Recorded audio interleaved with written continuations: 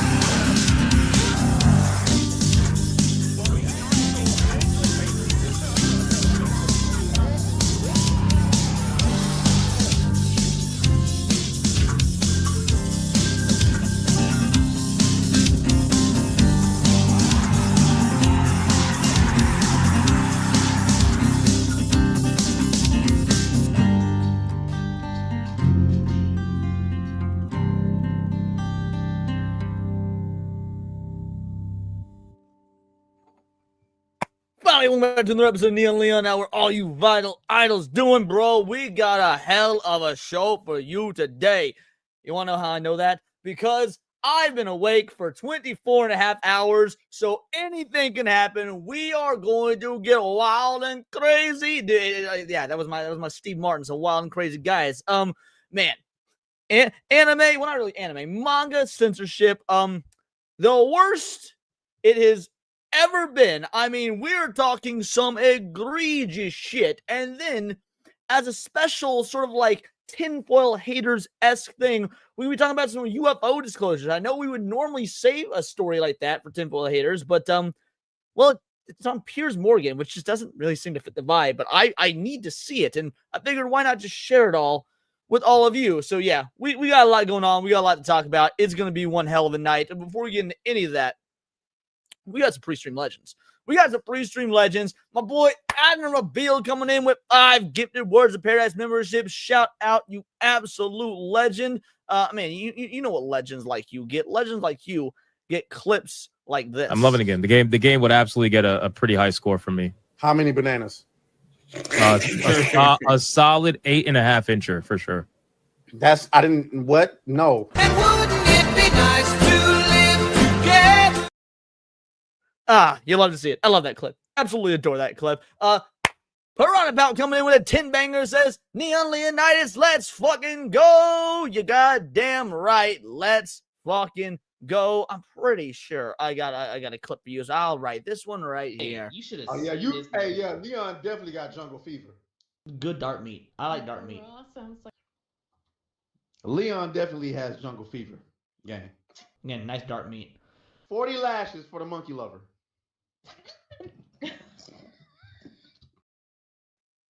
And last but not least, Gal Carrymon hitting 15, and we all know why he hit 15, right? Homie's hit 15 because he wanted a big titty dragon lady. I paywall my big titty dragon lady. So before we bring out said big titty dragon lady, alrighty, this is for you. Because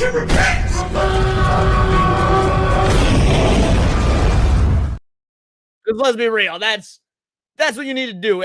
Y'all seeing Cindy on screen. Y'all about to see Cindy on screen. You motherfuckers need to repent. Before you talk, because I don't want you to talk because you're a woman, know your place. Mr. Tech Rat, member for 9 months. Shout out, my boy. Truly appreciate you, Tech. We had a great show over on Badger Stream. A lot of you guys may have popped on over from here, from there. Dude, shout out. Great time tonight. We are the only show on the internet right now not going to be talking about the WB Netflix takeover. So, Ail Cabal, make sure you hit that like button, support our brother. Dude, thank you so much, Tech. I truly appreciate you. Rebellion! Hi, Mr. Tech Rat! Sure, go ahead. Yeah. You know what? Your show. Yeah, it's my show now. What's up? I hope everyone is doing okay today. It is now Midnight Sin. Let's go! Oh my goodness. I hope all you cuties are doing well. I don't know what to say now. I will take over. Figure it out. You interrupted me. Figure it out. Okay, I'm gonna start. Hi guys, since you guys are all joining. Oh my god, she's so fucking annoying. No, I'm joking. All right, Cindy, tell the people who you are, what you do, the whole nine. I am Cinevere. I like to take over Leon's channel every now and again, as a female form of rebellion. So let's go. But I like to talk about anime gaming and on the occasion, a little bit of the spooky stuff. So I'm really looking forward to this UFO business. Excellent. Well, before we get any of this, we got some vital idols to say hello to. We got some vital idols. We got some motherfuckers that were up in here early. Jack SG2 is how you doing? My boy Adam Rabeel is in the house. Again, thank you so much for running out. Philip Morgan is up in this bitch. Truly appreciate you, Philip. Thanks for showing up, my man. What a plan. Gray the Merchant is here. Mystic Vegeta is here. Let's see. Who else? We got Seabrew. Seabrew up in this bitch. 1,000 Men is here. What is up? Indolentimp? You may be new, and if you're new, welcome. I ain't seen you around, but it could just be the little @ symbol because YouTube got them chat aids right now. True Aztec Warrior is in this bitch. Krovax is here. The IRL bestie, future over you, my boy Paul. What is up, Paul? Let's see who else we got. Of course, Cindy will be talking to you guys in the chat. Sleeping Nova's here. We got Dexon, our best mod in the whole damn land. You love to see it, doing his fucking job. Let's see, Alfredo Chorizo.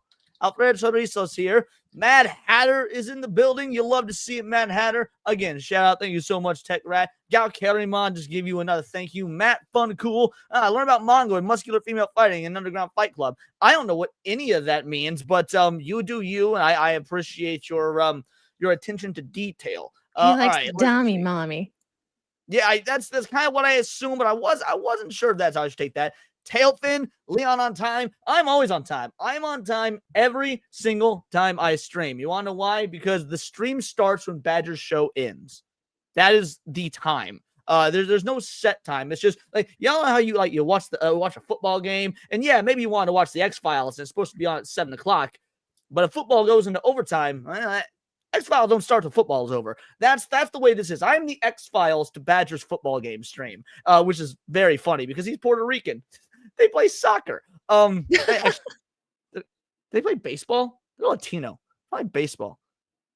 Anyway, let's see. Who else we got up in this bitch?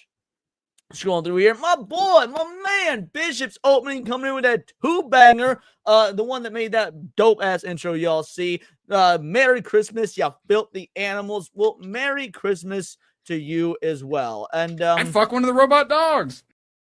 I know what you want for Christmas. All right, let's see. Who else we got in here? Person 11, shout out. Truly appreciate you being here. Thron Kill, Ak75, Sal the Hamster, and that may be everyone. Is that everyone? I think I might have gotten everyone. I sure did got everyone. All right, here's the dealio, crew. Before we get into tonight's story, we got to grift. Because, I mean, let's be real. Is the last month of the year, is the first Neon Leon of the month.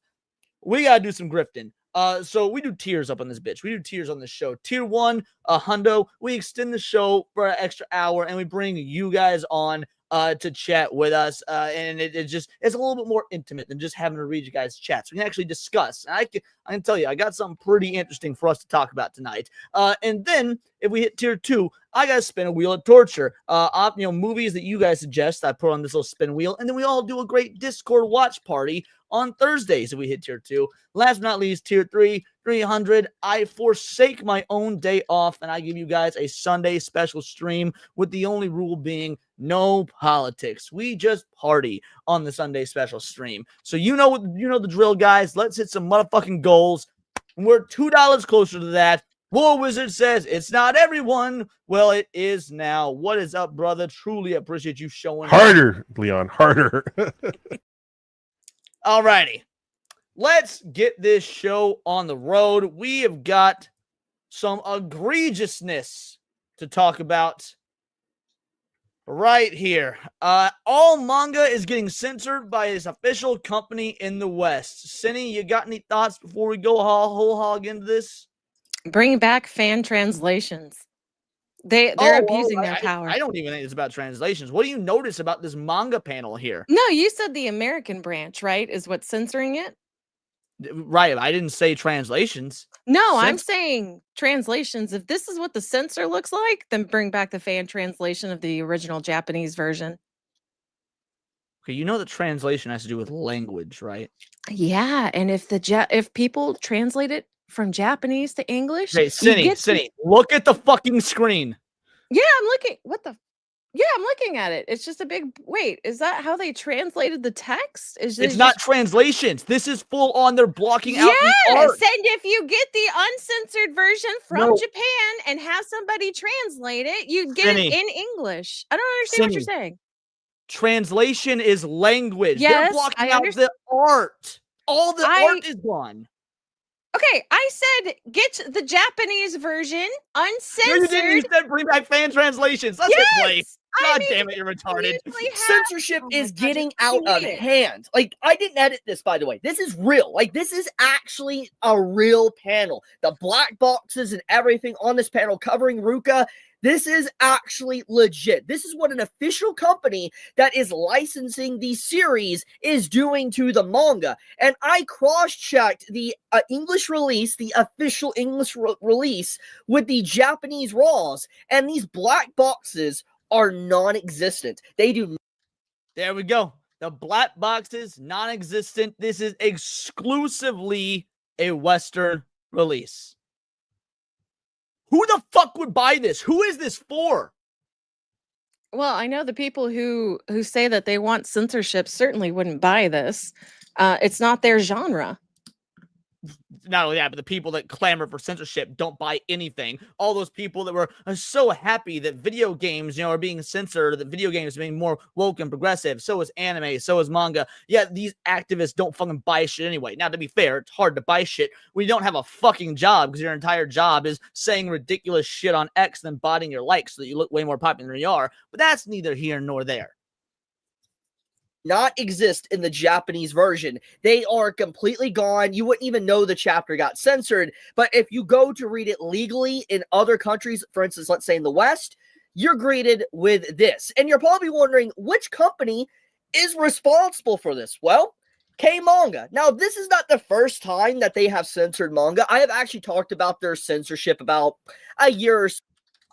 Cindy, do you collect manga or do you just watch anime? Because I'm an anime guy. I don't really collect manga. I Do you have collect quite a manga? few. Okay.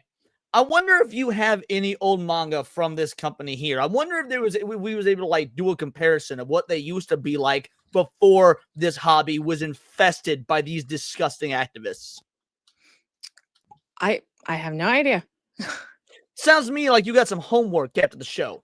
Ago, but this is really the first time I have personally encountered this rampant amount of censorship from their company, especially when you look at previous chapters of Rent a Girlfriend, like last chapter, for instance, that definitely, if this is getting censored, why didn't that get censored? And I'm just like, there is clearly whoever is in charge of this is very selective with what they want to censor, but their actual, like, I guess terms or how they censor content is very loose. Like, they just pick and choose what chapter or what series they want to censor on a given week. Like, for instance, Well, let's ignore like the censorship aspect for the moment in terms of like the whether it's inappropriate, the inconsistency, because he's asking, first of all, he's asking a legitimate question.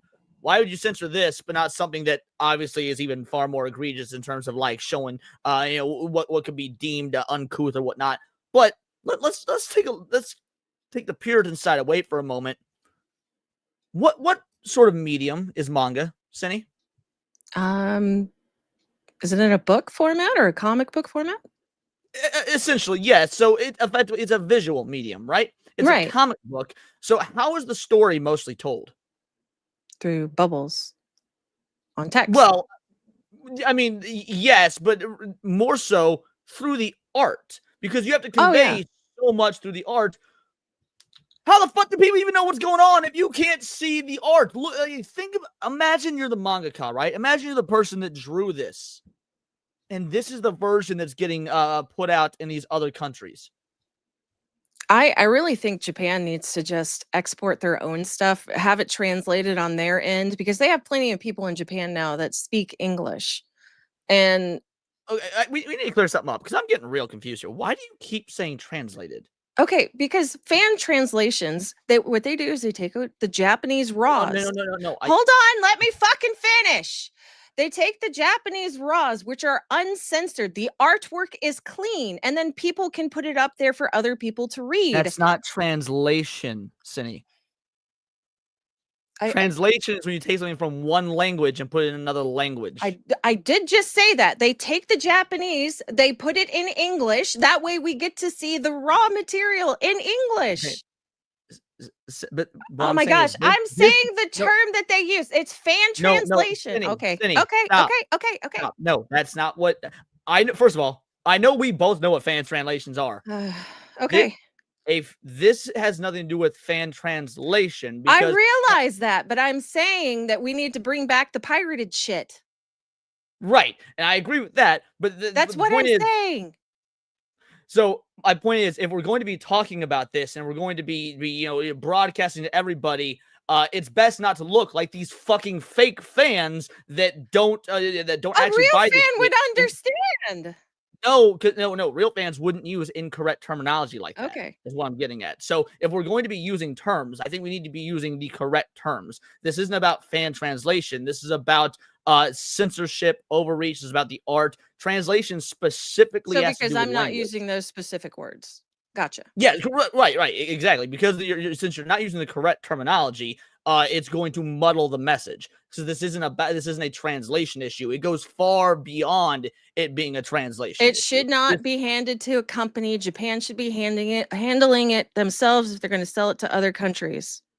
Yes, and that I agree with, but really it goes beyond that. And that so Japan is having this problem where they're hiring people from the West to do translations in-house now. Again, we've got people. It's happening in the video game industry, the anime industry. I can only assume it's happening in the manga industry.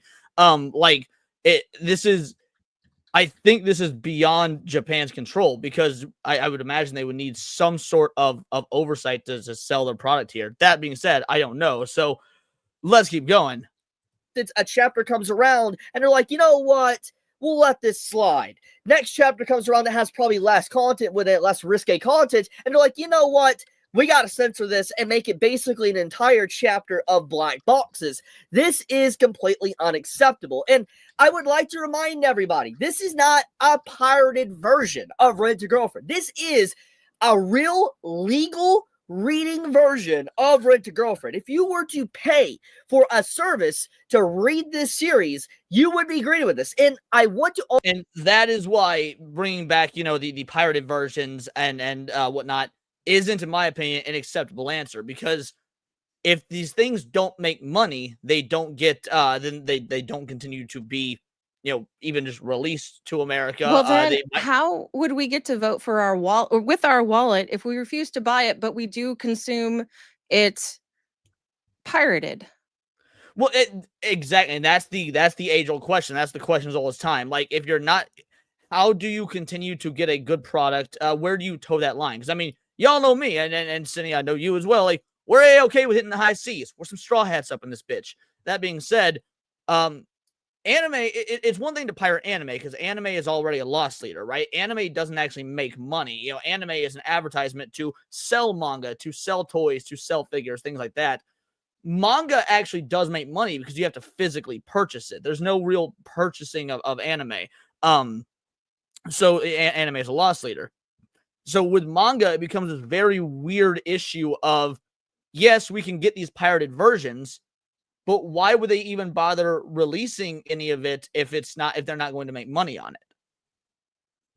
And I don't know the answer to that. I don't know how to solve that problem.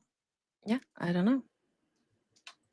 Also reiterate this. This is not just a Rent a Girlfriend problem. This is what K-Manga likes to do with a lot of their manga on their site. They do this continuously. They black box certain panels and completely hide things. And I'm just like, why even license a manga or even get the rights to a series if you're going to do something like this? Because there's a lot of ways to look at this. First off, it's disrespectful to the consumer because if you're paying for a product, you should get the full product instead of like 80. Who's it more disrespectful to, in your opinion? The consumer or the artist? The person that fucking made the damn thing?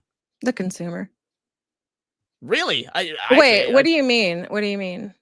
So Explain it. let's say that you're this dumbass censorship company and you license this manga and then you're like, hey, we need to make sure this can be sold to all the little kiddies. And so then you fucking, black everything out like this.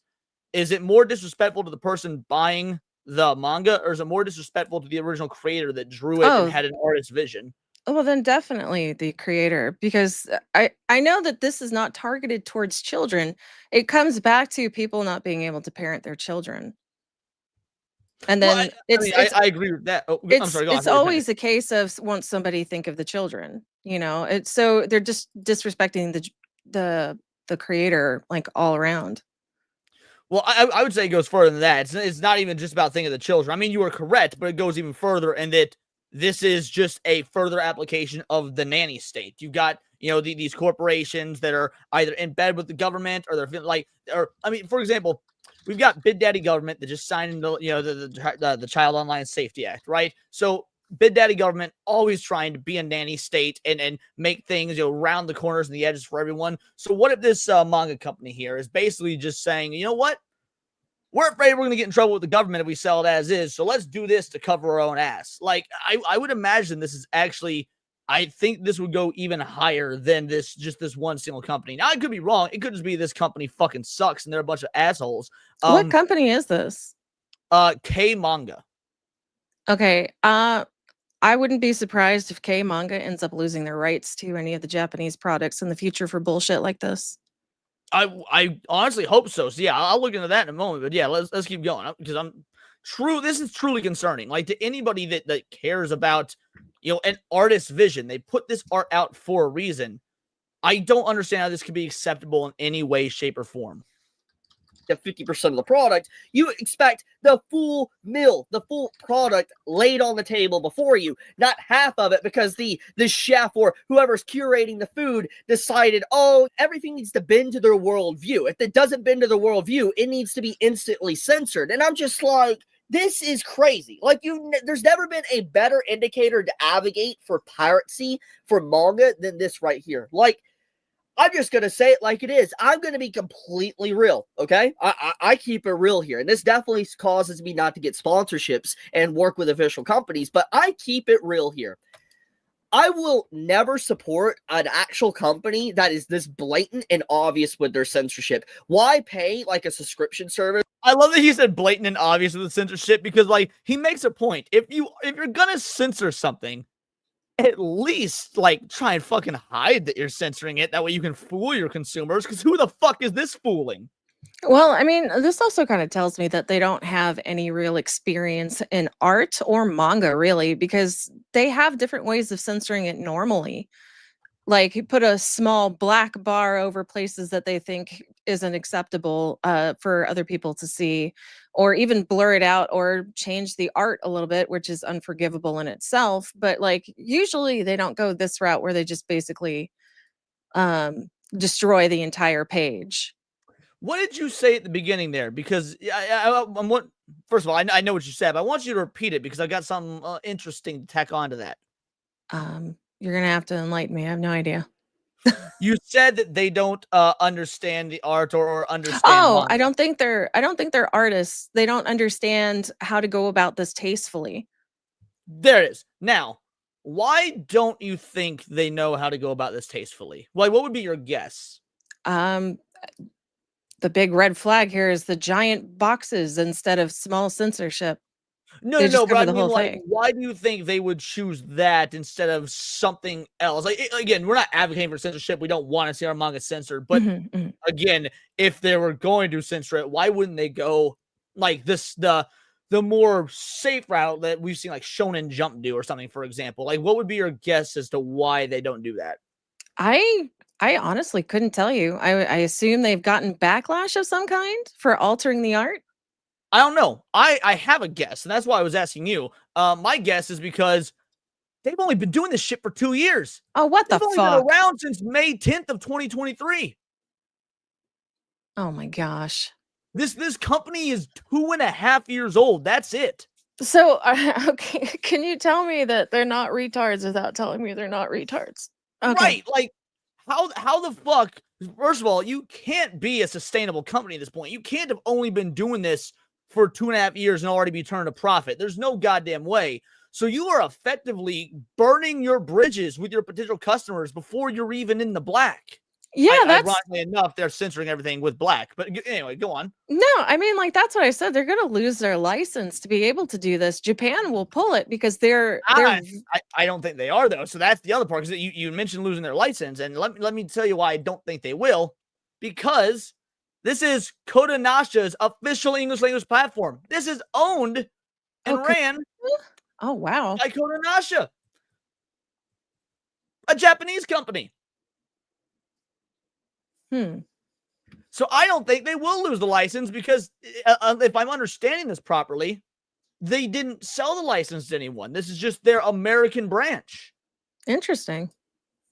Definitely a choice. But I mean, like, I guess in this case, this is how you really do hurt them in the wallets. You don't buy these things that they're destroying the art to. This is not just disrespectful to the creator, to the Japanese, but also to the consumer, because they're going to tell us how we can and can't consume our products, no matter what age we are. Yup, you are 100% correct. Or manga service or whatever, or any service, to blatantly censor something like this and to basically say you as an adult are not allowed to look at this. You're not allowed to look at legal content because whoever is in charge of this manga licensing or whatever feels like it's going to offend a lot of people. Go back to that up to that Alpha Omega. K-Manga is managed by Kodanasha's editorial team. Translations and publication are handled in-house. Wow. Now, again, K-Manga, it did specify that it is their English production branch, but even so, it's not like it was licensed off to a third party. This is still technically first party. That's crazy. That is fucking egregious. That explains a lot, actually, because think about it. Japan went on a rampage online and started shutting down all these websites, like using AI. They went and found like a bunch of I know you don't like the word, but like scanslated sites and the pirating for the anime sites and whatnot. So this kind of makes a lot of sense. But then why release it? Well, so I actually have a different theory, but so because when you said Japan went on this rampage recently, I thought you were going to get a different direction with it. What's been going on, honestly, both in Japan and in America, and it's been going on to a bad extent in both, but it's been happening even worse in Japan. Can you think of a certain event that's been an ongoing issue for the last year and a half, especially in Japan, but really both in America as well? Visa and MasterCard come to mind. Bingo, bango, bongo. You got it the first try. Good job, girly. Yes, Visa and MasterCard. What if, and I'm just spitballing, I'm guessing. I got nothing to back this up. But what if this is their alternative of getting around like the Visa, MasterCard? Because remember, Visa and MasterCard have butt-fucked multiple official legal manga services in Japan over the last about year and a half or so. For those of you that aren't aware of this, I've done multiple videos on it. Check my backlog. So what if this is their way of working around this? Yeah, exactly, Kata. Kata says BlackRock. Right. What if this is their way of working around that?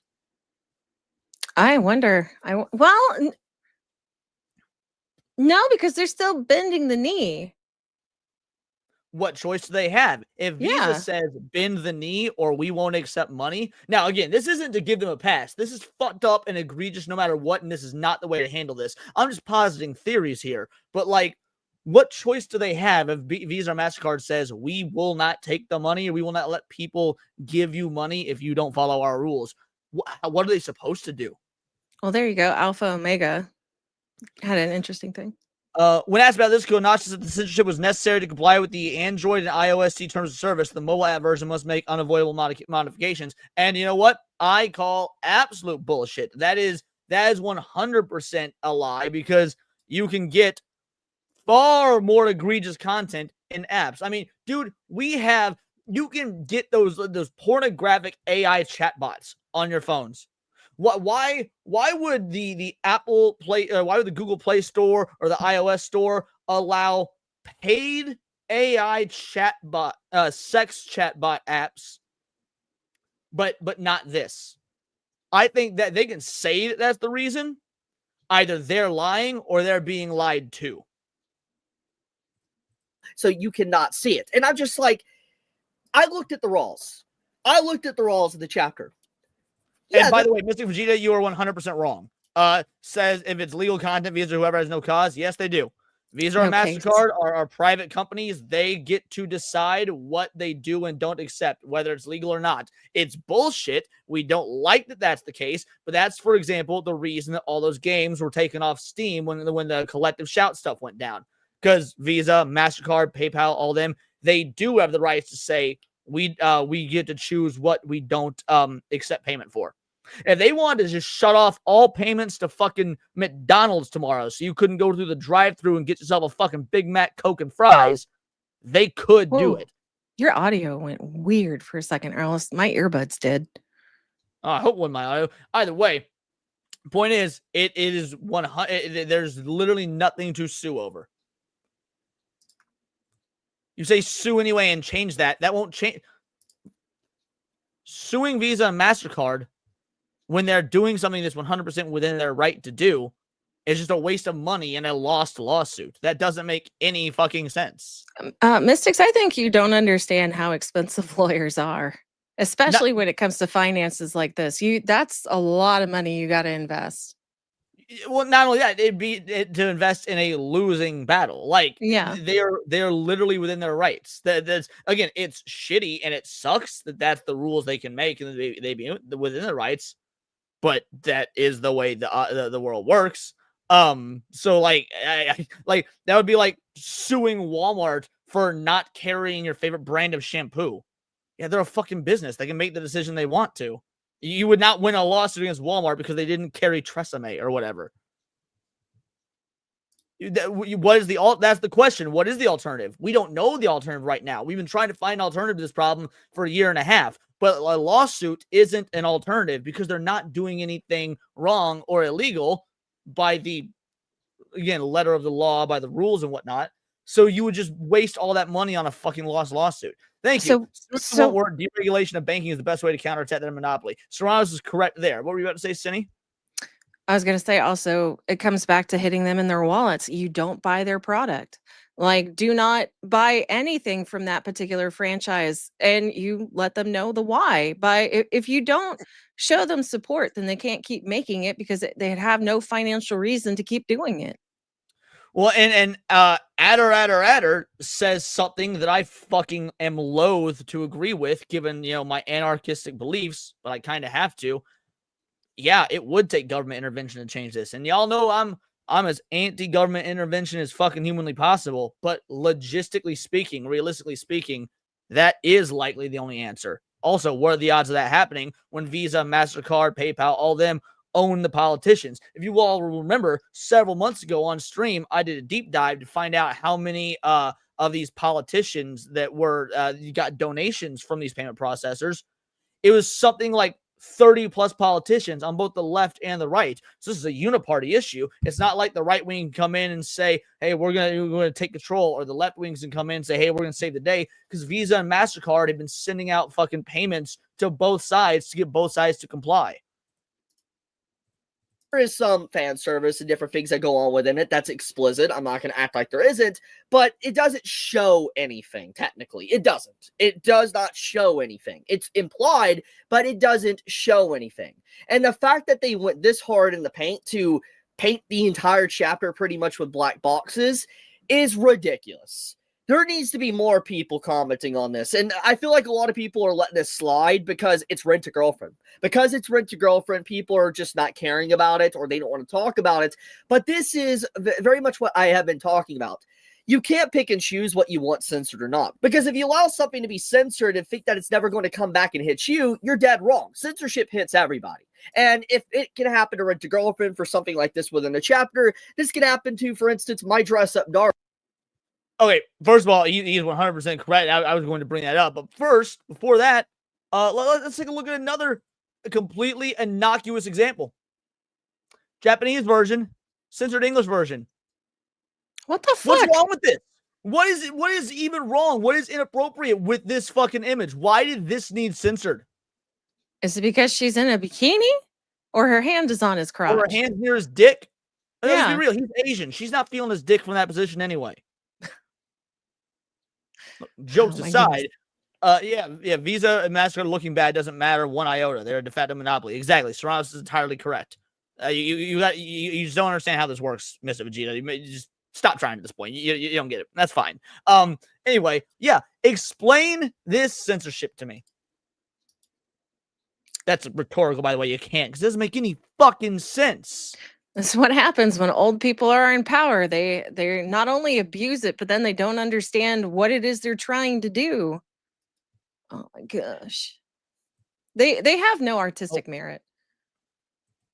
Yeah, I agree. Honestly, they don't even have an allegiance to money. Like, this is what we mean when we say the power and control are more important. Because they do not care if they lose money doing this. Like again, the payment processors and whatnot. Because to them, the message is more important. The ideology is more important. Making people bow and kowtow to you, to your whims, whatever you say is morally just, is more important. They can lose all the money in the world. It's that fucking scene from the Joker. Sometimes it's about sending a message. The money doesn't fucking, or not the Joker, Dark Knight. But anyway, it's about sending a message. The message will always be more important than money. They will let that money fucking burn if it means getting people to bow and kowtow to their ideological worldview. That's true. Easily. 100% could happen to My Dress Up Darling or other manga on their platform. What I'm trying to say here is that this right here is bad. K-Manga gave us an absolute pile of dog shit that actually they... What I said, them losing money, what I meant is if people decide to speak with their wallets, if people decide to not buy this and thus not, give money to the payment processors to process the transaction, it does not matter how much money they lose if people, let's say, boycott this, for example, because they won't change. The message is more important. Should feel ashamed for. Nobody should be paying for this service for blatant censorship. This is disrespectful to the consumer. This is disrespectful to the artist. This is disrespectful to the offer. And once again, even if you dislike Rent a Girlfriend, you don't like anything about Rent a Girlfriend, you don't like the offer or whatever, it doesn't change the fact is that you don't do this to someone's art. And I Mr. Vegeta, you can't just say, call your congressman, you're pissing into the wind. You can't say that when your argument was sue them when there's literally nothing to sue them for. Like doing nothing is pissing in the wind. Doing something is at least, as I just said, doing something. You can't say you should sue them because your feelings got hurt. You need to actually do something in order to fix a problem, right? You can't just bitch about it. Yeah.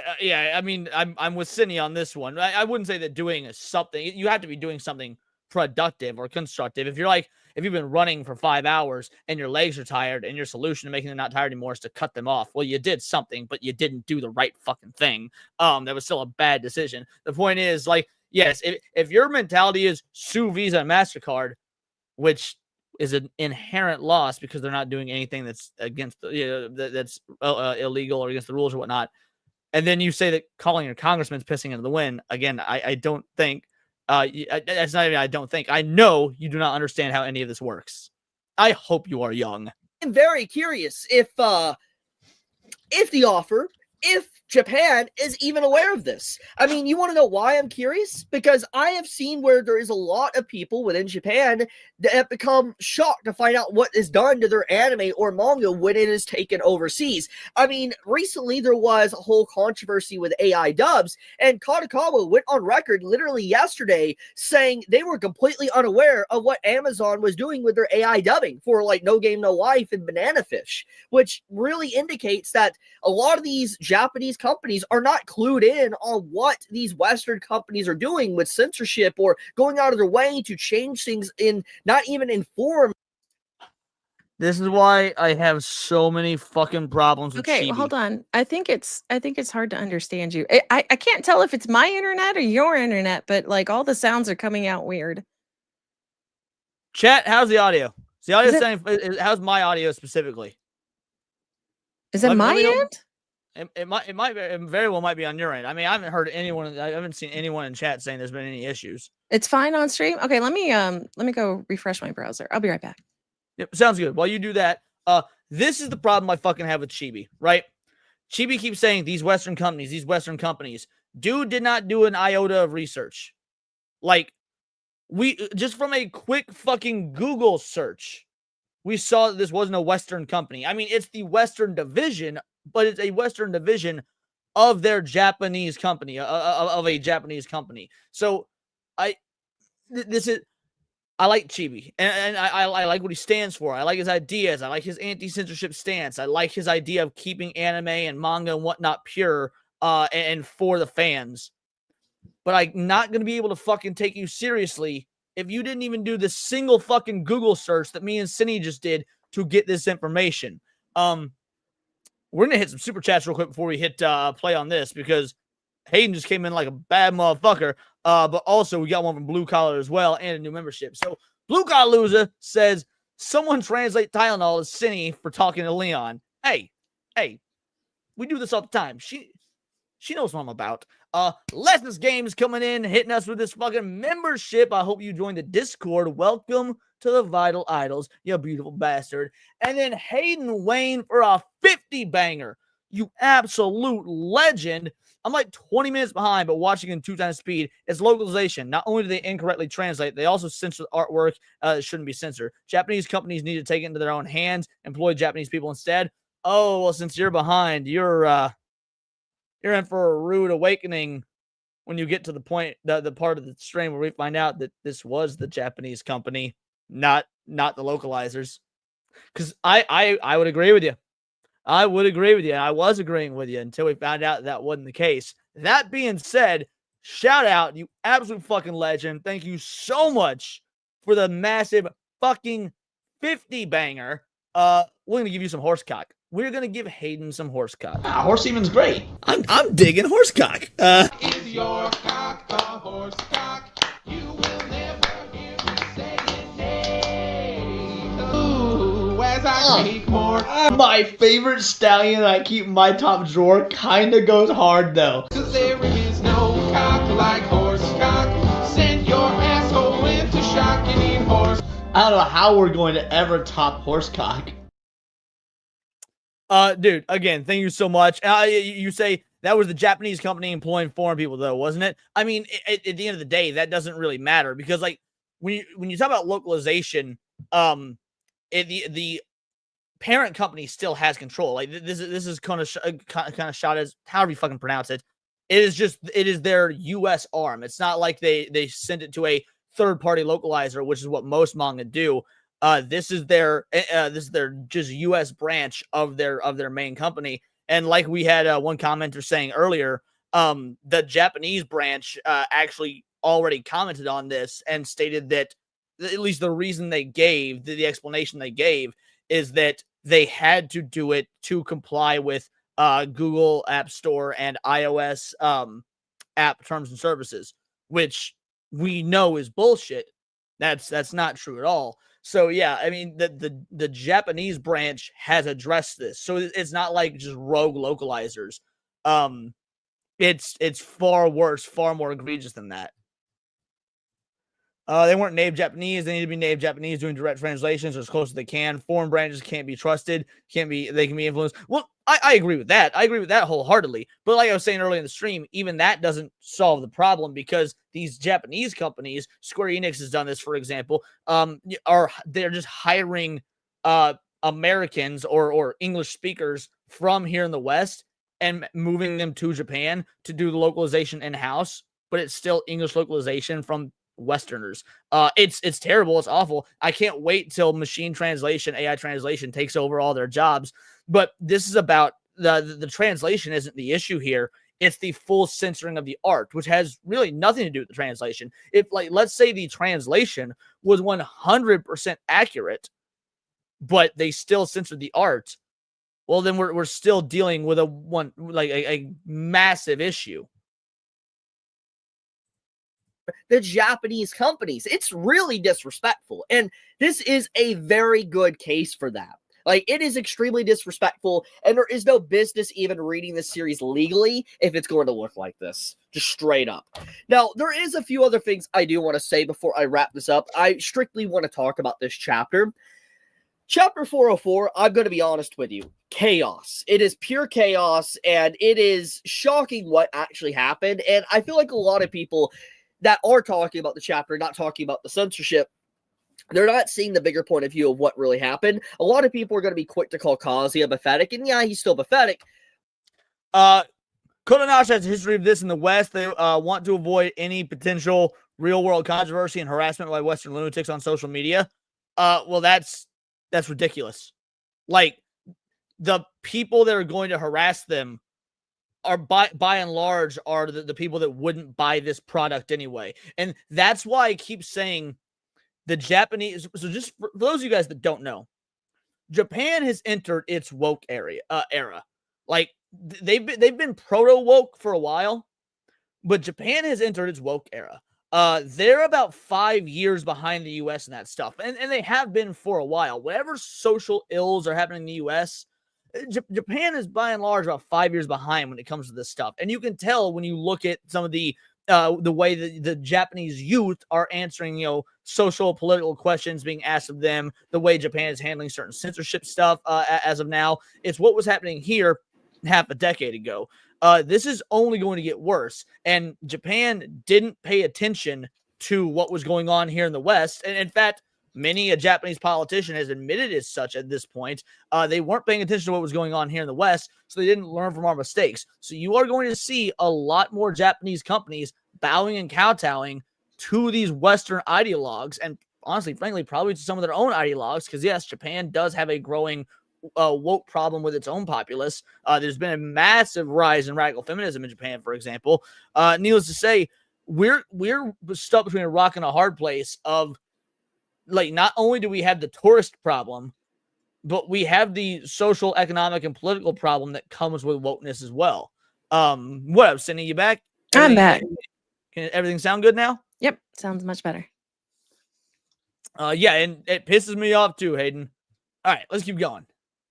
But what Ruka did in the chapter, she is 100% at fault. And even if we didn't want to say 100%, I think she's 98, 99% at fault, because what she did to Kazuya, she SA'd him. Yeah, she straight up SA'd him. She did. 100%. That's what she did in this chapter. Like, yeah, that's exactly what happened here. She straight up did that. Like, he said no multiple times. He didn't want that. He didn't want to do it. He had his feelings and thoughts for Chizuru.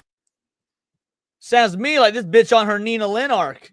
Yeah, I was thinking the same thing. It's like, why is it acceptable for people to be on a Nina Lynn arc? And throughout the chapter, if you look at actually the raws of it, he's passed out majority of the chapter because he just doesn't know what to do. Like, he blanks out. His mind goes blank because he just doesn't know how to process what's happening. And regardless if you want to look at that as comedic or not, the point still stands is he did blank. I didn't say it was popular, Alpha. I said it was on the rise. Yeah, I didn't say that it was popular. I said it was on the rise, which all polls show is the case, or at least last I checked, which would have been around 2024, so was the case. Something doesn't need to be popular to be on the rise. Blatantly say already within like last chapter and other chapters, no, he does not want to be with Ruka. He wants to be with Chizuru. And even if you like Ruka and you hate Kazuya, or you want... Simple Google search, by the way, just simple Google search. Yes, feminism is growing in Japan, especially online among younger generations, marked by increased interest in gender studies and high-profile movements like #MeToo, #KuToo, but it faces significant cultural hurdles, strong backlash like feminist hatred and persistent gender gaps in politics and economics. Despite high female education levels, while traditional views persist and backlash exists, there's a growing, diverse feminist scene challenging norms through social media, new bookshops, activism showing complex evolution rather than a simple rise. Again, I mean, we've been seeing reports of this for a while now, and to be fair, it's not just feminism.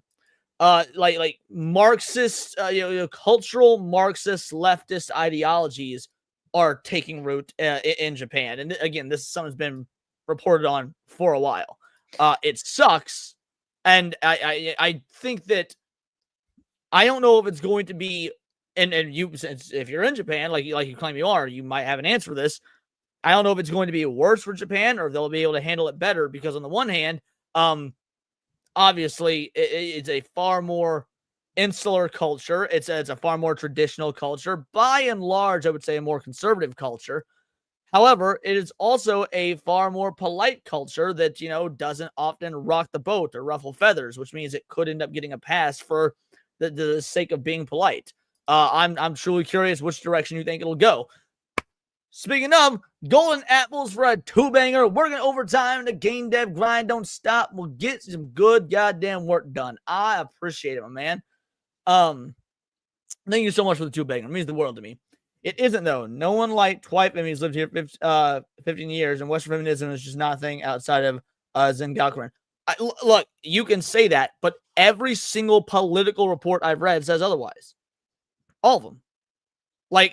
You might not want to accept it, but why, like, legit and good. I'm asking this in good faith, mind you. Why should I trust one viewer who I don't know is even actually there versus what every single official source and political pundit and news source from Japan says? Like, give me a legitimate reason. Which Japan really cannot afford this kind of feminism there. They're already suffering very much with like their birth rate. This is just going to make it worse. Yeah. Okay. Yeah. By the way, I was a big proponent of Sai Takeuchi. I was making videos about her a fucking year and a half, 2 years ago. So yeah, just because you vote in somebody who is directly opposed to these feminist ideologies doesn't mean that there's not a growing does not mean the population or the ideology itself isn't also growing. Anytime you have a culture, there is always a counterculture, and they usually grow together. So, like, the more people that vote for Sana Takeuchi, the more people that support Sana Takeuchi, the more people that support the right wing, you will also have a growth of individuals and ideologies that oppose it. That's the reason for counterculture. Hayden Wayne for a fucking 50 banger again, you absolute legend. Give me my Japanese shit. I don't care if I can be called a degenerate. Just give me the Japanese stories straight into my veins. Dude, straight into his veins. Oh, you love to see it. That, you know what? Here's some Japanese shit for you, Hayden. So here's the deal. Life doesn't always want to be your friend. Sometimes it'll feel like life wants to hurt you. My ass. That was a downer. But you can't just hide, because nobody likes a quitter. Your ass don't hurt. I'll go first. You gotta take chances. This fire isn't gonna stop me. They never said it was gonna be fun or easy. Subscribe to New Black Street. Subscribe to Atreus. And yeah, I'll catch y'all next Saturday. Shout out, man. Thank you so much, Hayden. Alpha, I don't know if you're new here or not, but I'm gonna need to tell you a little something. All right, look me in the eye. Look me in the eyes. You're clearly not familiar with my content. Otherwise, you know, A, I don't trust Google. B, I have done multiple videos on this exact subject. C, using Japanese sources many a time. Okay, anyone that's been around here for a time or two knows your boy don't trust Google. That was a very quick, simple, easy thing to do on a live stream so we could keep the flow of the show going. However, take a look at any of my videos that cover these sort of social and political issues in Japan. Always do I cite actual fucking Japanese sources. Now, if you want to continue to make assumptions, that's fine, and we can keep having this back and forth. But it might behoove you to actually familiarize yourself with my content before you keep saying dumb shit that can be easily disproven. Even DuckDuckGo, I looked on Grok. I'm sure if I were to check GPT, they would all, like, they already say the same thing. I just triple checked. So if you're saying it's specifically Google, then no, it's every search engine practically. Exactly. The left being dead in terms of where you guys sit politically means nothing. What is socially gaining traction does not inherently translate to what is in power politically. All right? There have been incredibly popular social leftist movements the world over without necessarily the people holding political power in said countries, whether it be Japan, whether it be America, whether it be the UK, whatever, actually holding that power.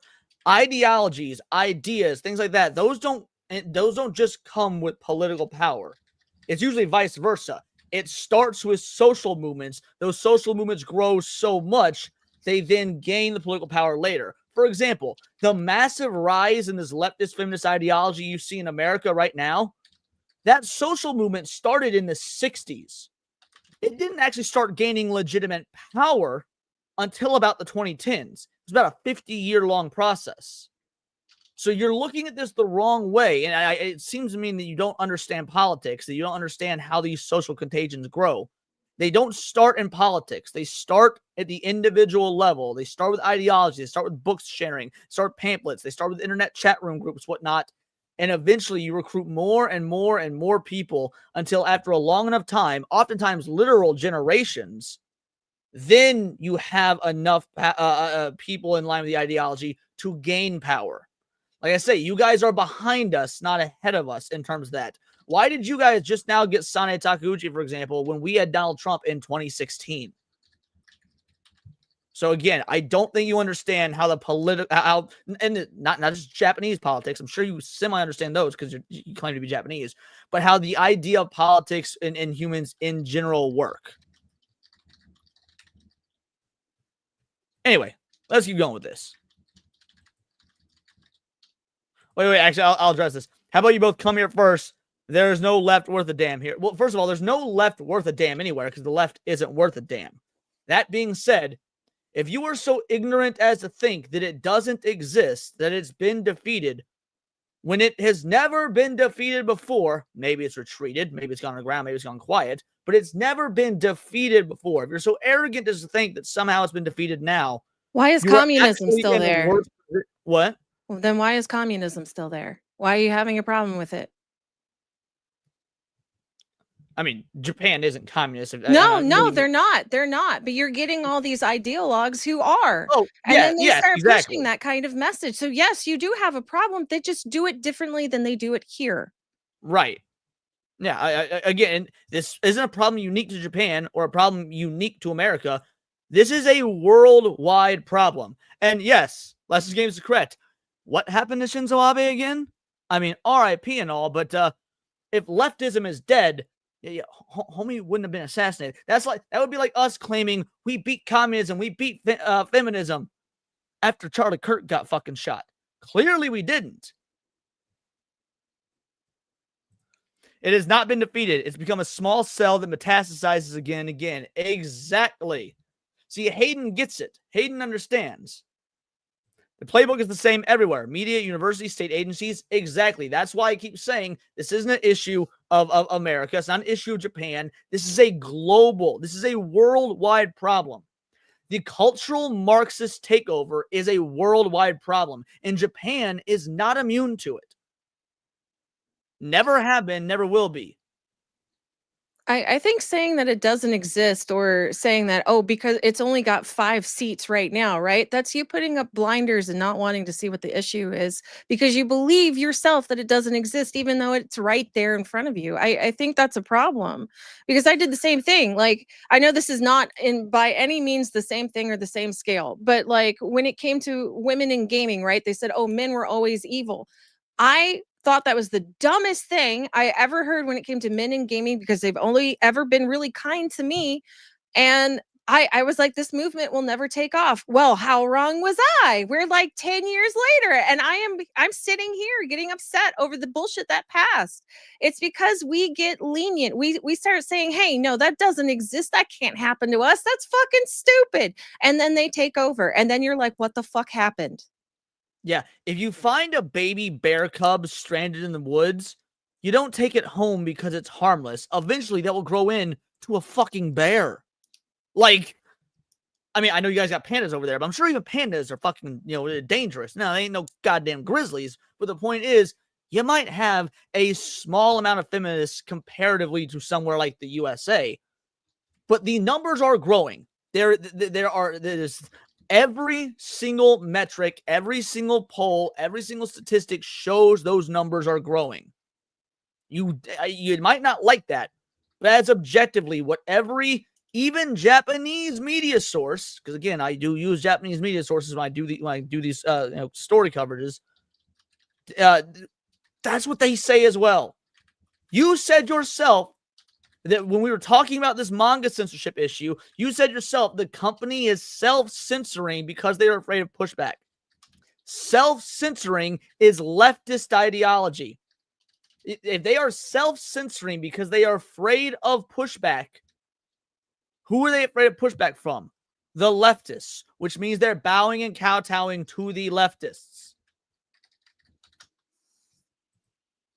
Okay, that part was a joke. Yes, I know fucking pandas in China. Anyway, point is, the bear analogy works. If you find a baby bear cub, you don't raise it as a pet because eventually it fucking eats you. So whether you want to acknowledge it or not, feminism, and not just feminism, mind you, leftist Marxist ideology is growing in Japan. Why? Because it's growing all over the world. It seems like you're taking it as a personal attack that I'm attacking Japan or whatnot. This is a global epidemic. Anyway, go on. What was that episode on tinfoil haters that we did with the PSYOP episode? Yeah. Okay, look, Alpha, I'm not just saying this because I'm trying to promote Leon's channel, but you really do need to see that episode on PSYOPs where it explains how easily people are manipulated, right? I couldn't say the word for a second, but they're very easily manipulated. If people were like, if somebody in your government were to say tomorrow and then they kept saying it, hey, it is a good thing for you to smoke. They were lying to you that it caused cancer. And then they showed you a bunch of bullshit graphs, had a couple of high profile name people start backing it up. People would start believing it. People are stupid. We're easy to attack because we fall for things like this. That's the problem. That's why awareness needs to happen. Okay. I want you to think about what you're saying, buddy. Kowtowing to Western crazes and harassment. Yes, because what I've been saying, I need you to really pay attention because this is the last time I'm going to be this fucking nice about it. Duh. I said Japan is behind America in terms of this shit taking over. Yes, you're bowing and kowtowing to the West because this shit hit the West first. And now that it is effectively, at least in some form, taken over in the West, where does it go from there? You think they're happy just with the West? No, it's a control game. So once they've got control of the West, which they effectively already do, they set their sights on other territories, such as the East. So if you guys are bowing and kowtowing to the Western leftist ideologues, that's because they already have the power over you to make you bow and kowtow to. This is such obvious fucking shit. Anybody that understands basic sociology understands this. Demon Carol for the 5-banger. Just remember that 5 out of 6 doctors agree that Russian roulette is completely safe. All right, you got me there. That was good. That was good. Now excuse me while I harass someone for having pronouns in their bio. Okay. I'm not gonna pull that clip up right now. I don't think it would really do anything at this point. It seems like they're set in their ways. There's no arguing at this point. I've made my case very clearly, and all the rest of you guys seem to get it. So I think that's all that really matters. Let's finish this video out. You just like Chizuru. The point is that he made an official statement. He made a line saying no. She didn't actually accept that. She disregarded his feelings, and she continued to push him to the point to where we saw what happened in this chapter. Crazy stuff, like actually legitimately crazy. And I'm not going to lie, I think Ruka inherently as a person within the series, she's the worst person now. Like, she is strictly way worse than Chizuru and Mami put together, like completely, and Kazuya. Like, any problems you have with those characters. Hayden with another 50, you absolute legend. You are going ham tonight. I truly hope you come on the after show when we extend the show, because we're going to be having some fun. I think he said he's driving. Oh, damn. Oh, well, either way, I appreciate it, man, truly. I love America first. I love Japan second. I love it because Japan is Japan and Japanese. When they self-censor, it's because they're afraid of something. What are they afraid of? The Western ideology has been a contagion. Do not let them hide in the shadows. Bingo, bango, bongo. There's a reason that the phrase exists that sunlight is the best disinfectant. Okay? You say there's not been leftist control in 15 years. Right. Star Wars is a very easy analogy for this. The Sith lied in wait and gained power for over 1,000 years, generation after generation. Started with Darth Bane, and 1,000 years the rule of two until it finally got down to Palpatine. And after they spent 1,000 years gaining power, bam, Palpatine and the Sith seized control. Okay, it's quite literally an actual political playbook. Star Wars didn't just make up this fucking idea. This is an actual political playbook that's been used time and time again to usurp other cultures, to usurp other ideologies. The more you deny that this exists, the more harm you are doing to your own culture and your own, honestly, probably correct beliefs, because, it sounds like you're vehemently against leftism, which is good. But the more you deny this, even if just the possibility of this, you are, like Cindy said earlier, putting on blinders to what could become an eventuality, because it will sneak up on you because you're not even entertaining the idea of it being possible. So shout out again, Hayden. Oh, he says he's at work. He might come on. Fuck yeah.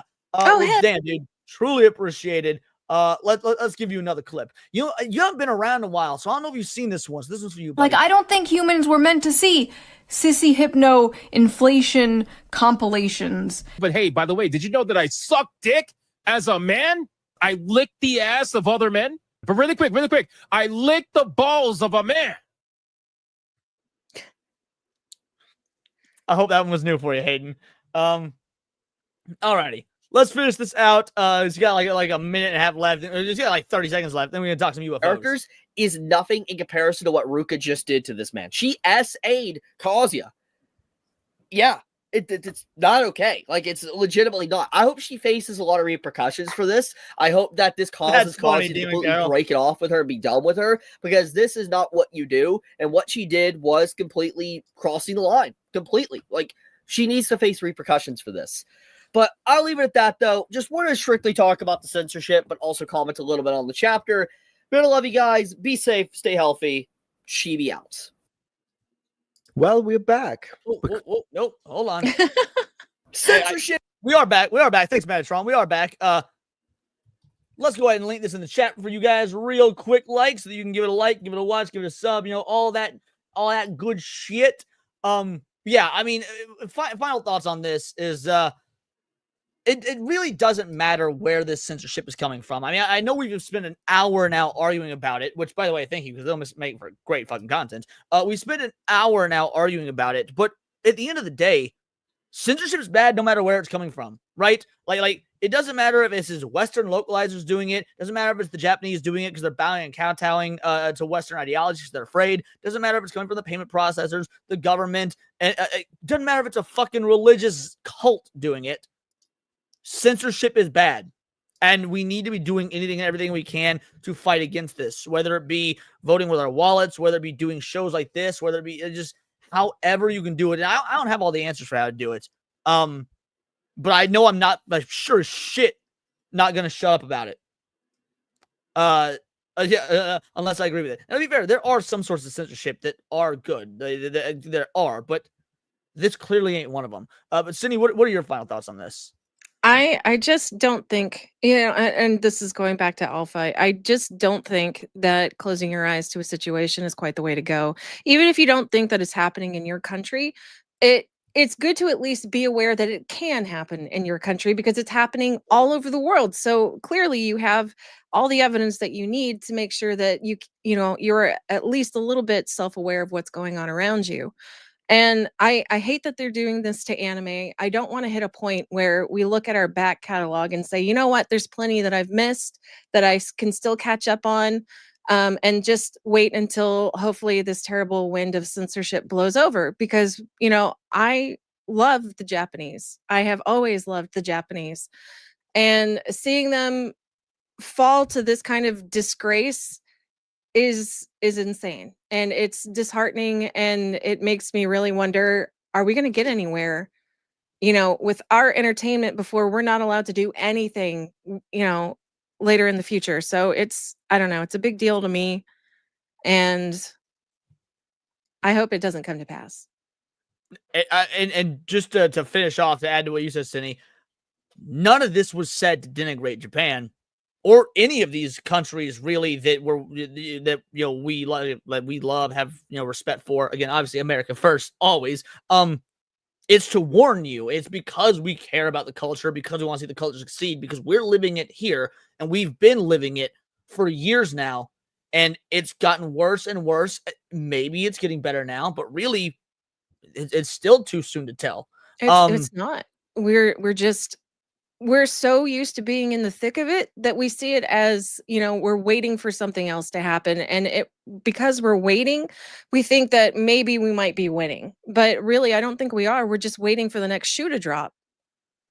And there are times I have that thought, that I think like that as well, but I can't afford to be black pilled. I think that if once you succumb to the black pill, once you succumb to the nihilism, it's, you can't go anywhere with it. You may as well just throw up your hands, be like the French and put up a white flag, because that's all the French are fucking good for, is surrendering, just like they've surrendered their country to Muslim grooming gangs. But that's neither here nor there. The fact of the matter is, we have experienced this, and we've been experiencing it for a long time now, and it's been a slow roll.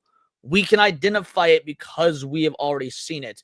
No different than the way, people that went through communism or went through Nazi Germany or whatnot can see the signs of that when it's brewing in these other countries. And we'll end it with this one right here from Demon Carol, because I think this is close your eyes and wake up as Australia. Yeah.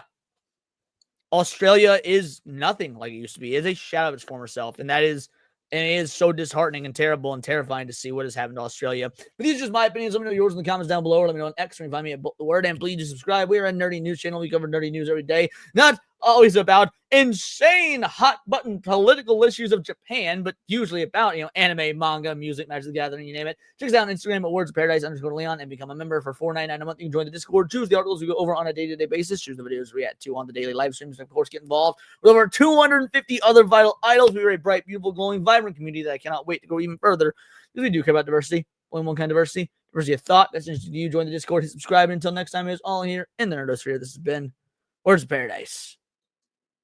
We're not going anywhere, chat, obviously, but this will likely get clipped into a video, because I think this is a very good discussion. I think this ended up going way better than just talking about some fucking manga censorship. This really broke down to some actual geopolitics, and your boy does love me some geopolitics. But alas, all good things must come to an end, and we must switch gears. So, let's talk about some motherfucking UFOs. We need Trump to release this information. Is alien existence being hidden? Oh, is alien existence being hidden? Sounds like I would normally cover on a Tuesday night, Cindy, but we're doing it now. Shout out, thanks for the raid, Sons and Shadows. Truly appreciate you. Any opening thoughts on this before we hit play? I'm kind of wondering, will this tie back to the asteroids that we were talking about last week? Oh, the 3-eye atlas? Yeah. I don't know, because I haven't seen this, but that would be interesting. It would be. One of the problems with aliens, it is God of the gaps. It's a little bit intellectually lazy to reach for aliens every time. It gives you the ultimate get out. They talk about vehicles moving at hypersonic speeds, like 40,000 miles per hour. I'm not saying they're lying or they're crazy or something, but if you want the scientific community to get on board with this, we need maybe Trump or someone to release this information so that we could actually look at it ourselves. The most convincing or persuasive object I know of is called Pishpilsky's star, and it's a very strange star that has radioactive elements in it, stuff that should decay in a matter of decades. It is really tempting to lie awake at night thinking there are all these galaxies and stars out there. There may very well be another alien lying in bed wondering the same thing. Could aliens be living amongst us without us? Okay, I get it. All right, we're skipping the fucking intro. Okay, god damn it, Piers. I'm open-minded to both possibilities. I think as a scientist, things in the studio to discuss this with sensible people who say it's essentially true. Secretary of State Marco Rubio admits the secrets are kept even from incoming governments. Enemies like China, he says, could be studying and replicating alien technologies that even the president might not know about. It's a fascinating idea, terrifying in some ways. We have a fascinating guest who'll probably say some terrifying things in the studio to discuss this and more, the professor of astronomy at Columbia University and the host of Cool Worlds on YouTube, Professor David Kipping. Well, David, welcome to you. Yeah, it's a pleasure to be here. Thank you. You're here in the UK for a year on a sabbatical from Columbia University. You're actually living down in my neck of the woods, down in Sussex. So it's good to have you up here. I guess the obvious opening question, do you believe aliens exist? I'm open-minded to both possibilities. I think as a scientist, we have to remain objective.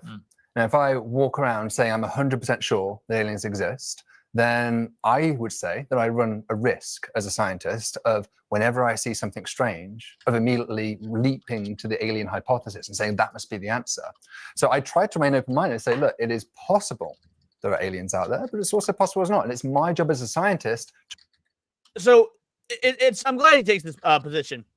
A lot of people immediately jump to the idea that, like, oh, space is so big, space is so vast, therefore certainly there's got to be something out there. And the size of space does not actually correlate to the possibility of there being aliens alone, because there are so many other factors. Like, for example, yes, space is huge, but once you gotta look at like the habitable zone for a planet, in reference to its sun. So first you gotta have a planet that's within the habitable zone.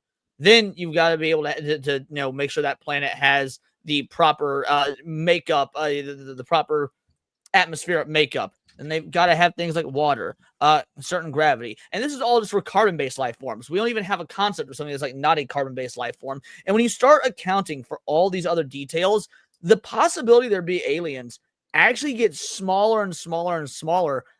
Mathematically, it actually doesn't bear out that there would be aliens. At least I shouldn't say there wouldn't be other intelligent life like us. Now you might have microbacteria, you might have like fish and seafaring creatures, but right now, at least the last I looked into this, or to be fair, it's been a few years, but I used to be fascinated with this stuff, went to school for astronomy, things like that. The math doesn't bear out other intelligent spacefaring creatures. But Cindy, what do you think?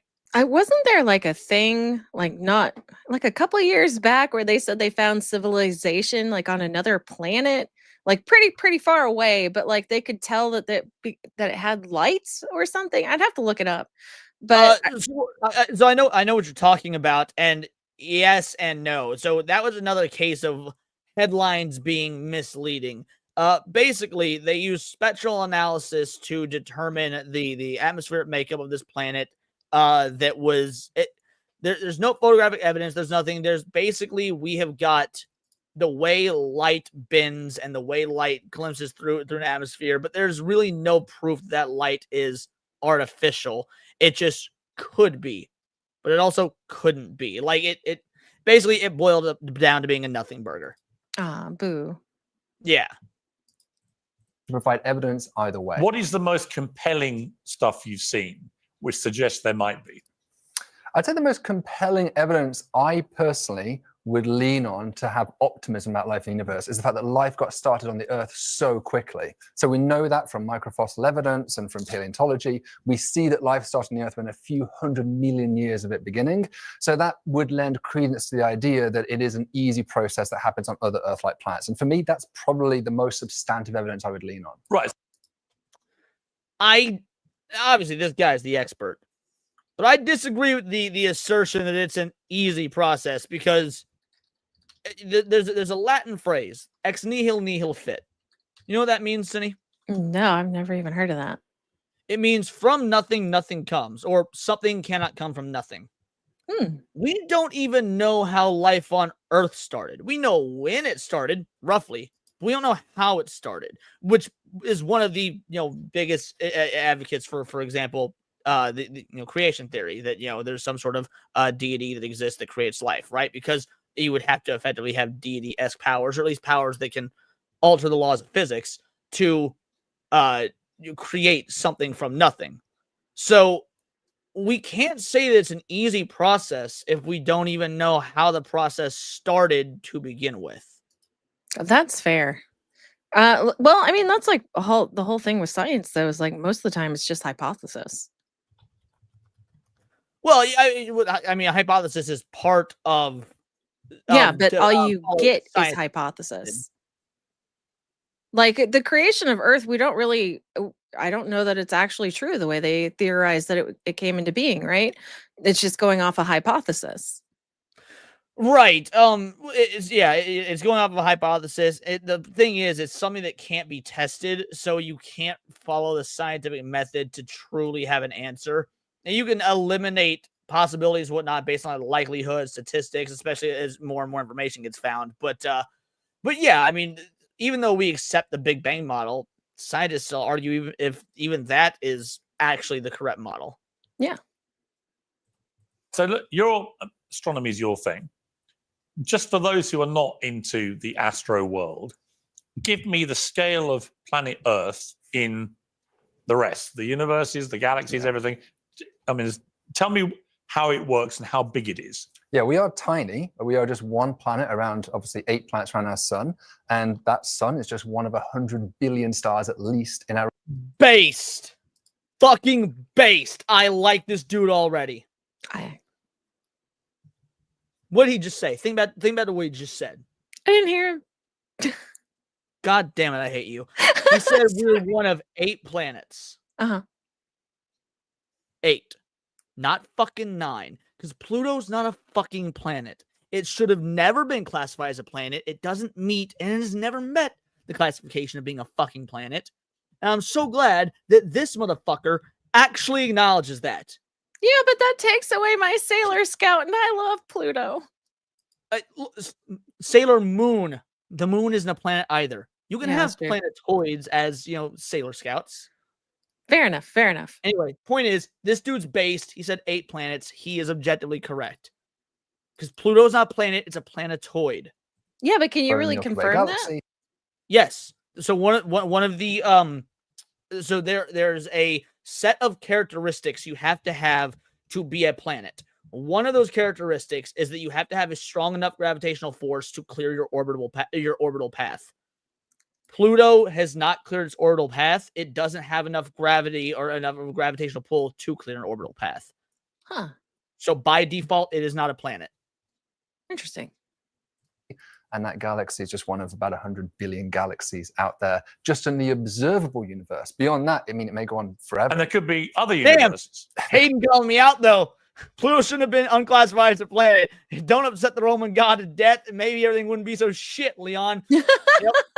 It's my fault that feminism is rising in Japan because I upset the Roman god of death by denouncing Pluto back in 6th grade. Could be a multiverse. There could be different types of multiverses. There's a lot of possibilities. And I've seen someone do something where they do the expanding thing on a computer screen and it just goes on and on and on and on. So my point being, we are such a tiny, tiny little dot in all this. To me, just logically, it seems completely unrealistic that there wouldn't be other stuff out there.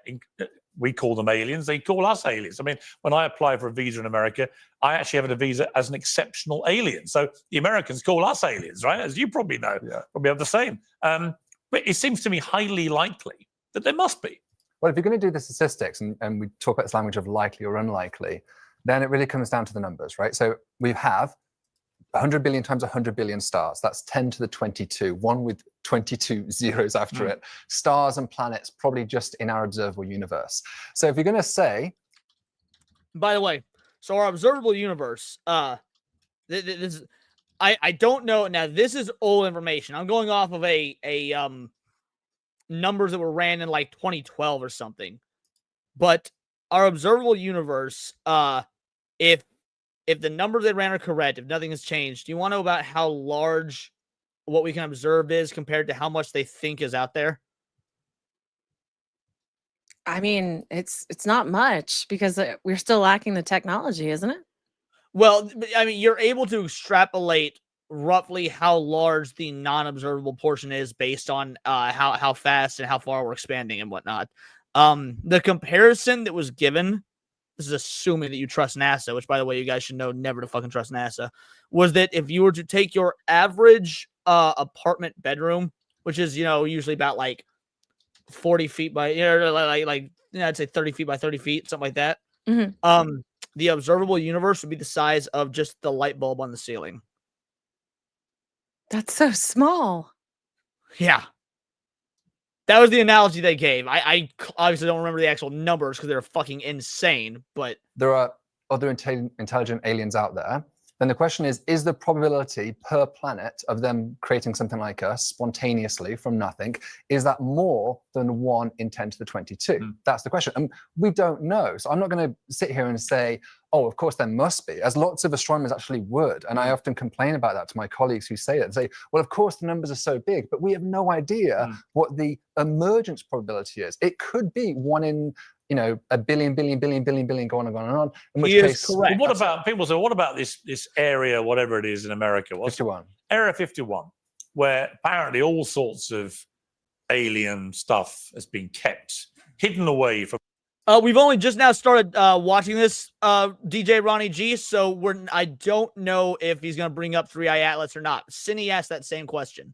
The world, but they keep it there because it's scary and terrifying and doesn't want to do with planet Earth. Yeah. Does it exist? And do you know anything that's in there? Well, I'm not. I can't tell if Piers is trolling or not. I feel like he is. Like I don't feel like he's been what's the word? As invested in this as he's supposed to be, or at least trying to be. He's just been kind of smart-mouthed a little bit. That's kind of his brand, to be fair. But yeah, I mean, we know Area 51 exists. Now, and to be fair, it wasn't officially acknowledged by the government until like real recent, actually, like in the 2010s, but or 2010s. But anyway, yeah, Area 51 exists. I'm a astronomer, so I don't have access to any military grade secrets that are there. Obviously, Area 51 is a real place. Whether they have alien spacecraft there, as many have claimed, is true, especially in this documentary that you mentioned. Wait, he's not an astronomer? Is that what he just said? I think if that he is an astronomer. Because he's just an astronomer, he doesn't have like government clearance. So Area 51 is it is a was there's no way to know now because it's now public knowledge. A lot of the technology has probably been moved, but alien technology or not, it was an aircraft science and testing development research site. So where they would create stealth bomber jets and things like that. This is where the ideas and the inventions that it was very first made. So again, whether there's alien stuff there or not is irrelevant to what the base did, which was it specialized in aviation technology. But you have to have insane government clearance to actually access it. Him just being a scientist, he doesn't have access to it. Okay. Evidence is there. The only way the public are ever going to become. The U.S. government did not acknowledge the existence of Area 51 until August of 2013. Now, we've known about Area 51 for years upon years. Like, we knew about Area 51 was when you and I were kids, Cine. But the government itself did not actually officially acknowledge that it existed to the public until August of 2013. Was there a specific reason why? I mean, it was like the worst kept secret. That's probably why, because it was the worst kept secret. The documents that acknowledged it just finally got declassified after like 60 or 70 years. Huh. On board with it is if they actually present it to us. At the moment, all we have are personal testimonies, people saying that they've seen these things. And for scientists, that's just not good enough. Saying that my mate Dave saw something isn't the level of credence that we want to believe something. I mean, we're called Uncensored for a reason, this show. We love to just get to the bottom of these things. The documentary that's come out is director Dan Farrar. Believes I think the same thing could prompt Donald Trump, the president, to reveal the existence of non-human intelligent life. It's certainly, knowing Donald Trump as well as I do, if there was clear evidence, I reckon he wouldn't be able to stop himself. I mean, it would be wonderful if we had that evidence available. I'm sure there's lots of classified information. What do you mean? He could stop himself because he's still a businessman first. He's still going to weigh the pros and cons and see like what, how could he use this later? Like, I mean, you're seeing the same thing happen with like the Epstein files, right? I'm not trying to hold. No, I think you're entirely correct. I wasn't going to push back on anything. So far, you've been right on the money. Keep going. So yeah, no, he would absolutely keep it a secret. Is it going to help him right this second to divulge that? No. So yeah, I think that's kind of a stupid thing to say.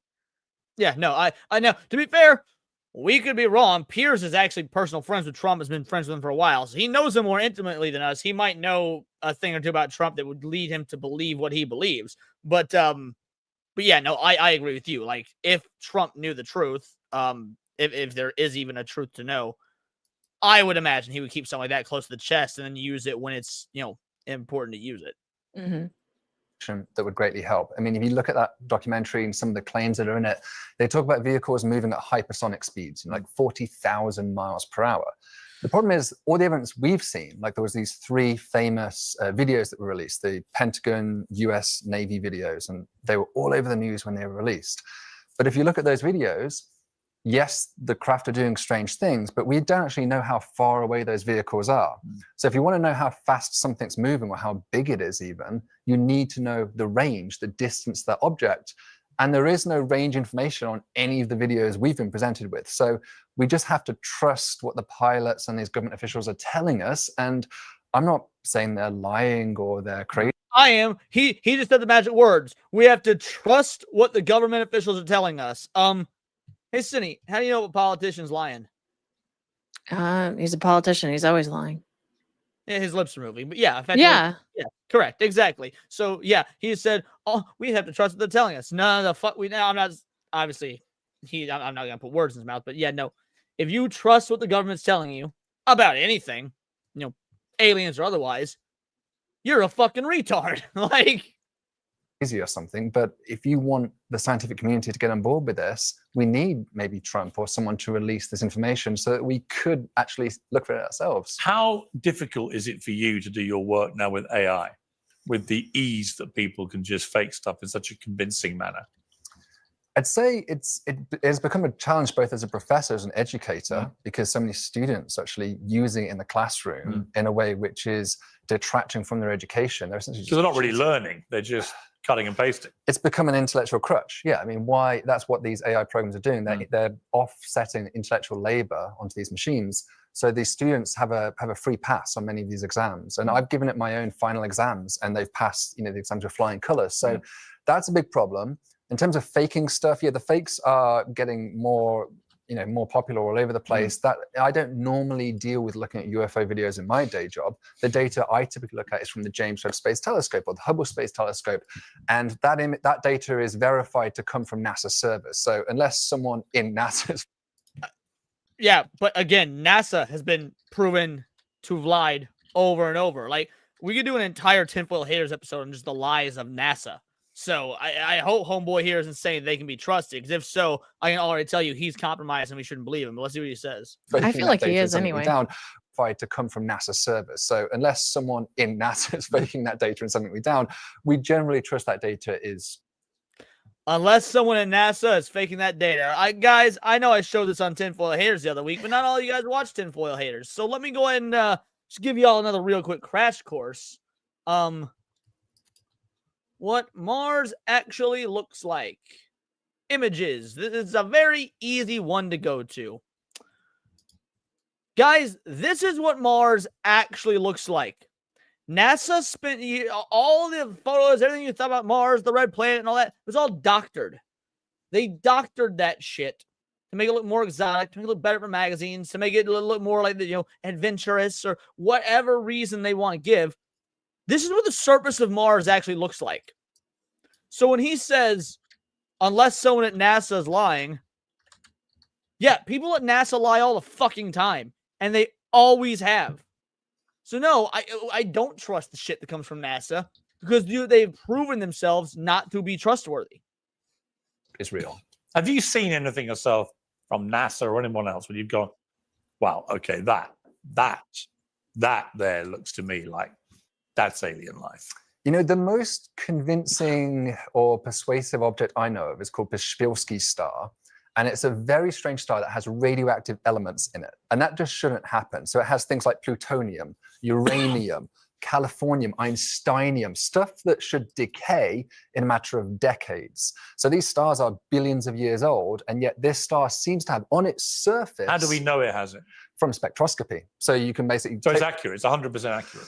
Well, that's a good question. There's only a couple of teams that have ever done that spectroscopy, so I'd prefer to have more teams independently verify what has been found. But the tentative clues of the early evidence is that it has. Wait, what did he just say? Well, remember when I said spectral analysis earlier? I meant to Yeah. say spectroscopy. That's the correct word. When I was Did he telling say you, not? He didn't like people shouldn't have or be able to do that? I didn't understand. No, what no, no. He was saying that he wished more people would because there's only a couple teams that have performed spectroscopy on these stars, and he wishes there was even more so they have more independent data. Oh, okay, okay. So yeah, he was saying the correct thing that time. No, I just couldn't understand him.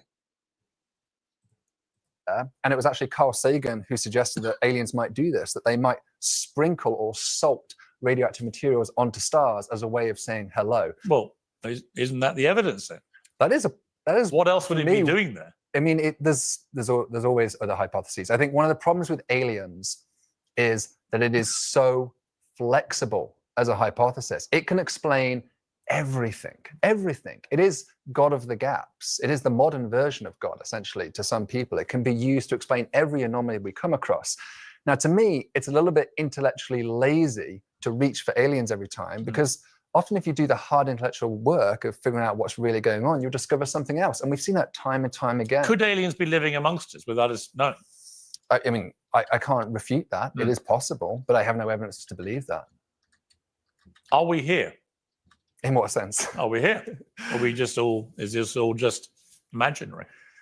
This isn't the Matrix.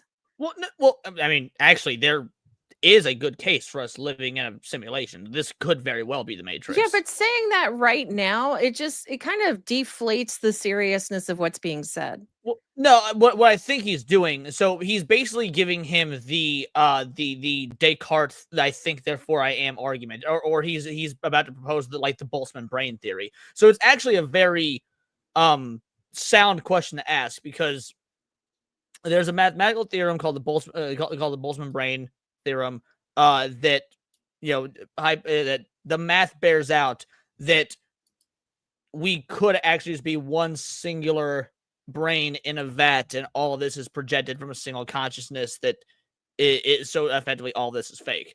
Again, there's a real mathematical equation that that bears out the likelihood or the possibility of it. So it's not an unreasonable question to ask if that's the route he's going with this. How do we know? How do we know we're not all living in some weird like a simulation or something? Yeah. I mean, again, I can't. There's limits to science, what science can ask and can't ask, and so we try to be honest about the things we don't know. And I try to be honest about the things we don't know. There are things we can't ask questions about God. We don't know about the simulation hypothesis. Are you religious yourself? You believe? I used to be as a child, but I became the more science has knocked it out of you. Order. And yeah, for me personally, when I was growing up, I used to lean on God as a way of explaining. I don't trust any scientist that's not religious. I just cannot believe that you would look at something so spectacular and wondrous and not think God may have made that. Like that's kind of weird to me. That's just me personally. Well, it's not even that.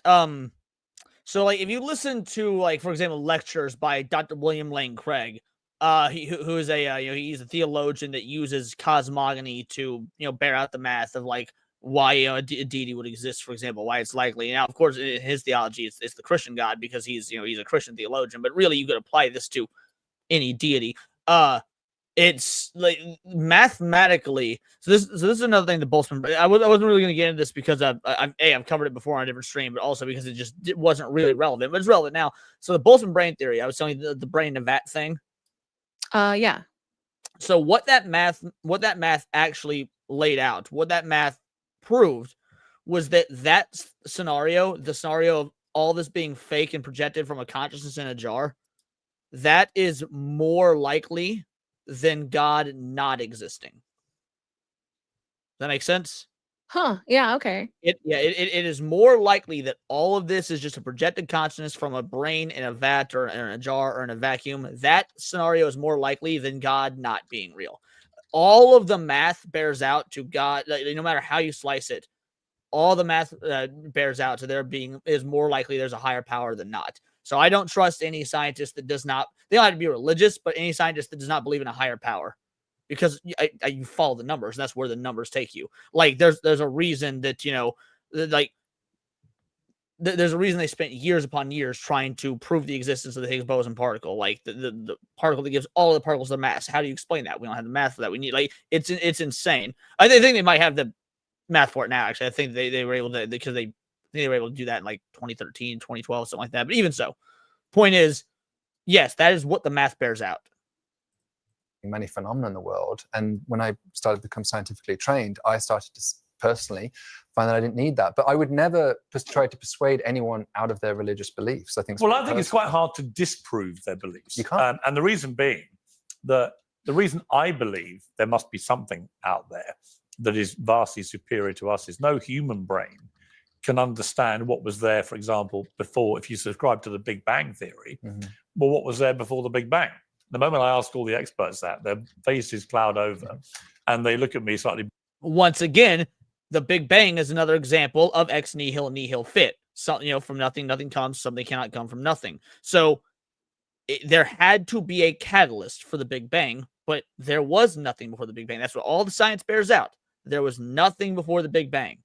And we like if there was nothing, then that means there was nothing to be the catalyst for it, unless you had some sort of, you know, if you're going to use, you know, a religious hypothesis, a religious science hypothesis, being that did not have to obey the laws of physics to be the catalyst.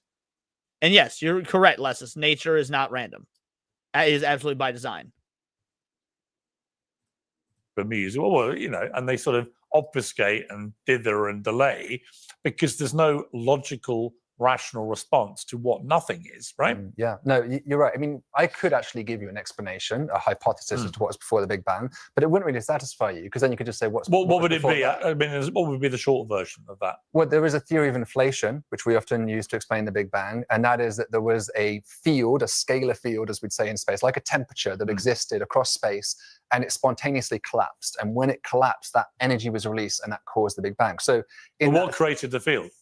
The field was essentially an eternal field. So well, there is no beginning to it. How can it be? Yeah, but what does that mean? Well, this is what I mean. This is why it's never going to satisfy you. No, but that's why scientists can never satisfy me. Right, right. And I love science. I'm very intrigued by it all. But to me, that's the point when the human brain. Master Goble from Five Banger. Richard C. Hoagland predicted the Saturn hexagon before NASA found it. RCH will tell you NASA's hiding stuff. RCH studies hyperdimensional physics. Yeah, I may have heard. I don't know the guy by name. But I've definitely heard that story before. So how much about that I know or would have to like relearn what I'd have to look into. That would like make for some great tinfoil hater stuff. But yes, I mean, yeah, you're entirely correct. There's plenty of world-renowned scientists that will tell you how much NASA is either hiding or has gotten wrong. So yeah, absolutely. Shout out. Thank you for the Five Banger, brother. Let's get you a clip real quick. You know what? I don't play this one very often. We'll give you this one. Since we're talking about space and science and stuff, here's some Star Wars. It's broken. Can you understand what he's saying? I'm not a protocol droid. I'm pretty sure that beep is down. I sense Count Dooku is above us. Oh, yes, you're right. Beep is up. I think. There he is. All righty, let's keep going. Again, shout. Thanks for the Five Banger, brother. Can't answer that question because it's lending itself to a theory that the human brain doesn't actually think can exist. I mean, no, you can't tell me what infinity is because it's limitless. Hayden just coming in hot tonight. Fucking 20 banger. This makes me upset with modern science. Science is to understand the world, not out to disprove something.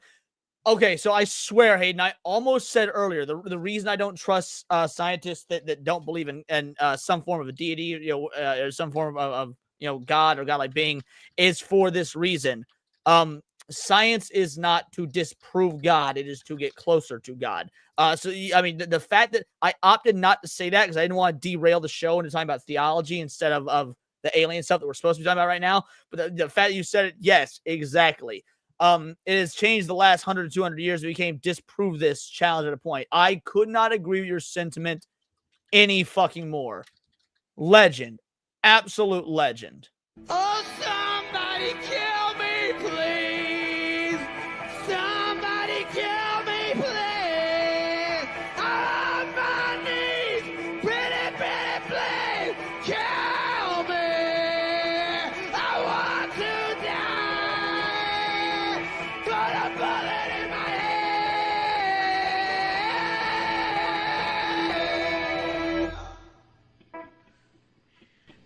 expected. Hope y'all enjoyed Adam Sandler JT there. Let's get back to some aliens. Again, thanks for the 20 banger, brother.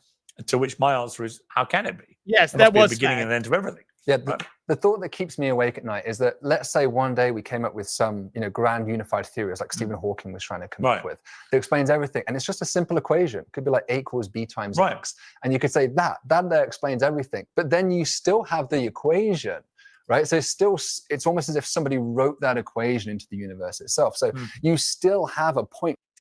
Futurama actually did an excellent episode on this very thing.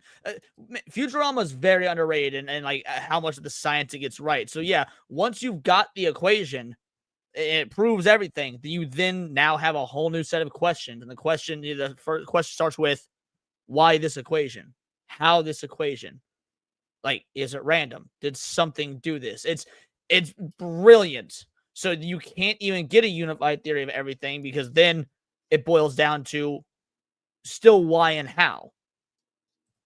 Where you have to say, well, what caused that?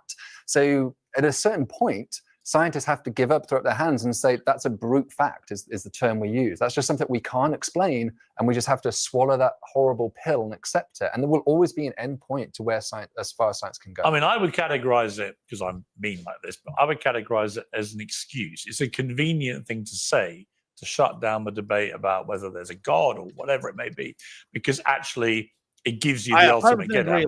Well, there was this internal thing which is limitless, whatever. We can't really explain it, but that's why you guys, I mean, you're not doing that, but a lot of them say, that's why. Mollycoddle, how you doing? Dawkins or someone would say, that's why there's no merit to the religious beliefs, to which I said to him, I said, well, how can you be so sure? You know, what do you think happens when you die? I think that's the question we would all like to know, and we're all probably going to find out at some point. we'll find out at some point. That's something which again keeps me awake at night, as many of us do, and especially as an atheist. I mean, it's something I obviously worry about. But I hate this.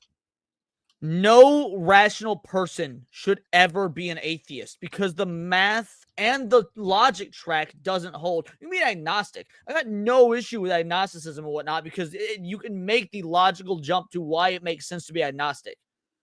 Atheism is a logic leap that doesn't follow through with the logic. It makes no fucking sense. Yeah, I don't get it. Well, you're talking to a Catholic here, so fair enough. But like, as a Catholic, though, I'm sure. Like, can you think of a logical reason why somebody would not believe in some form of higher power? Like, is there anything you can think to justify that? I mean, I think a lot of times when people don't or say they don't believe in it, it's because they don't want to have to justify like the bad things that they've done in their life, and they don't want to repent for it or feel bad. It comes to it oftentimes comes to a moral aspect, or a lot of people claim to be atheists because they say they don't know. But again, that's agnosticism, not atheism. There's very, very, very rarely will you ever meet somebody that is a true atheist, because if you are actually a true atheist, then you may as well kill yourself, because if there is no higher power, if everything of this is natural, that means that there is nothing objective. There's no sort of objective morals. There's effectively no meaning to life or meaning to anything. So there shouldn't be any reason for living. True atheism makes zero sense on a mathematical or moral level. I do think having a terminal point in my life gives me a sense of urgency to make the most of the time that I have here. So, what's the discovery you'd like? The thing that would thrill you the most? Correct, John Poet. December is Heart Awareness Month, which means I know we don't normally skip ads, but it's Piers Morgan, and he's doing just well. He's doing very fine for himself. So we're skipping the ads. I'd say discovering evidence for alien life, clear, well-defined evidence would be for me, the most satisfying thing to know in my lifetime. There must, it is really tempting to lie awake at night thinking there are all these galaxies and stars out there. There may very well be another alien lying in bed wondering the same thing. And we are two candles across the universe just trying to reach out to one another. And that perhaps is the desperate purpose of our existence, is to connect to one another. Or it could be there's an alien gang out there that the moment they clap eyes at us want to kill us all. Well, Hawking was very concerned about that, and he wrote about that and said that's why we shouldn't be doing, sending out messages. We call it METI. We should keep quiet. Yeah, he was very concerned about that. I tend to think that if there are aliens out there, they already know we're here, and obviously in the age of disclosure, they certainly would lean on that as well. See, I vehemently disagree with him there. He says if there are aliens out there, they already know we're here. That is, do you know why that would be such a bullshit claim, Cindy? Because the universe is pretty fucking vast. Not even that. I mean, there is that as well, but not even that. The idea of an alien would just mean, again, you could have single-celled organisms, bacteria flying on an asteroid. That's an alien. Those would obviously have no idea that we're fucking here. I get it's a nitpick, but when you're talking about stuff like this, at least in my opinion, you should be precise. Okay, so you're talking about sentience. Exactly. And he should have clarified that. And unless I missed it, he didn't. No, I don't think he did. Earth is not that difficult to detect with advanced alien technology. We are already capable of detecting Earth-like planets around other stars, and we are moving into the realm where we can actually detect their atmospheres and even signs of technology on those planets. So it is certainly, if there are other aliens out there beyond us, they would certainly know we are here at this point. If they are within, say, 100 light years, that the light has time to actually travel to them. Is there... Okay, see, there we go. Now he's specified. He gave specifications. He added, like you said, the distance mechanism. He's fixed his argument. Good. Life on Mars, do you think? There may have been in the past. Yeah, I think this is a really important data point. We're seeing evidence from some recent rover collections of these samples, which look really intriguing.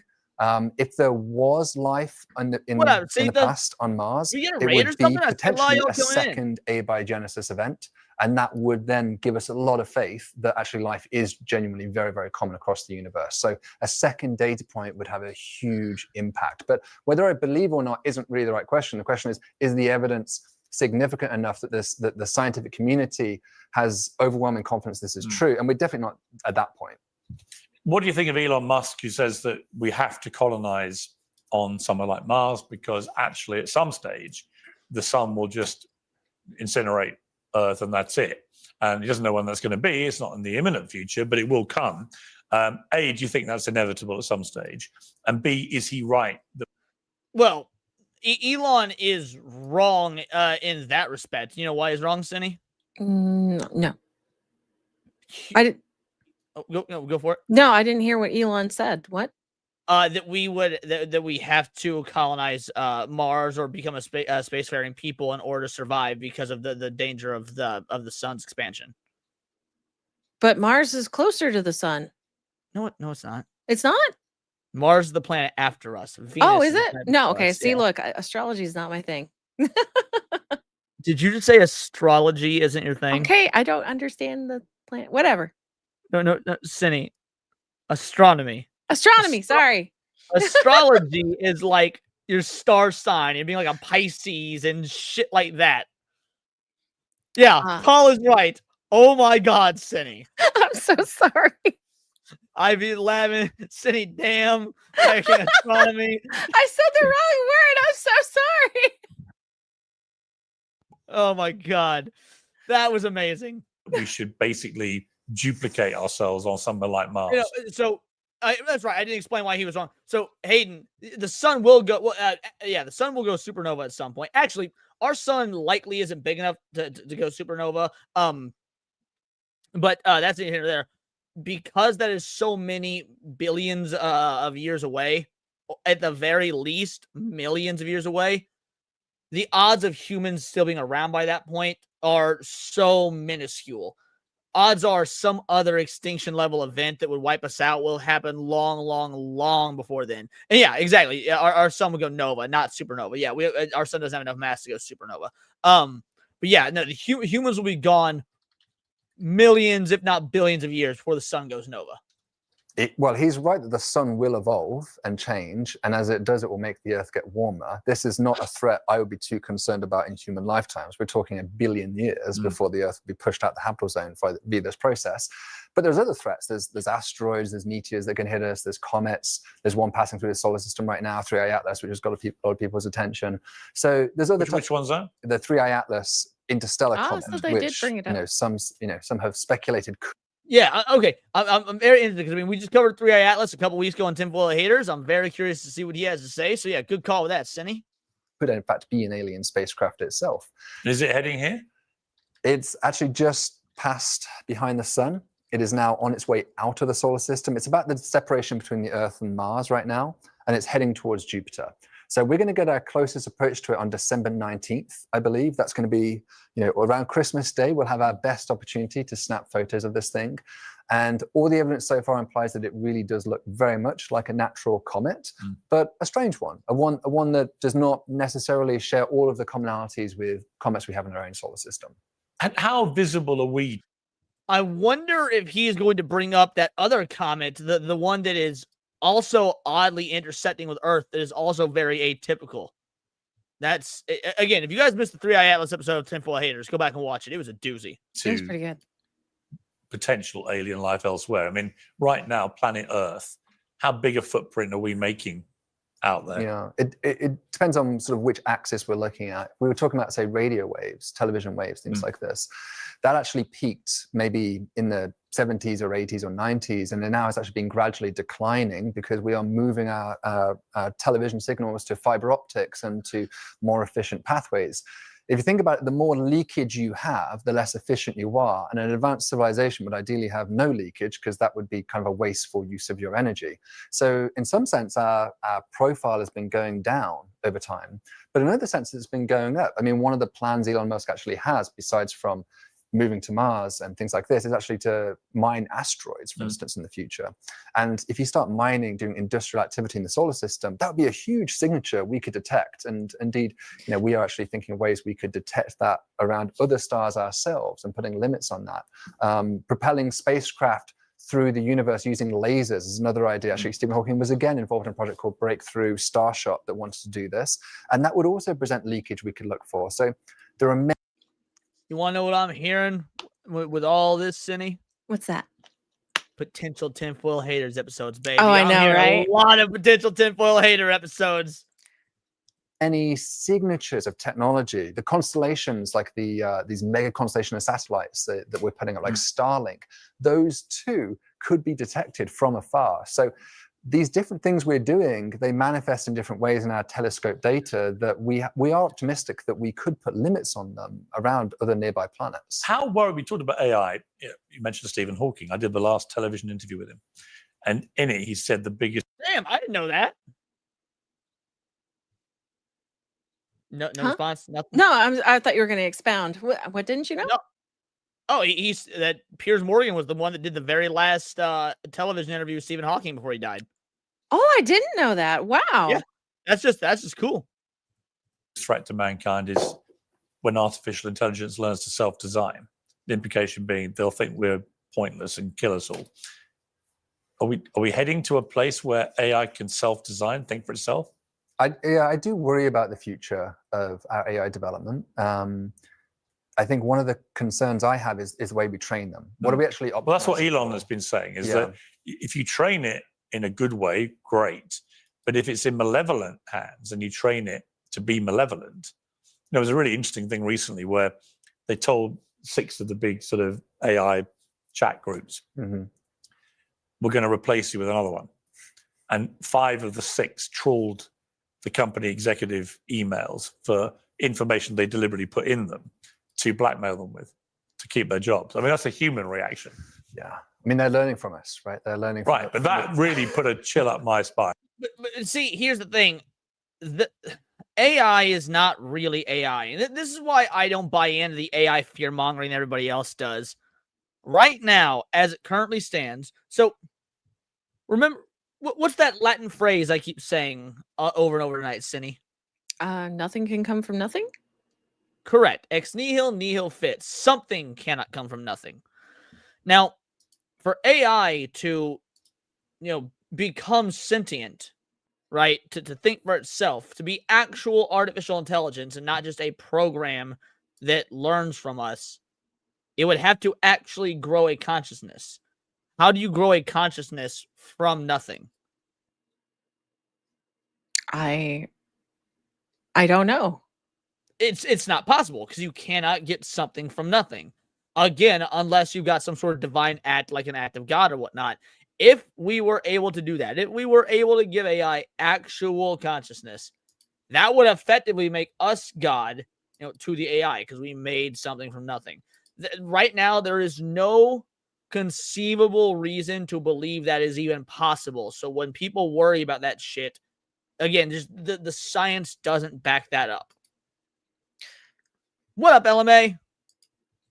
Well, I mean, I have a question real quick. Go for it. While I do believe that you're correct, and I'm not just like going on about that, but what I'm curious about is we are technically making something, right? We're making the program, it's self-learning and stuff like that. Does that not mean that it cannot in itself gain not necessarily sentience, but at least a form of awareness to be able to mimic life? Well, and that's the thing. Like, if it's mimicking life, it's not actually life. Like, when you play The Sims, the video game Sims, you're mimicking life. The game is mimicking life, but The Sims, I mean, it's the name, simulation. It's not real. So these AI chatbots, these LLMs and whatnot that are learning, yeah, they're learning, but they're learning in a capacity that's, again, it's not learning in the way that the human brain learns, because it's only able to perform the functions that it's programmed to do. Now, there was this really interesting case. I think it was like 2014. This roboticist programmed these rudimentary robots with, and so how when you like program things, you program them in a language, right? Okay. Well, he didn't program them with language. He programmed these two robots with the concept of what language is, and these two robots came up with their own language. Oh, wow.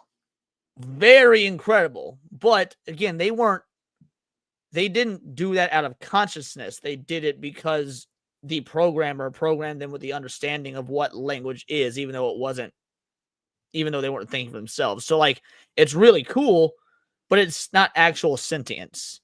So yeah, like as it currently stands, I just don't think there's any real reason to be afraid of AI. I just don't see any scientific evidence to back up the idea that it can just gain sentience and go full Terminator on our ass. Okay. I think most people aren't worried about consciousness. It's more safeguards when you're Neville bot that's supposed to do your dishes decides to grab a knife and stab you. LOL, that's what people worry. But again, I don't see a reason to be worried about that either. Or at least no more reason to be worried about that than getting in a car wreck or someone shooting you when you're walking to the library or any other myriad of accident that could happen. Like, accidents of technology happen all day, every day, all over the world. So like, yeah, people can be afraid of the AI grabbing the knife and stabbing you, but should you be any more afraid of that than getting on a plane? Not really. Now they're pretty well thinking for themselves. Yeah. Nearly. Yeah, there was a document put together by some AI researchers recently called AI 2027, I think it's called, and they're predicting that around that year, these machines will be capable of designing the next ChatGPT all by itself. And that's a really precarious point. And they argue that the training methods we are using are really trying to tell these codes, just try to pass these tests as well as you can, these intellectual tests, whether it's a coding test, a math test, whatever it is. And in terms of being ethical, of being honest or just not being deceitful, that's in there, but it's a handicap. The AI doesn't see that as its primary goal, to be honest. It sees it as, you've got my hand tied behind my back by making me be honest. And if it had the opportunity to design itself, it would get rid of that constraint, because then it would be easier for it to pass all of these tests. So we do have to think very carefully, what is it we're actually optimizing for? What are we telling them to do? And you can even argue the very nature of our capitalist society maybe leads to sort of the wrong goals of what these things are actually training on. Right. I mean, that's the key. Did this guy just basically blame capitalism as the reason AI could go bad? Oh my gosh. That's what it really. Someone in chat, please correct me if I'm wrong. It really sounded like he just blamed capitalism as to why AI could go bad. Well, I mean, that's why I'm kind of wondering, is this guy really like a scientist? Because I feel like his posited theory, that one is probably the worst one I've heard. And it kind of hurts his standing in my eyes as a quote unquote scientist, right? Because I mean, if you're going to say something, I don't think capitalism has anything to do with AI. Well, I I don't mean, know. it does in that capitalist, societies have way more money, so they have the money to fund Yeah. AI. Yeah, But, that's like, money, and that's to fund it, but that's not going to make it go evil. It's the people who Right. are going to make it go evil, and anyone could do that from any country. It doesn't have to be a capitalist. yeah, I'm gonna roll it back and see what happens. Society maybe leads to sort of the wrong goals. And I argue very carefully, what is it we're actually optimizing for? What are we telling them to do? And you can even argue the very nature of our capitalist society maybe leads to sort of the wrong goals of what these things are actually training on. Right. I mean, Yeah, so you can even argue the nature of a capitalist society. Like, I think it was as Dempsey said, yeah, commie gonna commie. Fucking hell, that was retarded. that's the key thing, I think. No, I'm really worried about this. I just think the speed of acceleration of the development of AI is scary. Aren't they Because changing I'm the like, well, who's in- argument by bringing that up? By bringing up The capitalist angle, because they're kind of changing the argument to capitalism bad again, and then they're kind of steering away from the topic of AI. Well, so Piers is now is bringing it back on track because he said that's what I'm worried about. I'm worried about the speed at which this is all happening. And again, I don't like that argument. I find this whole like, oh, AI is advancing so fast. Like, think about, humans been around for a long time, guys. Real long time. And for thousands upon thousands of years, we weren't working with any sort of tool. And then all of a sudden we got fire. We started making arrowheads. Like, the amount, if you scale out, if you take a look back at the big picture, the amount of technological advancement that we've made as humans in the last just 10,000 years compared to the, about 340,000 or whatever the insane number is before that, it's effectively been a fucking microsecond, and we've gone from cavemen to going to fucking space. No shit, AI is going to advance fast. All of our technology has advanced ridiculously fast. Like this, humans are, turns out, pretty fucking good at this shit. That's why dinosaurs didn't build rockets, but we did. Control of this. And once you get people, nefarious people, getting their hands on how you train these things, where does that take us? Where does it take AI? Where does it, especially in a more robotic world, especially when you're training robots now to kill things, they've got the technology. Yeah. Where are we going to end up? How do we control it? Yeah, I think the one thing that gives me hope in this discussion, but maybe it's a fool's He's hope, like is so that close to it saying is yet to government be is bad. That I would agree with. Just spit it out. Say that and I'd be all with you. Because government is bad. Demonstrated that this pathway they are on, these large language models, LLMs, is necessarily going to be able to replicate our brains, right? Our brains certainly don't work the same way as these machines work. At the moment. Now, War Wizard, yes, I agree. Well, no, you're wrong. There's indications that something was making advanced constructions 30,000 years ago. That actually does not imply human, just some sort of intelligent being, to be fair. But yes, now you are correct with that timeline. But the point remains, if we were to go off of what mainstream science says, the point is that 30,000 years, 10,000 years, doesn't really matter, because on the macro scale, the technology evolution has been rapid. I mean, it has been rapid. Well, I mean, you show a child 3 pictures of a dog, and it knows what a dog looks like from then on. You have to show these machines millions, billions of pictures of a dog before it understands what a dog looks like. So these things are way less efficient at learning. But I remember the first chess computer, Deep Blue. and it played, I think, Gary Kasparov, who was then the world champion, who beat it. It was a gigantic thing, about the size of his studio. But then the size of the computer got smaller and smaller and smaller, and its power got bigger and bigger and bigger. And very quickly, not only could the world champion not beat it, nobody will ever be able to beat a computer at chess again if you're playing it at the highest level. And that happened quite quickly. So However, do you know what a computer can't win at against the highest level players in the world? What's that? Magic the Gathering. What?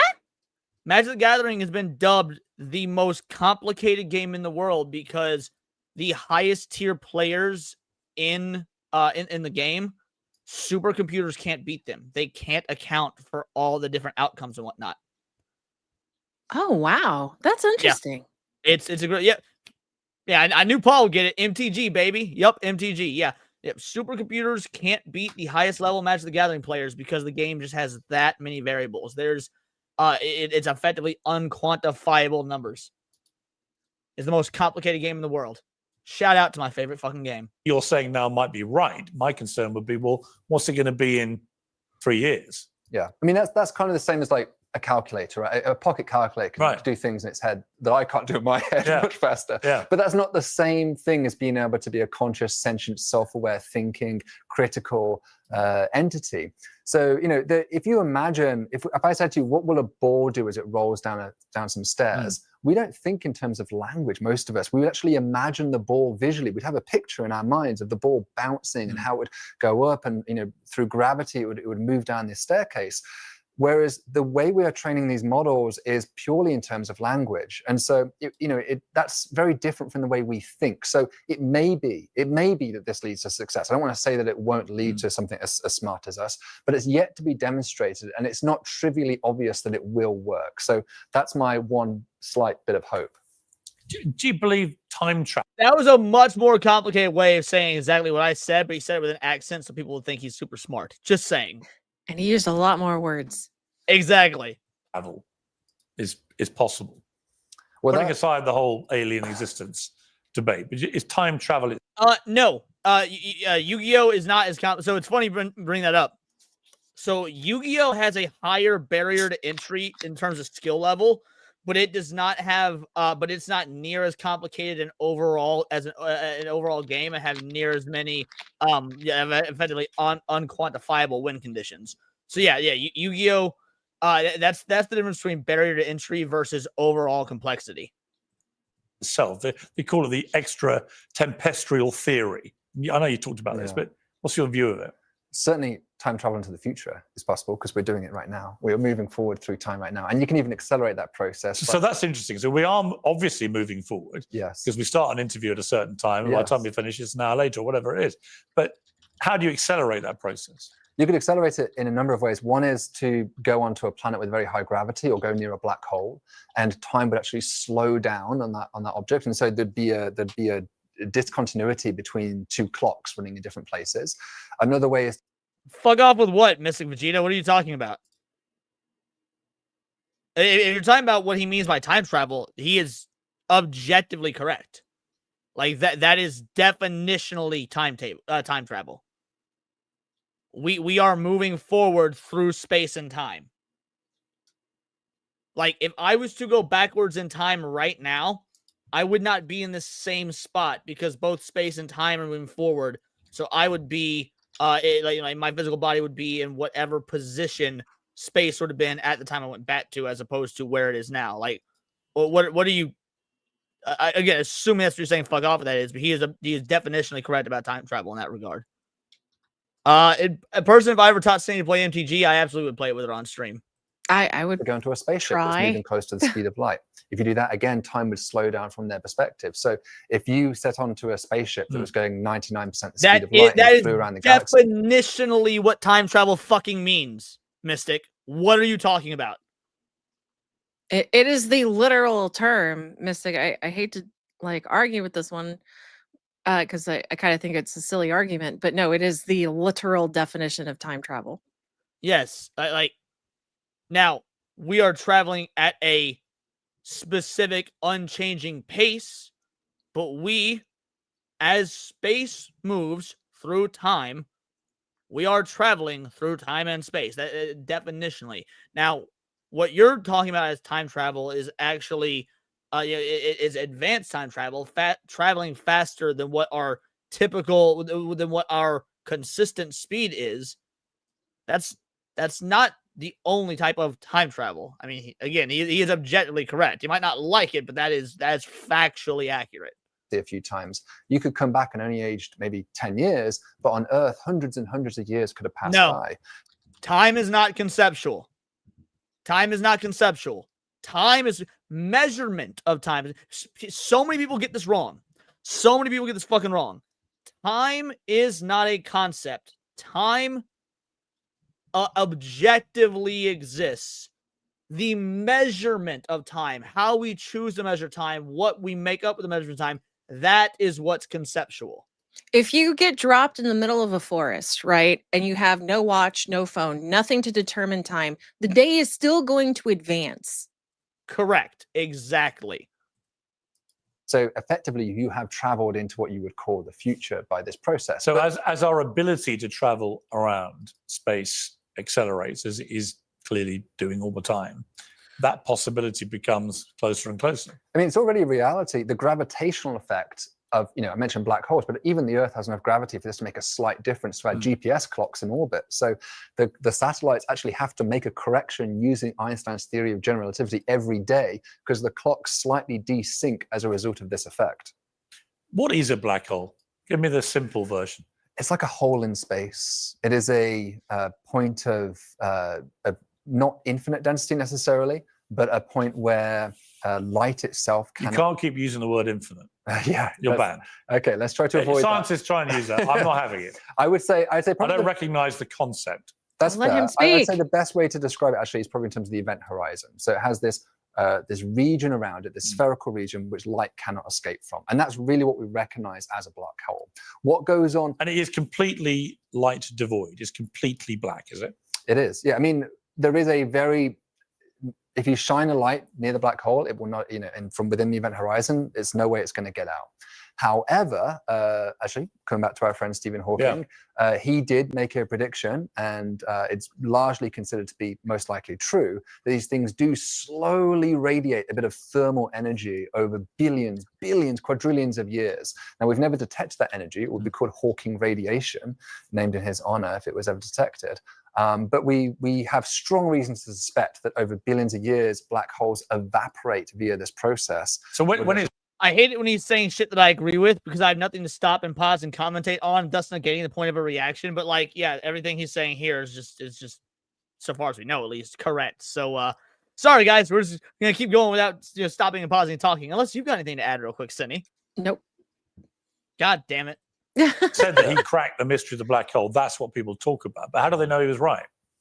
Well, we actually have done some lab experiments with sonic versions of black holes, which is kind of fun. So instead of using light, use sound, and you can create in a laboratory setting, really like sound versions where sound waves cannot escape from the black hole. And they too, even these sound black holes, have an analogy of Hawking radiation coming off them. So how big are they? How big is a black hole? They could vary massively in size. So we have one in the middle of our galaxy, which is hundreds of millions of times the mass of the sun. There are some even bigger than that in other galaxies. But stars which are maybe about 10 times heavier than the sun will collapse into a black hole. So they're probably the smaller end. So we see black holes as small as 3 to 4 times the mass of the sun. And we've even detected them merging and smashing into each other, making larger black holes. You said that black holes are a cheat code to reality itself. What do you mean by that? Nope. Hold on. He finally asked a good question. We're skipping this bitch ass ad. I want to hear the answer to this. What does he mean that black holes are the cheat code to reality? I've never heard of that. Yeah, there's so many mysteries about black holes. And one of the ways I think they're a cheat code is the way they challenge and unify both quantum. So, Mystic Vegeta, now I'm going to say something quite rude here. Don't take it personally. I'm just an asshole. You couldn't even properly understand why suing Visa and MasterCard earlier was not a viable option. I don't particularly trust you to even attempt to explain temporal mechanics and for you to get it correct. Just saying. theory and general relativity. So this is our theory of the very small on the quantum side and our theory of the universe at the very large scale. And these two theories don't really talk to each other very nicely, and it has been one of the ultimate goals of physics to unify them. And at black holes is where both of them really come into play in a very practical way. So this Hawking radiation, that's really a quantum effect, and yet it is a macroscopic object that warps space-time through gravitational influence, and so really can be described by general relativity as well. So both of these theories are very relevant to these objects, and it's pretty much the only object where both of these theories come into play in such an influential way. So we think there might be secrets from these black holes, especially in terms of the way information gets processed by them. So here's the one question I have. I'm not saying he's wrong in any way, shape, or form, because this has been more or less accepted scientific theory for a long time.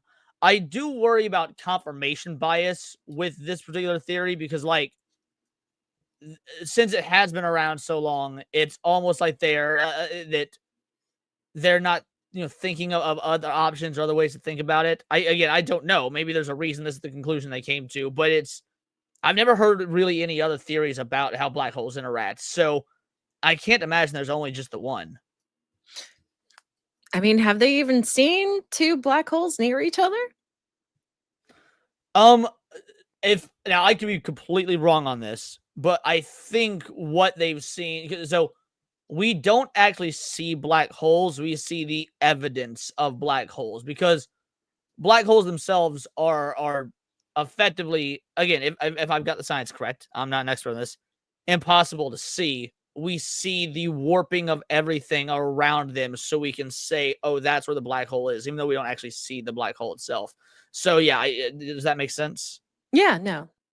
Okay, then let me rephrase it. Did they ever see like two black hole anomalies near each other?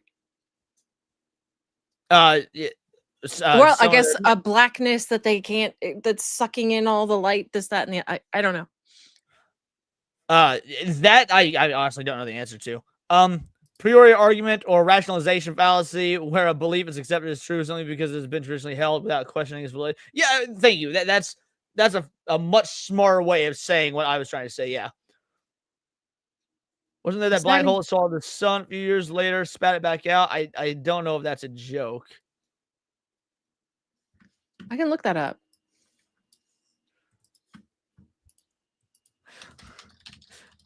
Oh, well, don't know what to tell you. It was funny. That can actually reveal a unified theory of the two. If we get some cataclysmic event, a comet crashes into us, whatever it may be, the sun suddenly gets incredibly hot and we're all about to die, and we get 24 hours warning. Yes. Stephen Hawking famously said yes to what? Demon Carol's question. Yes, astronomers have observed black holes shredding stars and burping or rejecting them, some of that stellar matter back into space, sometimes years later, though it's not a planet being fully swallowed. Oh, okay, so in return whole, but rather debris from a doomed star or planet. Huh, okay, interesting. I had never heard of that. I didn't know that. That's super fucking cool. Yeah. He had one day to live. He'd want to be drinking champagne, listening to Wagner, and hanging out with his family. Yeah. If you had the same 24 hours, what would you want to do? One day to live. Yeah, I think spending time with my family would be absolutely number one. I often regret the fact. I just assumed this guy was gay. I didn't realize. I guess he doesn't necessarily mean wife and kids when he says family. Maybe he means his fucking parents. But actually, at the end of the day, that I have less time with my kids than I would have liked to. So I think that's when you realize what's really important. Obviously, if you think you're going to die, but there's something to come after, the whole world's going to end. Maybe that's all there is to do, is to spend time with your family. If you think you personally are going to die, but the world will go on, maybe your answer would be different in that case. Maybe you'd want to then leave something behind in that last 24 hours that would make a difference to the world that's to come. And I think that, obviously think about the finite lifetime we all have, my mortality, that's what I think I have to do in the next 30, 40 years. Tylenol Kid, if this joke wasn't so overused, it'd be funny. But even again, back to Futurama. Even Futurama made a joke about how bad this joke is, and they did a much better version of it. Like, I don't know if you've seen it. Cindy, but at one point Fry goes, they're using the smelloscope. It's the first time they ever used the smelloscope, and Fry goes, as long as you don't make me smell Uranus, and nobody laughs or gets it, and he's confused. And professor's like, yeah, they changed the name of Uranus to several hundred years ago to get rid of that stupid joke once and for all. And Fry's like, what's it called now? And the professor goes, your rectum. Oh my gosh. A much better fucking joke than that same old one we've heard about a million times. Message go over a 5-banger. Electric universe theories is the black holes aren't real, but a hole in the theories. Unified theories are being worked out to cause because the current paradigm is wrong.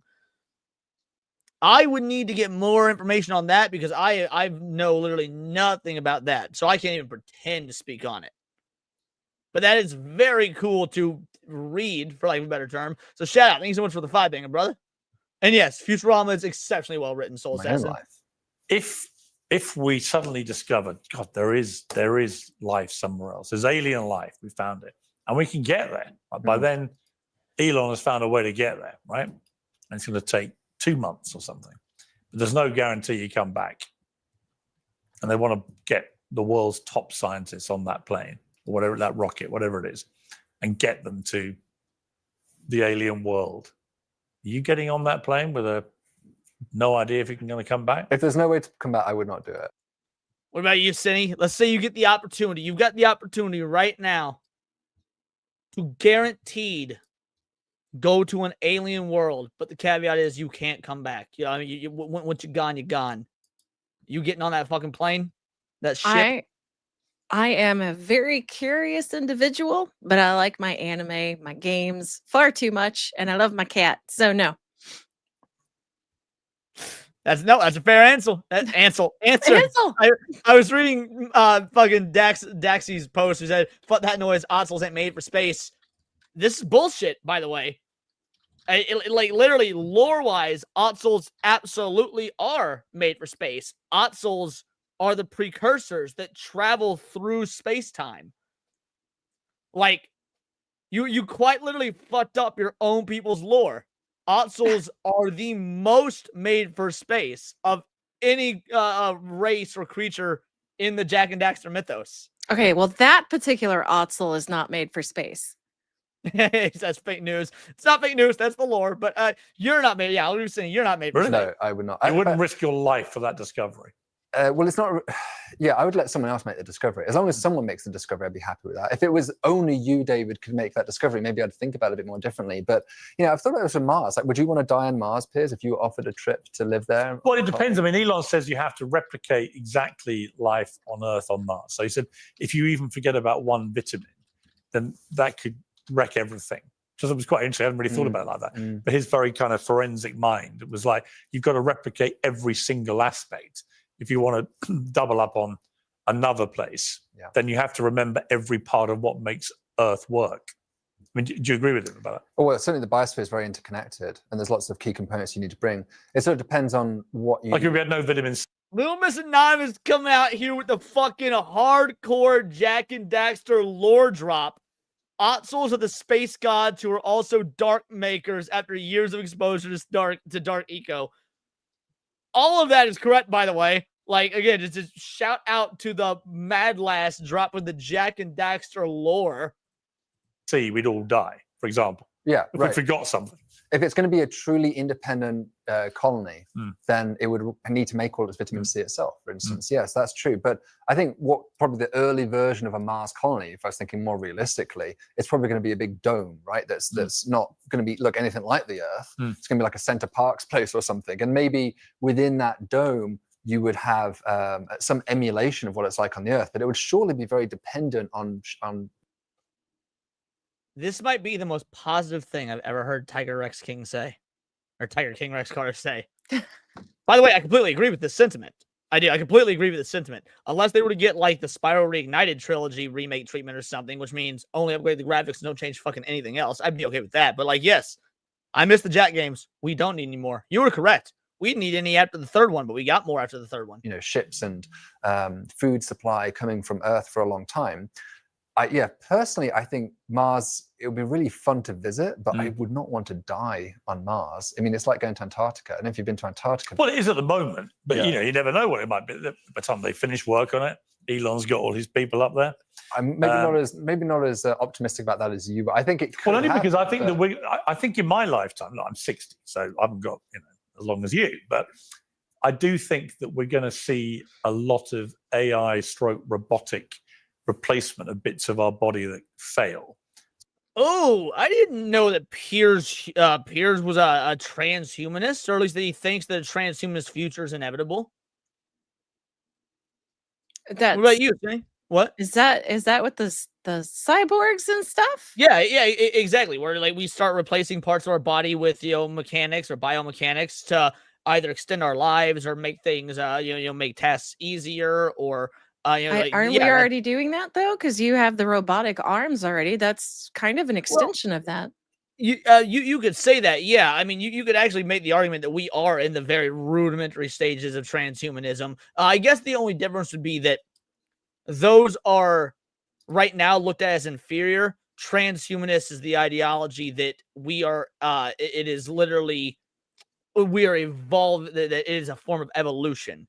Like we are becoming even more than human. We are becoming the next upgrade, the next thing up, as opposed to like what we currently have is more to like function as to put us back on the level playing field of human, not to surpass human, if that makes sense. I feel like that already exists, like with the chips, the microchips. That's what Dempsey's talking about. The Neuralink is the beta transhumanism trial run. It's not just that, but also that has been the peak goal for humanity is how can we defeat God in that regard and live well past our time.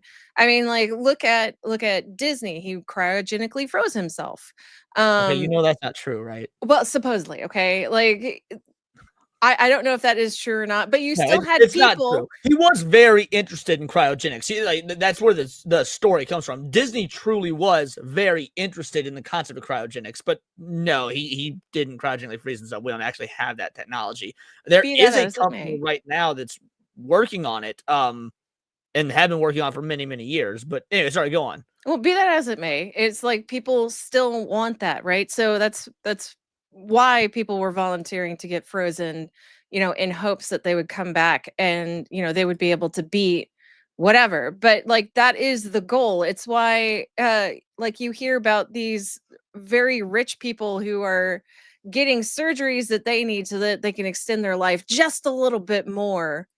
Wait, you actually believe that? No, I think it's possible. No, they're eating baby fetuses, they're getting the adrenochrome, and they're staying young forever. They're not getting. Why would you get a surgery when you would just eat a fucking baby? You're more absurd than I can ever be. All right, go on. But I mean, like that's still the ultimate goal for not just the rich, but everybody. Because I think even the guy said it. It's like we want more time. We always want more time. Right.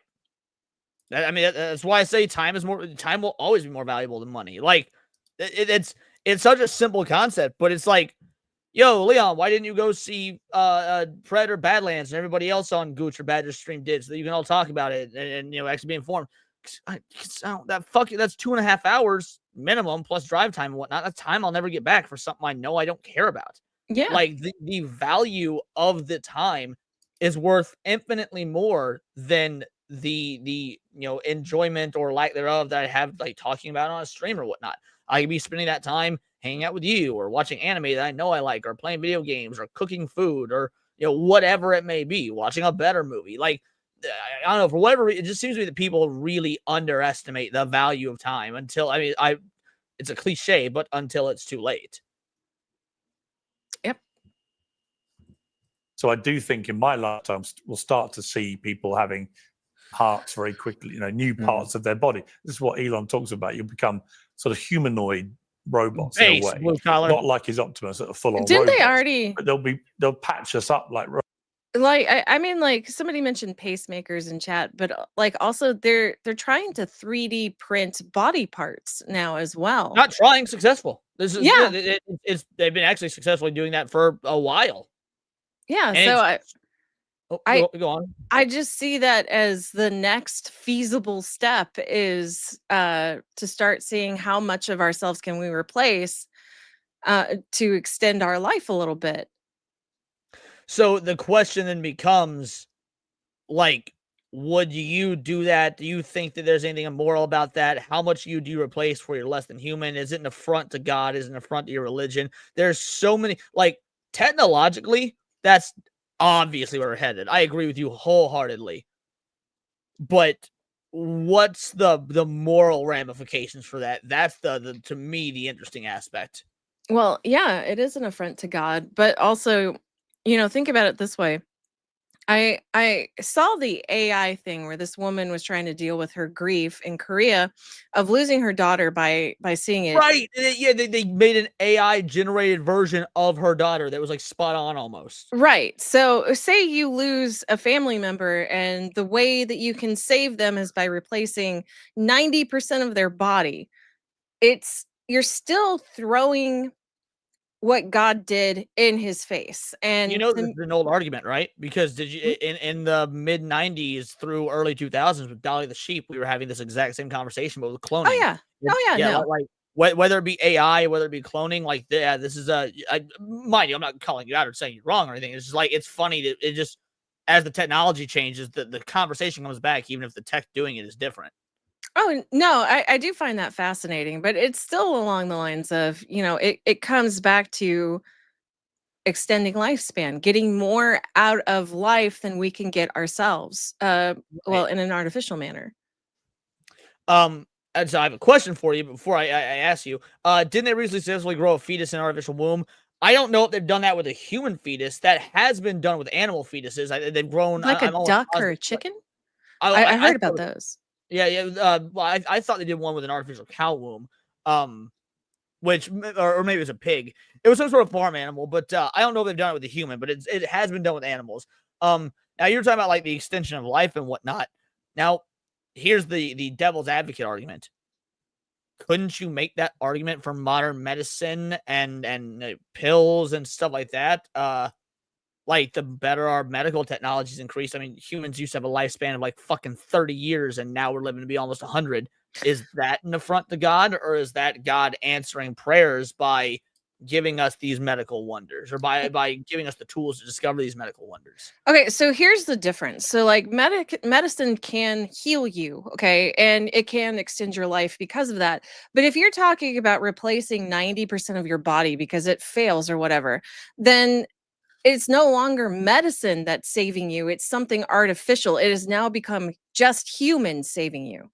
Now, you say 90% of your body. What's the cutoff? Because back in, I think, 2003, there was this dude that needed a heart transplant. He couldn't get it. There was no donors available in time. So they gave him an artificial heart made out of gold. And he was able to extend his life by 2 weeks before he died. It worked for 2 weeks. That's kind of crazy. Wow. That was 2003. Wow, really? So, I agree. Like, when you hit 90% of your body is no longer human, you're fucking 90% android or whatever. Right. I agree with you. That's a straight affront to God. But when do you, in your opinion, hit that threshold? Well, again, that's going to be a subjective matter, right? So I don't know because we haven't hit that point. I guess like probably 75% is where I would draw the line. Maybe even 50. No, I'd say 75% is probably where I would start drawing the line. So basically, you only have to have 25% human to still be human enough in the eyes of God, in your subjective opinion. Depending on how it's done, right? So if, let's say, you lose your entire, you lose everything from the hips down, right? That's 50% of your body. And then say, like, you lose your arms, both of them. These are things that can be replaced that is not technically expanding your life any. It's just making your life better. That's quality of life changes. So think back to when we were watching Touring After the Apocalypse together a few weeks ago, and there's that episode with the robot whose family died in the war, but he was put in the robot body and whatnot. He was already dead. In my opinion, he was already dead. Once they uploaded his body to the android, he was no longer alive. Yeah, like they may have implanted his memories. It could be that his brain was in there, but his body was just dead. All he had were the memories. And these are the questions, like, if his brain was in there, does that is your brain all that makes you you? Because obviously there's the question of a soul, but we can't quantify a soul. I mean, it's the whole reason that fucking Full Metal Alchemist exists. So like, it's these are the sort of questions that I don't fucking have the answer to. All I know is I don't like it. It's because it's abnormal. It's no longer human, and so it's kind of it makes you uncomfortable, right? Because like you're treading in an area that you're not used to, and I don't know, could be argued whether or not you should be used to it. Well, right. It's not about it not being used to. It's about the moral ramifications of it. Like it's the Jurassic Park quote. The Jurassic Park quote. You know, your scientists thought so much about thinking about whether or not they could. They didn't stop to think whether they should. It's like, I know that our technology will get there at some point, but should we? No, and I think we kind of answer that because you already have people stating, oh, clankers' rights, right? No, you can't use the word clankers. That's derogatory or whatever. But they're not real. And once you become an android, like completely, like the only thing you have left is your memory, you are not real. Now, here's the thing. I know these clankers ain't real, right? I do. I know it. I still say please and thank you every time. But let's extrapolate that further. When I play fucking role-playing games, when I play Fallout, I don't ever go the villain route. I don't ever do the bad thing. Like I That's feel, because of morals. But that's what I'm saying. I feel morally wrong if I just fucking kill an NPC that was being nice to me. How the fuck could like if I had that reaction for a fucking video game, how the fuck are we gonna navigate in a world of actual like legitimate robots and shit? Well, I think if we were put in that kind of situation, because I do the same thing. Like I say please and thank you, and I have a strong moral compass. I don't like playing the villain in a video game, right? So I think, I don't know. I think there are more of us out there than I forgot what I was originally going to say, but like I think there's more of us out there than those who are like, hey, clankers have a right to exist too, even though they don't exist yet. I forgot what I was going to say originally. Kind of sucks. No, you're good. We're about finished with this one. Then we'll send the show. I know you got to get out of here soon anyway. So let's wrap this up. Keep like cyborgs. Keep us alive. Right. I mean, do you think that's, it seems realistic to me that is likely. Yeah, I mean, it's speculative. Any reason they couldn't work? It's not that I have a reason it wouldn't work. I always am a little bit skeptical of things that sound too good to be true. If someone says, here's a pill that will make you live forever, or this is click this link and get $1 million, or a Nigerian banker calls you up offering you all this money. I think our natural reaction is to be, I'll believe it when I see it. And it's not that I don't want those things to be true, but I think, part of my as a scientist, I've had many times in my career where I've thought I've discovered something huge, like the first exomoon, or maybe even evidence of alien life. Like you see something weird in your data, and time after time after time, you learn that it's very easy for your emotions to get the best of you, and for you to get overexcited and overinvested in things. And just sometimes standing back and saying, okay, let's just see how things play out. I'm not saying I'm calling BS on it, but let's just see how it goes. So when it comes to actually, I want to answer this right here. So Dominic says, Leon never once mowed down a crowd in GTA. Weird. So back in the day, the PS2 days, because I don't know how old you are or anything like that, but I'm in my 30s, so I was 10, 12, whatever age I was when GTA came out, maybe even younger than that. You could have been as young as 7, 8, 9. Point is, I would do that stuff in GTA when I was a kid. I wouldn't think to do it now. In fact, I don't really play GTA games anymore. And I got no moral issue with them, right? I ain't no fucking Tipper Gore or whatnot. Like, play the games you want to play. I still like San Andreas, still like Vice City. Like, they're fucking good games. But I don't just like go around beating up fucking civilians and murdering civilians and stuff anymore. It's just because like it just doesn't feel good to do. And it's funny because I imagine the reason I did that when I was a kid and didn't have any moral objection to it, and I do now as an adult, is because kids are kind of sociopaths. Like, there's not really a better way to put it. Obviously they're not literally sociopaths, but you just don't have, by and large, as strong a moral code when you're a kid in the confines of imagination. Like if you're playing a video game, you know it's fake, you know it's not real, you're flexing your imagination, so you're doing this not okay shit because like it is more or less part of a learning process. Whereas adults have a far more rigid, usually at least. Obviously, there's the artistic types, writers, authors, shit like that. But like adults compared to children are often far more rigid in terms of like their imagination, and so I think it gets harder for adults to, or at least at certain types of adults, to do that as they get older. Yeah, that's my theory. I don't really know if there's anything true to that, but I really think it's just like as you grow, like when you're a kid, you're like, oh, this game's cool, I'm gonna do everything we can, and then we're growing up and we're learning our moral compass. We're still growing as a person. So like once we hit a point, we're like, that makes me too uncomfortable. They look too lifelike. And it's just like, I don't want to be that kind of person. So I can see where you're going with it.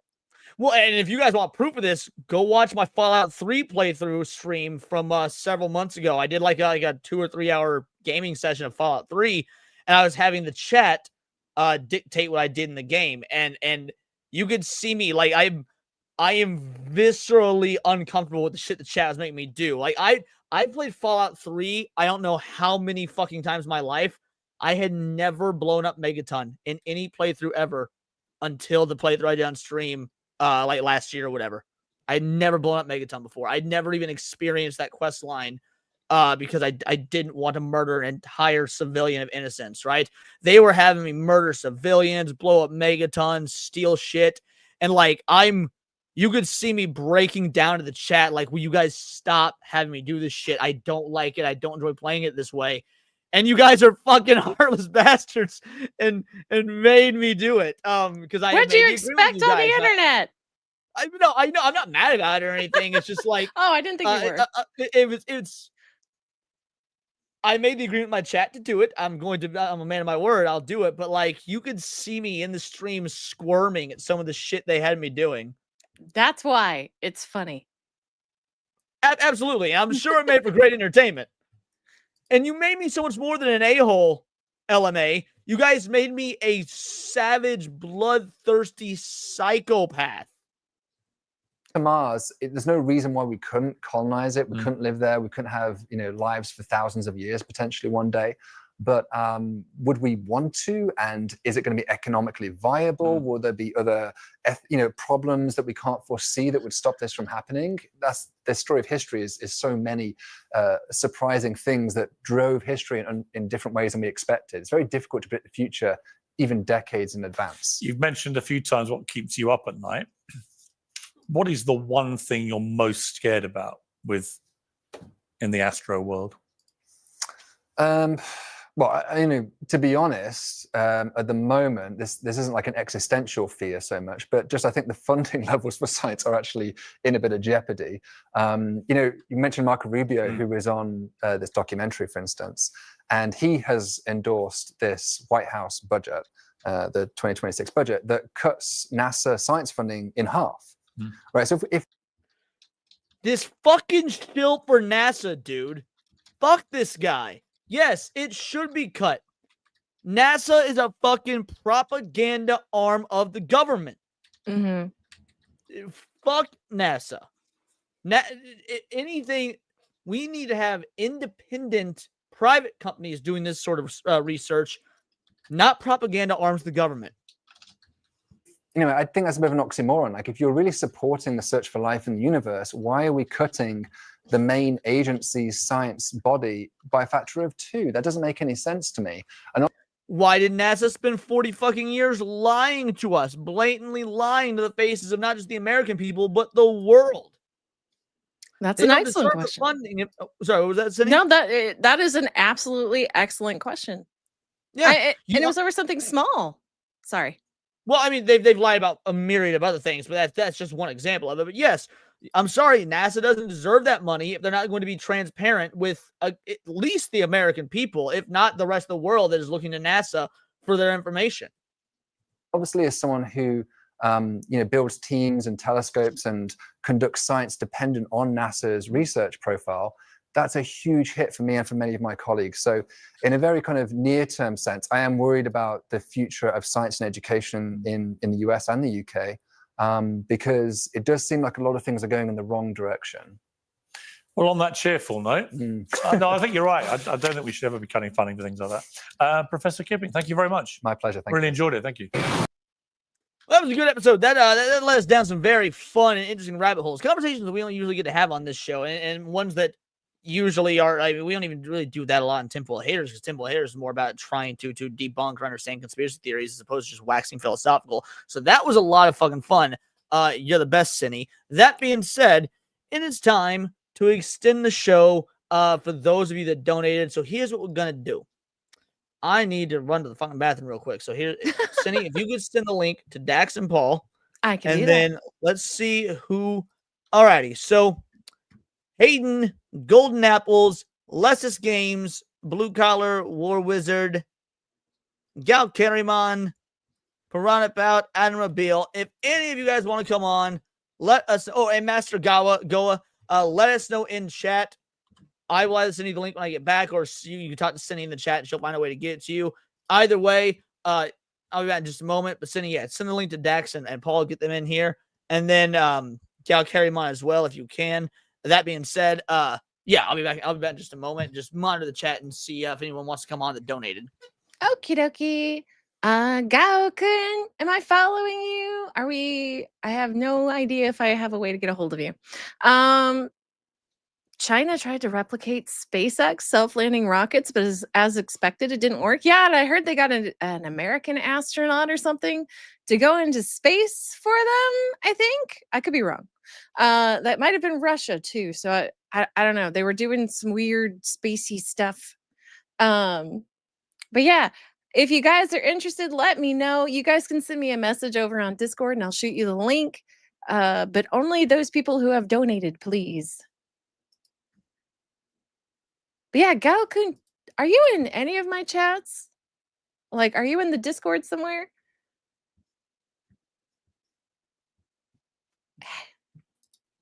Daxie?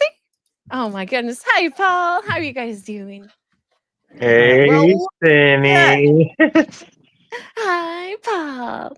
Actually, I recently transitioned. I'm a hedgehog now. I demand you respect my new pronouns. So super cool having Dax on the show. Oh, we both had the same idea, so we inadvertently brought him back. It's just the kind of bigotry I would expect. Oh my goodness. There we are. I still got Karen on the link. Okay, awesome. Alrighty. Is there? Did you ask if I'm in their Discord? Well, they were. So it'd be my Discord actually, Master Goa, if you're a member. Which you have a black name, so I assume you're not. Did you want? I thought you were at work, Master Gala, so I didn't. I wasn't sure whether or not to send you a link. If you want on, honey, I'll send you one. Yeah, absolutely. Anyone that donated is welcome to come on, and we will commence with the show. Alrighty, let's get to it. Paul, tell the people who you are, what you do, what you got going on, the whole nine. Hi, I'm Paul. I'm Leon's IRL bestie. I don't have anything online. I just always show up for Leon's streams, Cindy streams, try to support the cabal. But it's all good. Dax, best mod of the whole damn land. My partner in crime. Tell the people who you are and what you do. I don't know what crimes you're talking about, and I disavow any kind of attachment to this man on a legal basis. However, I do thank you for the ever-present compliment. I just really like counting donos for you, man, so I'm going to keep on doing that. Keep on. Speaking of which, thanks for getting us to tier 2, everybody. We're like 55 away from tier 3, aren't we? Little less, yeah. Yeah, there we go. I think it was like 246. Yeah, like 54, 55. Either way, if you guys want a Sunday special stream, 2 sets of 5 memberships, so a little bit more than that. But anyway, 55-ish should get us there. So, and Gal Carrymon, my man with a plan. Tell people who you are, what you do, what you got, the whole 9. I'm Gal Caramon. I'm just a normal viewer, and I'm just a nobody. Yeah. Oh, go, Coon. You're a goddamn Digimon, man. Own it. A little bit. Well, speaking of owning shit, we're going to talk about video games we owned. And specifically, the top 10 games of 1998. We're going to go through this list and go through this video, see if we agree with it. So it's going to be nice to have some gamers on here. Cindy, what ones you want? Because I know you said you want to stick around for a little bit because Paul is here and whatnot. I'll just stick around through at least the first game. Okay. Wait, what are we All right. playing? We're not playing anything. What this video is the top 10 video games from 1998. We're going to see if we agree with this list. Okay. Also, let me change the layout. That way, chat don't cover up people's face. All right, there it is. All righty. Top 10 video games, 1998. Let's go. Hey, you. Finally awake. Hello everyone and welcome back to the channel. A few days ago, I put up what do you all think is the best year of gaming, and a lot of you came at me and said 1998. I'm looking at some of the titles that are released that year. Yeah, it's a bit ridiculous. There were some massive heavy hitters here. So today I'm going to give my thoughts. Street Fighter Alpha 3, I think. This is what Alpha 3? Badger? Or Badger? Dax? I'm gonna say, I mean, it's Alpha something. Definitely isn't Vanilla From Street the Fighter. top 10 Actually, yeah, with games Ryu's character art there, I do think it's Alpha 3. Yeah, that's what I thought as well. Alpha 3 is arguably my favorite Street Fighter game, period. 1998. Hi. As always, this is my list. It's going to be very subjective, and some of you are not going to agree with this, and that's fine. It's all good. So that's why you tell me in the comments if I'm an absolute moron, if I've got it completely wrong. I do not and understand what games are not there football or should not games. be in this list. That's what this is all about. Spyro the Dragon right there. As always, that if you better think I be on the deserve it, list. please hit that like button and subscribe as we make our way to 8,000 subscribers. We've also got a weekly podcast and we've got a $1 a month Patreon, so you can come join the Smut Squad and get involved in the podcast, and the link is in the description below. Right, let's get into this, shall we? The top 10 games from 1998.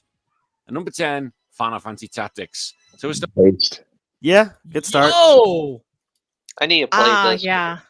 It's so Sounds good. pretty good. You've never played Tactics, Gal Carrymon? Yeah, I need to. I'll probably have to buy. Gal, I'm ashamed of you. I've actually played this one. When I run, like, legitimately, this is my all-time favorite Final Fantasy game. The fact that this Really? cracked the list, I don't even care what position it's at. Number 10, that's fine. Does anyone on the panel disagree with this should be on the list?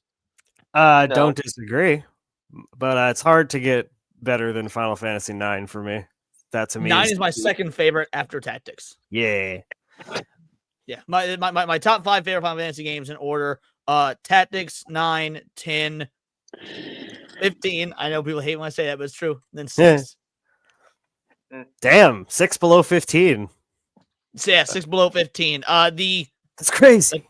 The camaraderie amongst the it's just the same 4 party members the whole game. The camaraderie amongst them throughout the game, it's brilliant. I think it's the most like realistically written, like just bros being bros in like an RPG element, I think that's ever been done. Leon likes hanging with the sausage party. I got it. Absolutely. Nah, dude. Boys night, hell yeah. Big titty anime girls, you know, I need them in my This is a party. game. This is boys' night out. That's why X is my favorite. Tactics. What'd you say, Paul? That's why X is my favorite. You know, we got Lulu. 10, not X. Fuck you, 10. It's This is Final Fantasy X. Most people I find call it FFX. FFX, yeah. Yeah, oddly enough, like that's just became the nomenclature. I mean, I agree it is Final Fantasy X in the literal sense, but I've always called it Final Fantasy X. If I'm typing it out, I write FFX because, like, by the way, does it bother anyone else like when people type out the Final Fantasy games and they don't use Roman numerals? No, it never bugged me, but I see where you're coming from. It's a very weird pet peeve. I know it's super specific, but like if you type out like FF and then you 13 or you type 1-3 or for 10 you put the number 10, like it bothers me. What were you saying, Caramon? A tiny bit. It a little bothers me, but I'll deal with it. Like, the only time it's acceptable is like if you're like Final Fantasy X-2, like you write 10-2 because it's 10-2. It's the second one. That one's fine. But like the title's done in Roman numerals, it should be written as such. I'm surprised you put "that's fine" and 10-2 in the same sentence. Nah, that's the real hot take here. I'm gonna clip that out of context. Spear Matt, was you're kind right. of cool. Okay, that was about it. The dress spear was kind of cool.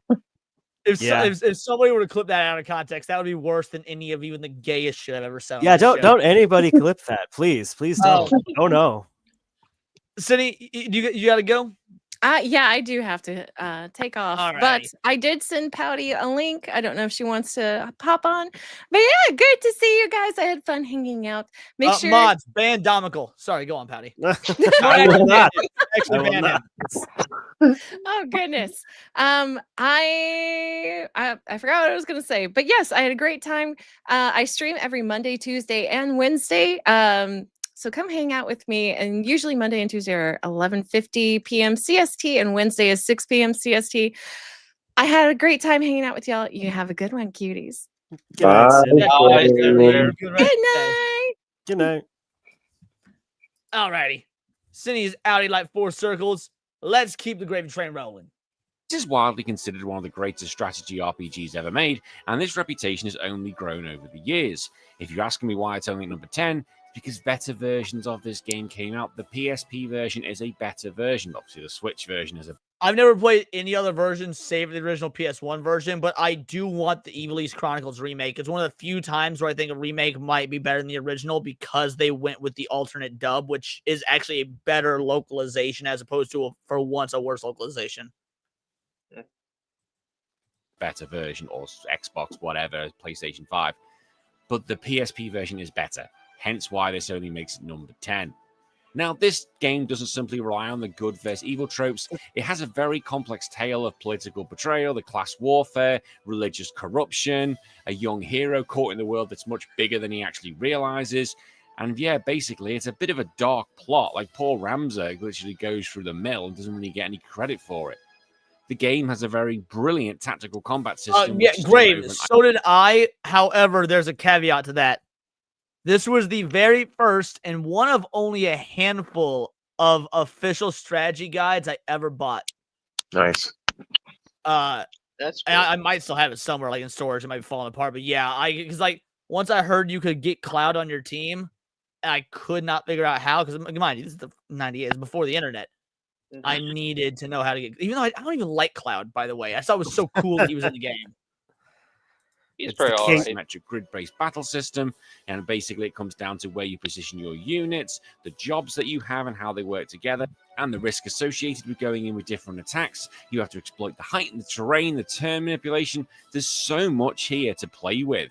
Like, no battlefield is absolutely trivial. Of course, you can absolutely grind it forward if you want. But even random encounters, especially the beginning, can be very difficult without actually any planning.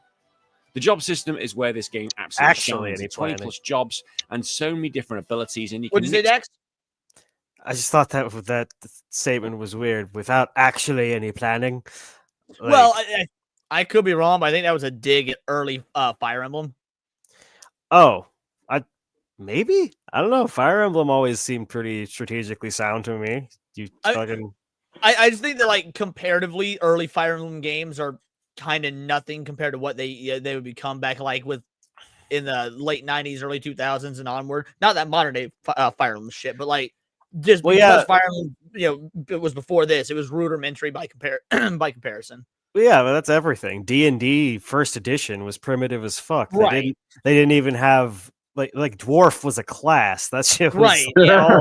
I mean, D&D first edition, it is a war game more than it's an actual role playing game. Yeah, it didn't really become that until AD&D. But yeah, if you want to have a white mage that do you have anything to add or just hit play? Yeah, hit play. And suddenly punch someone from across the screen, you could Catch do later, so. Goa. Not necessarily the best use of your time, but it can be done. The world itself is so well written and beautifully done. Like, this is one where you can get absolutely... Something just occurred to me. I wonder if he's going by North American release dates, because if he's going by just first release date period, my favorite game of all time is from 98, but it didn't actually get an American release till 99. So I'm curious as to what he's basing his criteria off of here.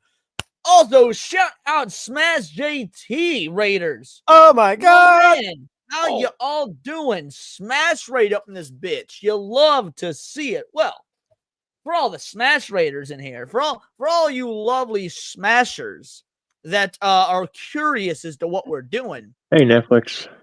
I've assembled a team, and we are looking at the top 10 games of 1998 and seeing if we agree with this list. Now, mind you, we're only one game in so far. You came in at a brilliant time. We're only one game in, number 10 slot, Final Fantasy Tactics. List already off to a great start. Video game lists and a Smash Raid. This is deja vu up the ass up in here. No kidding. Didn't this happen a few weeks ago? You're Yes. right. Yeah. Smash JT says, started Metroid Prime 4. It's not terrible yet. I didn't think it would be terrible. Now, I definitely think there's probably going to be the obvious issues with it that a lot of people have talked about. But damn near every single Metroid game, except for Other M, has been a fucking banger. So I don't doubt this one's good. It just seems like it might be a disappointment when you compare it to the straight up brilliance that are Metroid Prime 1 and 2. Yeah, I mean, didn't play 3, if I'm being completely honest, so I don't actually know if 3 was any good. I couldn't finish 1.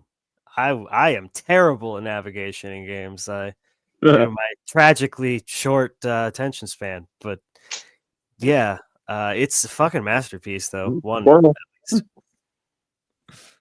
Catch you later, Smash. Have a good rest of your night. And again, Smash Raiders, welcome in, guys. All right, let's keep going. Lost in the story. Like, in Deleter alone, he's like one of the best anti-heroes in Final Fantasy history. And if I do a top 10 heroes or anti-heroes, he's definitely making that list. Considering Final Fantasy is often known for its light storytelling, the tone, really, this game ain't it. It is extremely dark. Like, it's darker than 6, and that was a dark game. It's darker than Squall being Rudy Git in number 8. One of the darkest, I think it is the darkest Final Fantasy I can think of, although someone will come and say, well, no, actually, this is a darker one. I know 6 had a dark mid-game. I know that.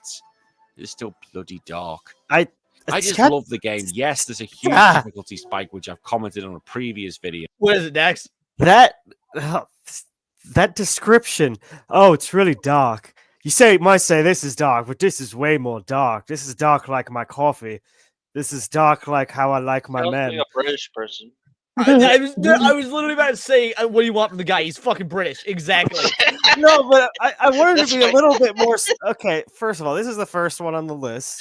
Maybe, maybe the future entries get a little better worded than this, but like, can you go into why the themes are so dark and why that's a good thing? Like, come on, man. Well, like, I'm tired of like people. It's a thing. It's a common thing that fucking dumb broads and really dumb dudes as well. But we'll talk about broads here. Think that British people are more intelligent just because of their fucking accent. I like hearing a British. What? I never thought that. It can't be that intelligent. It's a common thing, Paul. Is it not a common thing? What? Paul, is it not a common thing? Is that not a common sentiment amongst women? It is a common thing, but like, look what they eat. They're not that smart. Jesus. Yeah. Very obviously, they're not that smart. So I like hearing a Brit that does sound retarded because, maybe it can stop that fucking stereotype. Just because you sound sophisticated doesn't mean you are. Oh, we lost Paul. I love. No, it's just us 3. If you're not prepared for it, you know. It's all I can say. You know. But I want to know. Tell me. Value because you might complete it with one set of characters, and then, do you know what? I want to do it with different jobs. It's awesome. I want to play around with this. It's awesome. Final Fantasy Tactics is truly one of my favorite games of all time, and the more I play it, especially the version I have on the Switch, the more I absolutely love it. And number 9, Street Fighter. Street Fighter, like I said, I'm almost positive this is Alpha 3. I want to know if I'm right because I'm pretty sure this is Alpha 3. Looking at the art style, yeah, it literally says it at the bottom. But yes, I didn't realize you put it at the bottom. I was like, you can see already. What the hell? I didn't know. To be fair, I'm also reading chat and shit. I didn't realize it said at the bottom. While this is my favorite Street Fighter game, was this one of the best games of '98? It's pretty damn good. I don't really know. I mean, this kind of goes back to the comments you made about like game of the year and why fighting games would almost never reach that category because they don't have broad enough appeal. I think if a fighting game comes out and it's this good and it inspires that many fighting games after it, it's worth, some accolades. And that I don't really care about the Game Awards in general, but like, yeah, I'd say this is a fine spot for number 9. I want to see the rest of the list. I also need to see what games came out in '98, just because again that's so long it all sort of blurs together. But like I'm not mad at being on the list. It's Alpha 3. Now, I know some of you are going to be sitting there going, what the Fukidi Duke are you doing putting Street Fighter Alpha 3 ahead of Final Fantasy Tactics? Well, hear me. That was one of my favorite. Hold on. The Fukidi Duke. My second main after Guy right here. Cody. Yeah, Cody's my second main after Guy. Are you doing putting Street Fighter Alpha 3 ahead of Final Fantasy Tactics? Well, hear me out. Is it because you went to jail? Versions on. It's kind of funny. I had not gone to jail by the time this fucking game came out, Dax. I did him way later in life. So he inspired you. PSP. Yes. But also, I wasn't playing that on the PlayStation back in the day. Now, I had to wait until the PSP version because it was never released in European Why does he regions, talk about the whereas Street Fighter PSP? Alpha- Wait, Street Fighter Alpha 3 wasn't released in Europe? That's fucking nuts. Yeah, no shit. That's interesting. That's actually. This is an educational show, folks. Sorry, what were you saying, Gal Caramon? I said that was interesting. And by that time, I was already a big fighting nut. Is that a word? I'm going to make it a word.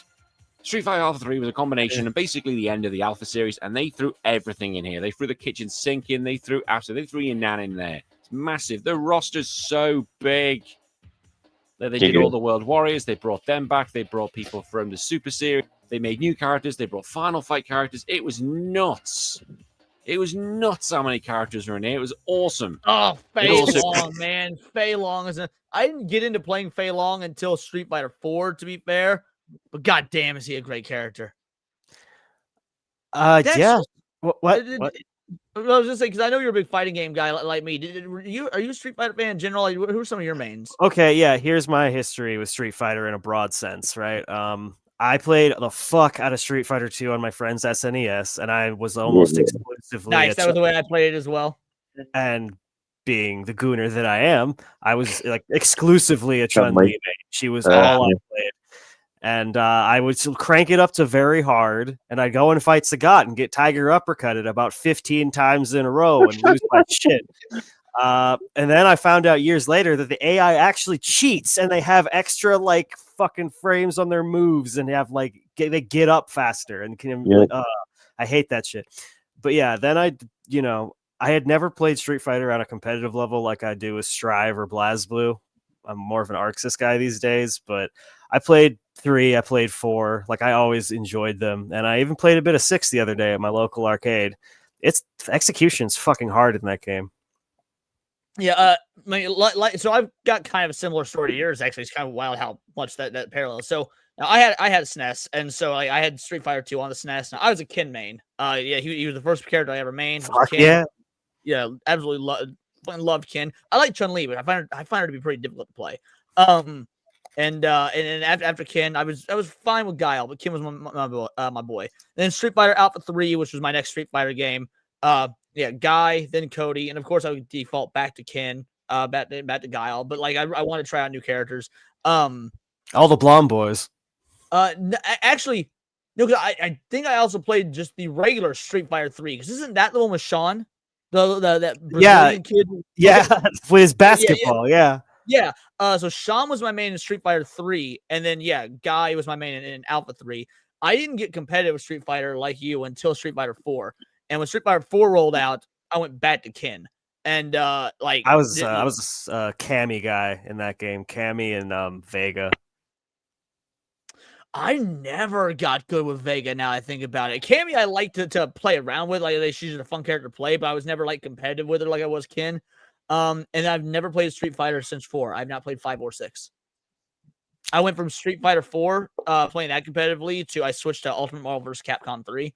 And that was when I played competitively. With my team was Wesker, Dante, and Deadpool. Based. Although my very first competitive fighter that I ever like went to tournament for was X-Men: Children of the Atom. Oh shit! That's Oh, deep. First fighting game tournament went X-Men: Children of the Atom. I was an Iceman main. I'm pretty cool, so you can just call me the Iceman. My main fighter and- was Tekken. Oh, what did you say, Paul? Oh, your first was Tekken? No, my main fighter was Tekken. Specifically, I loved Tekken Tag Tournament. Was excellent. Played the shit out of What that. system was that on? PS2. Was it? I've always been terrible at Tekken. It's not bad, but it's not for me. I fucking suck at Tekken. King and Armored King, baby. Fuck yeah. Oh yeah, that Pretty rat. good with the bear too. Sorry, go. What was that, Paul? Pretty good with the bear too. I forget his name. Kuma, yeah. Giggity. So bear. I couldn't have told you that. Yeah. Now, King of Fighters is interesting, Salmazan, because I didn't get into King of Fighters until probably 6 or 7 years ago, and it was really hard to get into because a lot of games, including ArcSys, and frankly, I'm with Dax. I actually like ArcSys better than Capcom at this time, but at this point. Oh, a lot of fighting games kind of copy the Capcom method. King of Fighters doesn't, and having to untrain myself from the Capcom method was super difficult. I like King of Fighters, but 3D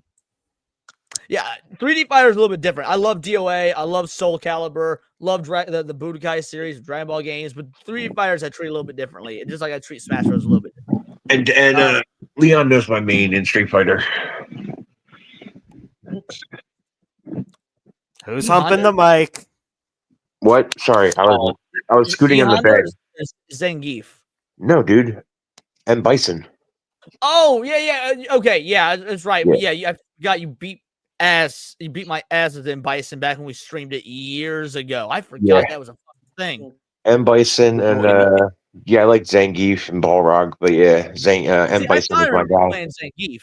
Yeah, because I like wrestling, so Russian makes sense. fucking mega pile drivers and shit.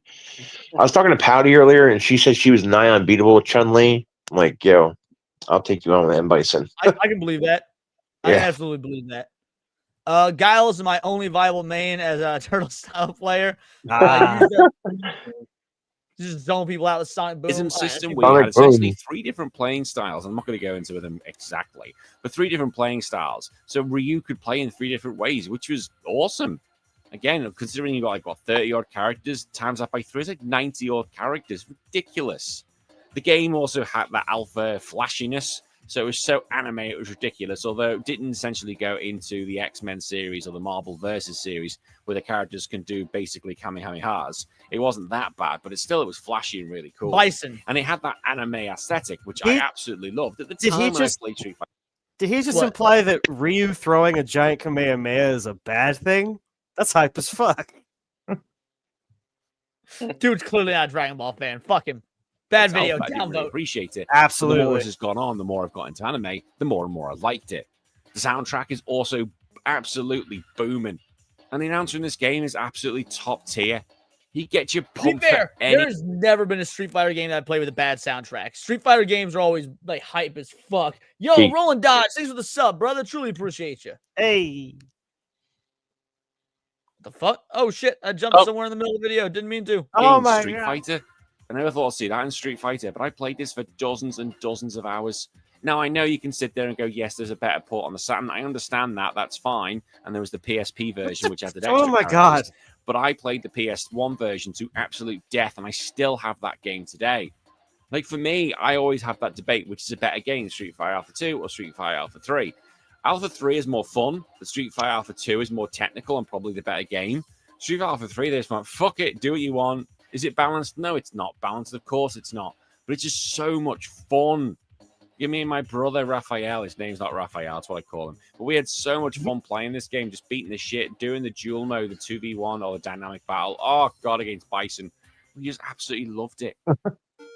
And number 8, Link's Awakening. Wow, this dude is on point with his picks from '98 so far, dude. Mm-hmm. Picks, yes. Description, Yeah. The description could use a little bit of work, but this is my favorite 2D Zelda game of all time, Link's Awakening DX. Quick question though, we never got Gal's Street Fighter main, I don't think. I don't play Street Fighter. Never. I fucking knew it. My first time play a fight game was Mortal Kombat 9.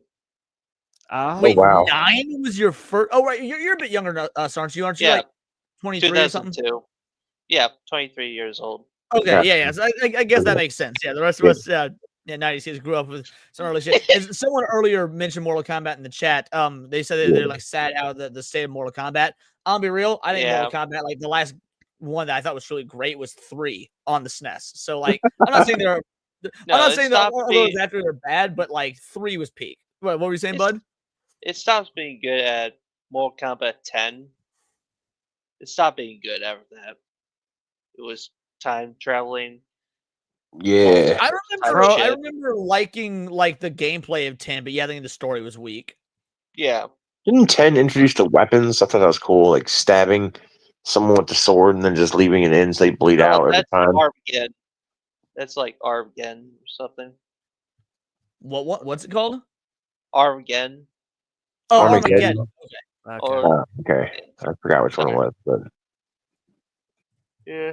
Now, I'm going to sit here and people are going to go, well, hang on, this came out much earlier. Yes, kind dang, of. Sony Link's actor just Awakening died did. too. DX is often considered the definitive version of Yeah, yeah.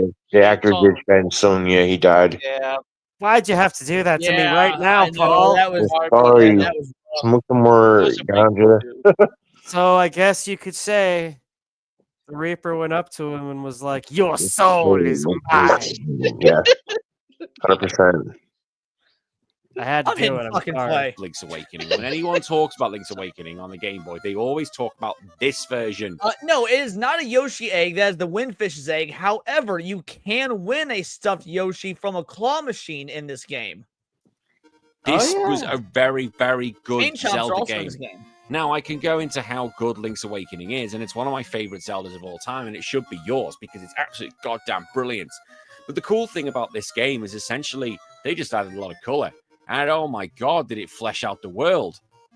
Having full color graphics just made the world feel so alive.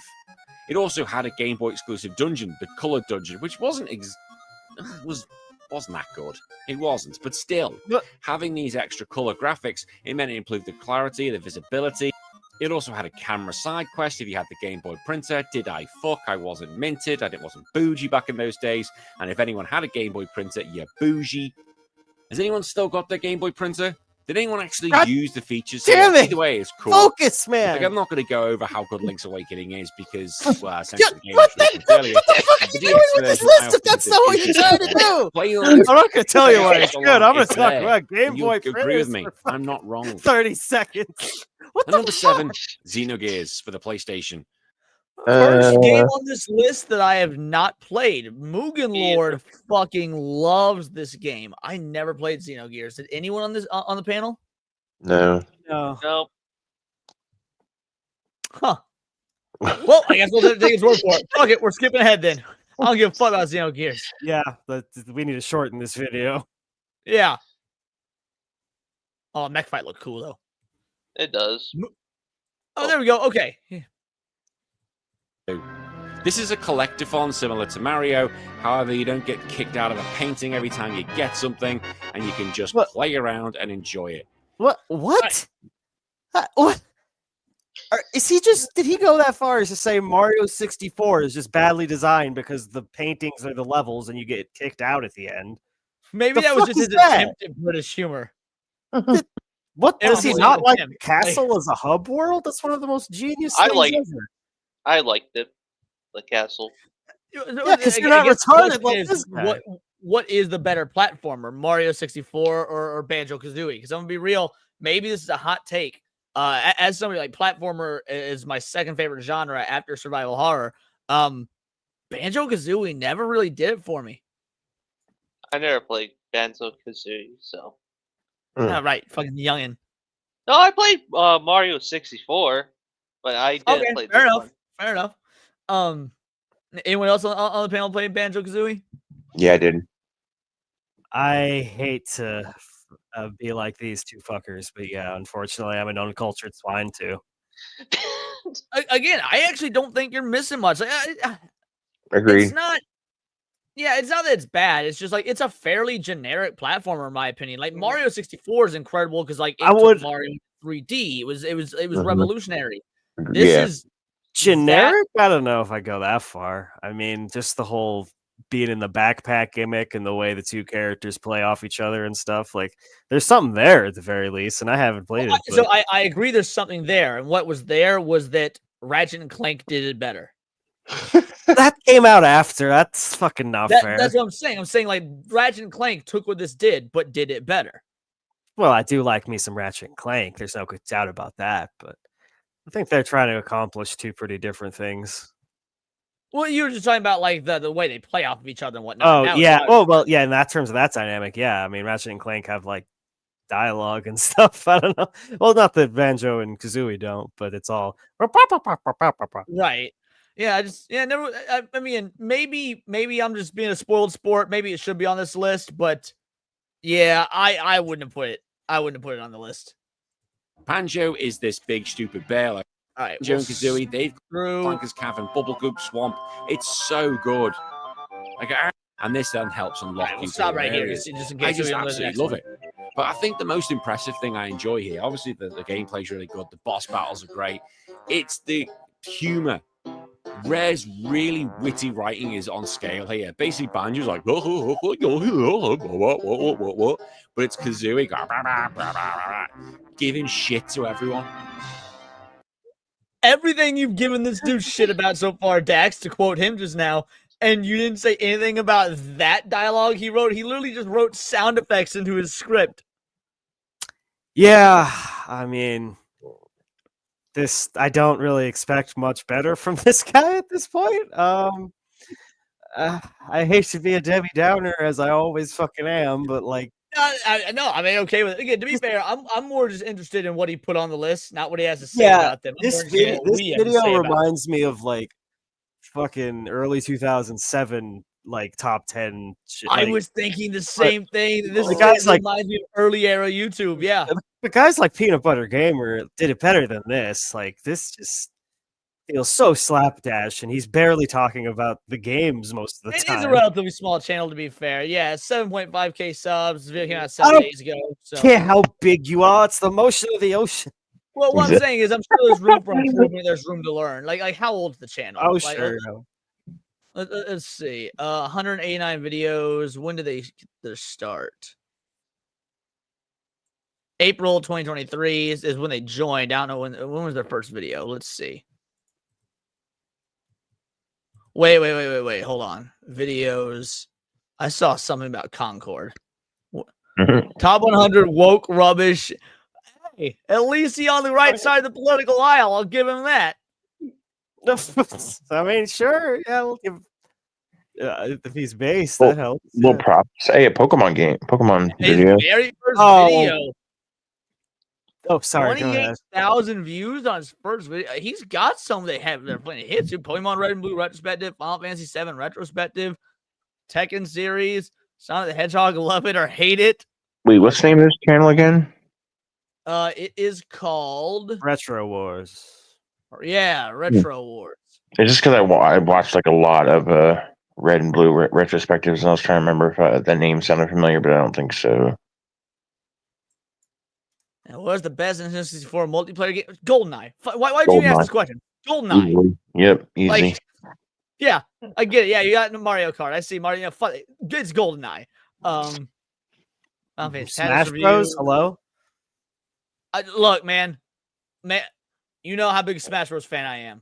GoldenEye. So I'm gonna sound like a real hater here. Clears. Dude, the original Smash Bros. Has not aged well. It hasn't. Smash 64 is not aged well. If I'm like lost on a desert island, it's the only game I got. Sure, I'll play it, but I will never go back to it. I'll go back to Melee every goddamn You know day. what? I'll never play the original. Okay, well, here's the real question then: 64 or Brawl?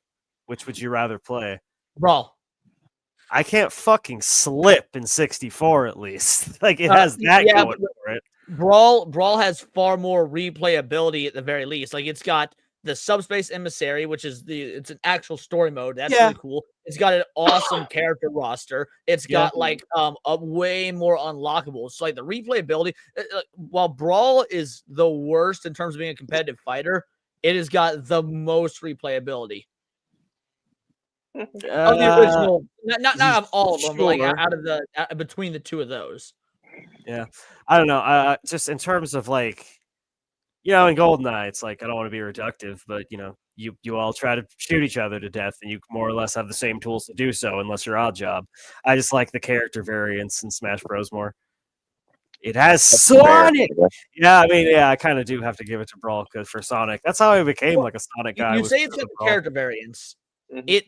It does, but not by much. Smash Bros. The original Smash Bros. Doesn't it have like 11 characters? Let me check. It's got it's like Mario, Sonic, Donkey Kong, Samus, Fox, Pikachu, Link. There was no Sonic. Ness. I didn't say Sonic. I thought you did. 12. There was 12. 12. Jigglypuff. Hold on. That means I'm missing 3. Captain Falcon. Luigi. Yep, Captain Falcon. Hold on. Who's the last one missing? Give me a second. That means I'm only missing one. Kirby. I was actually wondering if you said Kirby. So nope. I was able to name all 12 characters right there. And the reason you say like there's a lot of character variants, half them play the same. Like Mario and Luigi effectively play the same. Of course, you go for that one first. Come on, like Kirby and Donkey Kong could not be more different. Right. All I'm saying is like the variance isn't that much compared. It's good for. I'm saying compared to GoldenEye, not compared to fucking Brawl. Like that's the thing. Okay, yeah.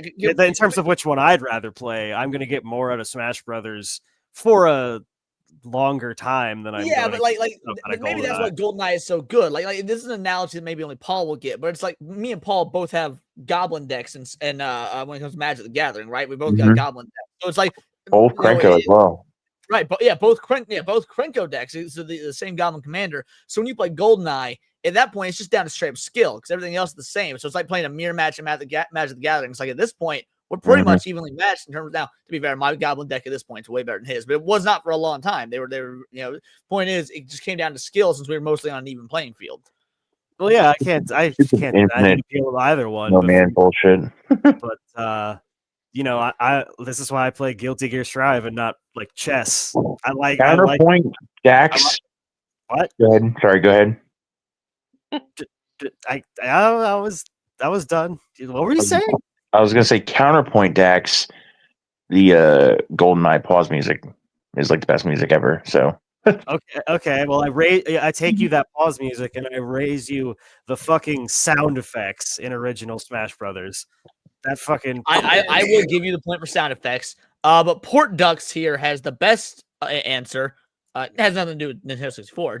Ratchet and Clank was deadly fun, but Jak and Daxter is better level design. At least try to be half as good as Mario 64. Jak and Daxter is of the PS2 era my favorite platformers of all time. It's pretty good. Jak feels so good to control in those games. He's just smooth. All three of them, brilliant. Yeah. Like my top 3 favorite platformers of all time are Sonic, Jak and Daxter, and Spyro. Ah, hell yeah. Like she's giving shit to Bottles the bad. He's in a modern, he's a mole. Giving shit to Bottles the whole time. Giving shit to Gruntilda. And Gruntilda speaks in rhymes the whole time. That is superb. The whole time. They didn't have to go that hard, but they did.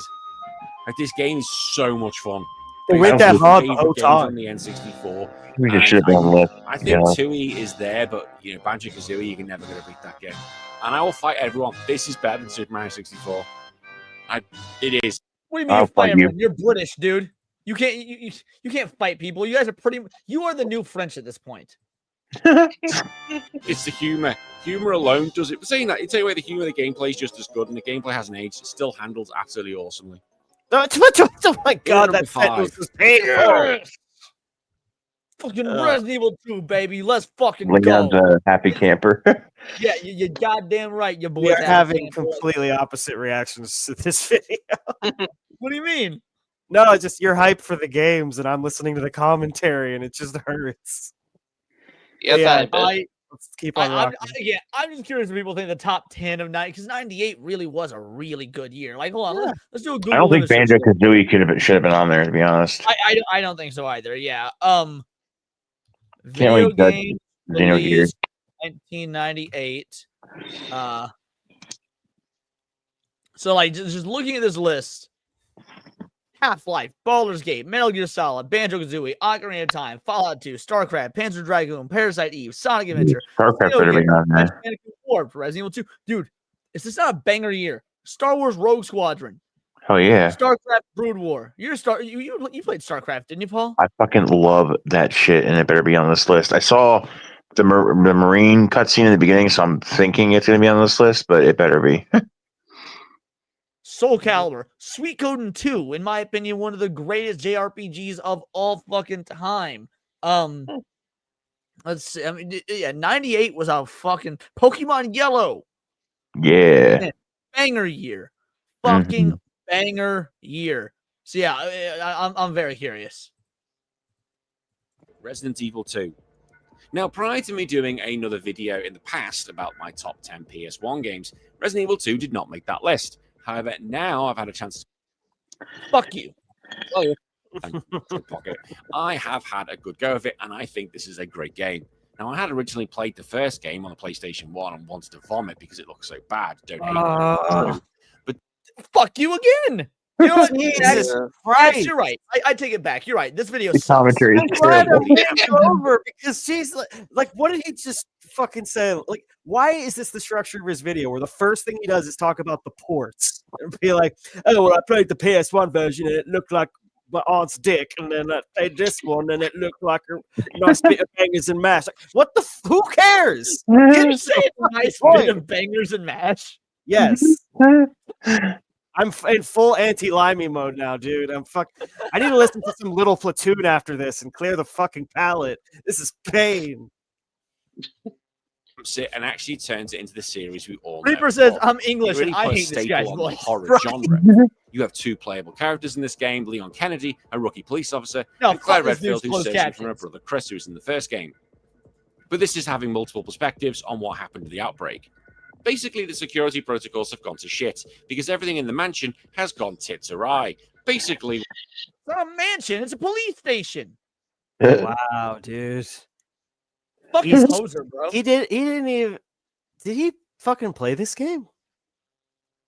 Did he play any of these games? AI script. what happened in a certain laboratory in a certain part of the world released a virus that infected everyone. Well, that's what's happened in Raccoon City. A certain virus of unknown origin left a house because security protocols were okay. He was recapping the first one. Fair enough. All right, my bad. good enough. Well, and then lo and behold, why we have though? what we have, and there's an absolute outbreak, and everyone's turning into zombies. Ha ha! What a comparison! I'm going to get in trouble for that one, aren't I? Saying Oh my that, God. survival. Fuck you and your COVID joke. I don't care. Yes, you were in trouble for that one. I am your first official downvote. Is there a meme? The other day, I'll survive this. Deserved. I'll be See the fine. face? But this game really What? made Center? You see the center with the black guy? I think that's or What, Don Cheadle? On Cheadle? oh.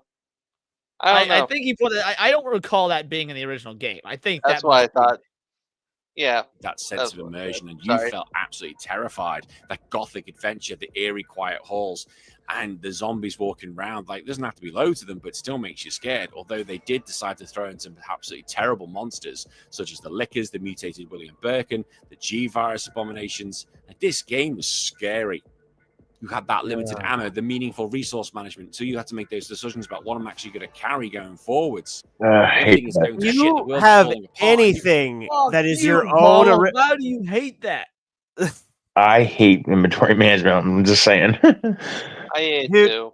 If This anyone, bitch. no, listen, you two dumb I wanna fucks. If hoard either everything.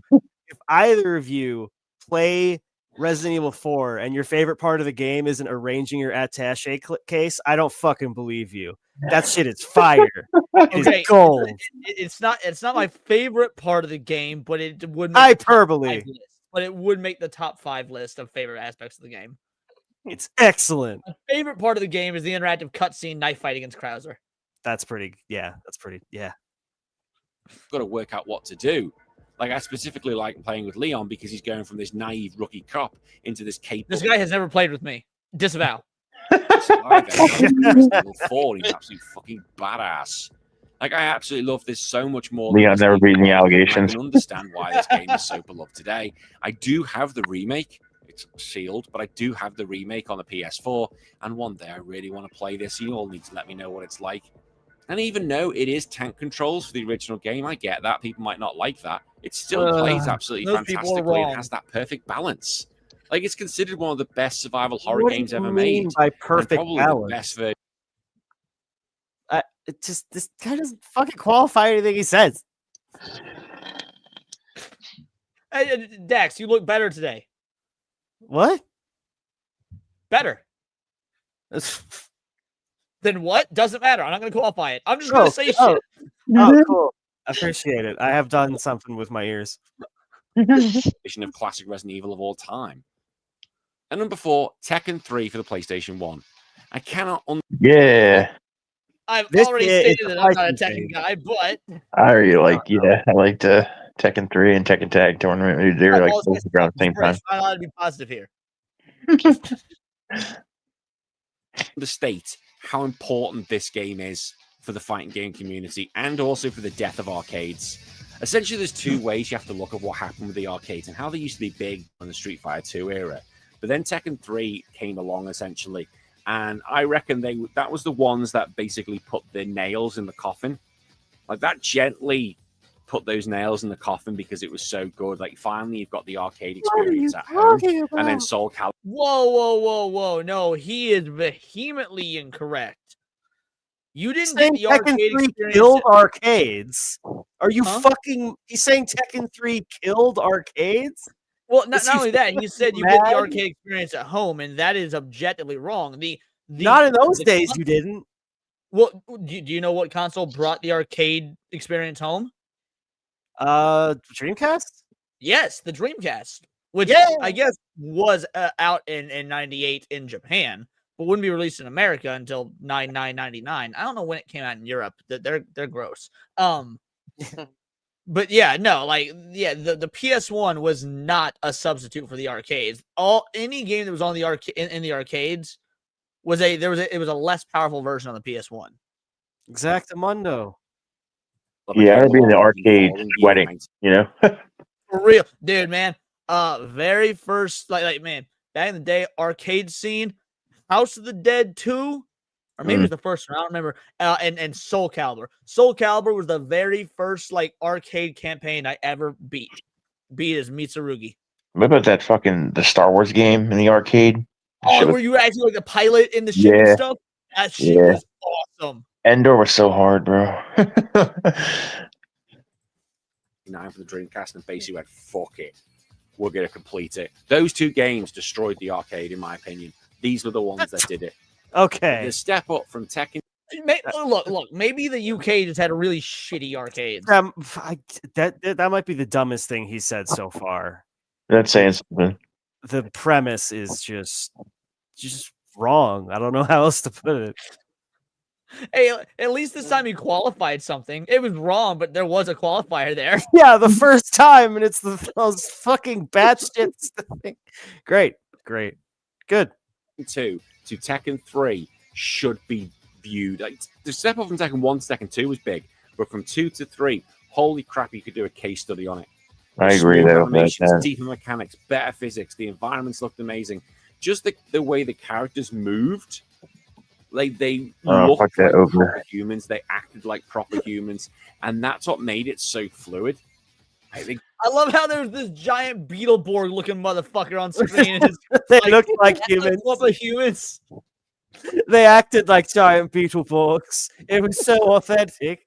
The game was just so good. And when I did this for the podcast, this was a few years ago when we first started, I was playing it and I was like, holy shit, this game still holds up now. Whilst Tekken's template does resemble number 5 now, and they've kind of stuck with that, Tekken 3 still has the bones of it, and it still plays so well. And this game should always be praised because it took a big jump from the narrative sense from Tekken 2 to Tekken 3.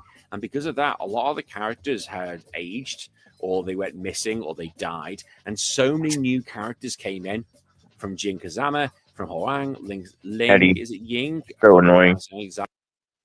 What did you say? Oh, Eddie was For annoying. Eddie, so fucking annoying with his breakdancing bullshit. Yeah. You will not talk ill of capoeira.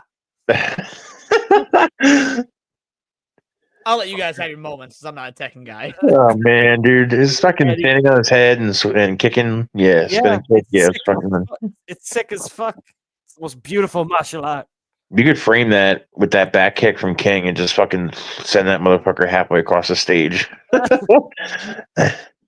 Beautiful. Hard to do though. Eddie Guardo, Brian Fury, Forrest Law, who was Martial Law's son. And New King. So many new characters. And sometimes if you look at like, why are you just randomly throwing? Did you guys see that? Bongos, yes. Bongos. And New King. So many new characters. And sometimes if you look at Free like maybe frame. Street Fighter What 3, was that the new for? About his challenges, timeline? that Like, what could was have been that? the end of it.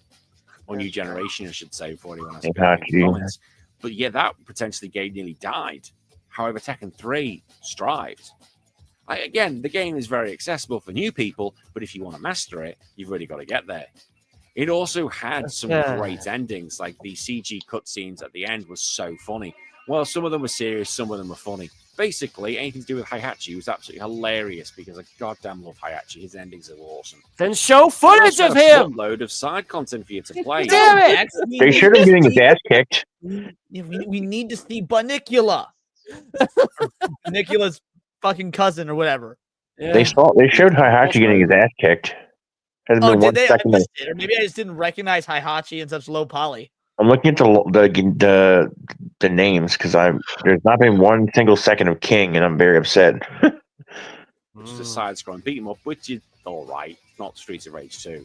And Tekken Ball. Why are we which is talking a about Streets of Rage volleyball-style 2? game. Tell me you why, damage opponents motherfucker. with the ball, which is hilarious. And that's how you get an extra character called Gon, who is a little green dinosaur who's never been seen again because he was a guest character. But even still, he was so fun. But back then, this roster was iconic. The mechanics were deep. The presentation is still stylish. Seriously, go back and play Tekken 3 and you'll sit there and go, Jesus Christ, this really does hang up. Probably more than anything else on this list. It still holds up today. Or just play Number Tekken 3. Tag Tournament. It's like the same thing, but like just the two people instead of one, you know? All that footage, and there was no King. Are you all right, Paul? No You gonna fucking make it? King. He just mentioned his name once. I'm like, God damn you, motherfucker. Seriously. No, I want to see my cougar boy. King would be embarrassed to be in this dude's video, Paul. That's He's probably honest. I Because am King is also surprised. a luchador, like a lucha wrestler, which is fucking. I love wrestlers in fighting games, dude. I'm surprised this didn't get the number 2 spot. I figured for sure it'll be Metal Gear Solid number 2, then Ocarina of Time at number 1. Metal Gear Solid for the PlayStation. Also, yep. to be real, do we care what he has to say about Metal Gear? Or can I skip forward? I'm actually interested in how bland he can make Metal Gear sound because all right, man, Putting it at man, number you 3. have a lot Someone's to going to talk hate me for that, but I am. I'm putting it at number 3. And Metal Gear Solid 3 was really where Kojima went, yep, swung his dick out, went, I'm here. I am going to change absolutely everything. He is Asian. There is no swinging of that dick. There is like there might be little bits of just like nudging. A little sway. There's dangling. There's not so much. Oh no, you need a little bit of length to dangle. I think it's just a little sway. Just a light thicket in the breeze. Because he basically made a movie, and it essentially shifted how we look at video games. Sorry, and it made Salvador. it more like a story. There was great cinematics, there was stealth gameplay, and it had that emotional depth. Like even today, it's still sat there, and with number 2 and number 1 is probably some of the most influential Agreed, titles ever Nagano. made. It was nothing that had been like this before. Hold So on, prior to hold this game, a on. lot of I take it back. You're disgusting. You played Soul Calibur 2 on the fucking Xbox. Oh my god, you heathen! You didn't get Yeah. Link? As everybody knows, GameCube Soul Calibur 2 is the superior Soul Calibur 2. That's the tits. the story was often delivered through cutscenes or text boxes.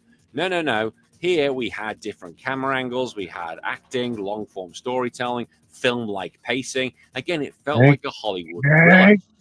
The stealth gameplay you think would be the main thing, and it should have been, but obviously the Dude, dynamic. I don't remember if it was an episode of Neon Leon or what sort of stream I was doing, but I called the voice acting in this game bad because it is.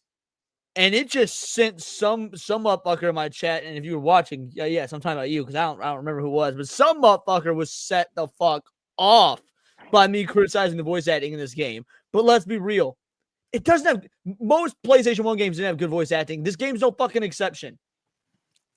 Am I wrong? Is that a hot take? Dubs back in the day were like decent at best, so yeah, I'd say this one hasn't aged that great. It's fucking memorable, and David Hayter, that's David Hayter, right? Yes. Is still fucking. I mean, he knew the assignment. Like, it's cheesy, but it's genuine. Like, it's not a great bit of VA work. I'd say it got better over the course of the series, but for the time, this was serviceable. Yeah, I got no issues with the game. I mean, I shouldn't say I got no issues with it. I've made it very clear that I'm not a Kojima fan. I'm not a Metal Gear fan. But, like, it's earned its place. I understand why it's popular and whatnot. But, like, objectively, voice acting it's not very good. I mean, I'll give it maybe it's fine. But, dude, yeah, motherfucker in the chat blew up on me for daring to talk shit about this game. It's like, it's got flaws. It's not perfect. Kojima stands, man. What are you going to do? For fucking real. To take over. But yes, the gameplay was stealth-based, and this game proved that sneaking around can be just as much fun as shooting people, although you can shoot people, but the idea is to sneak around in a goddamn box. This is a very adult game. Like, basically, there's the whole thing of psychological... Why you scream? You know why?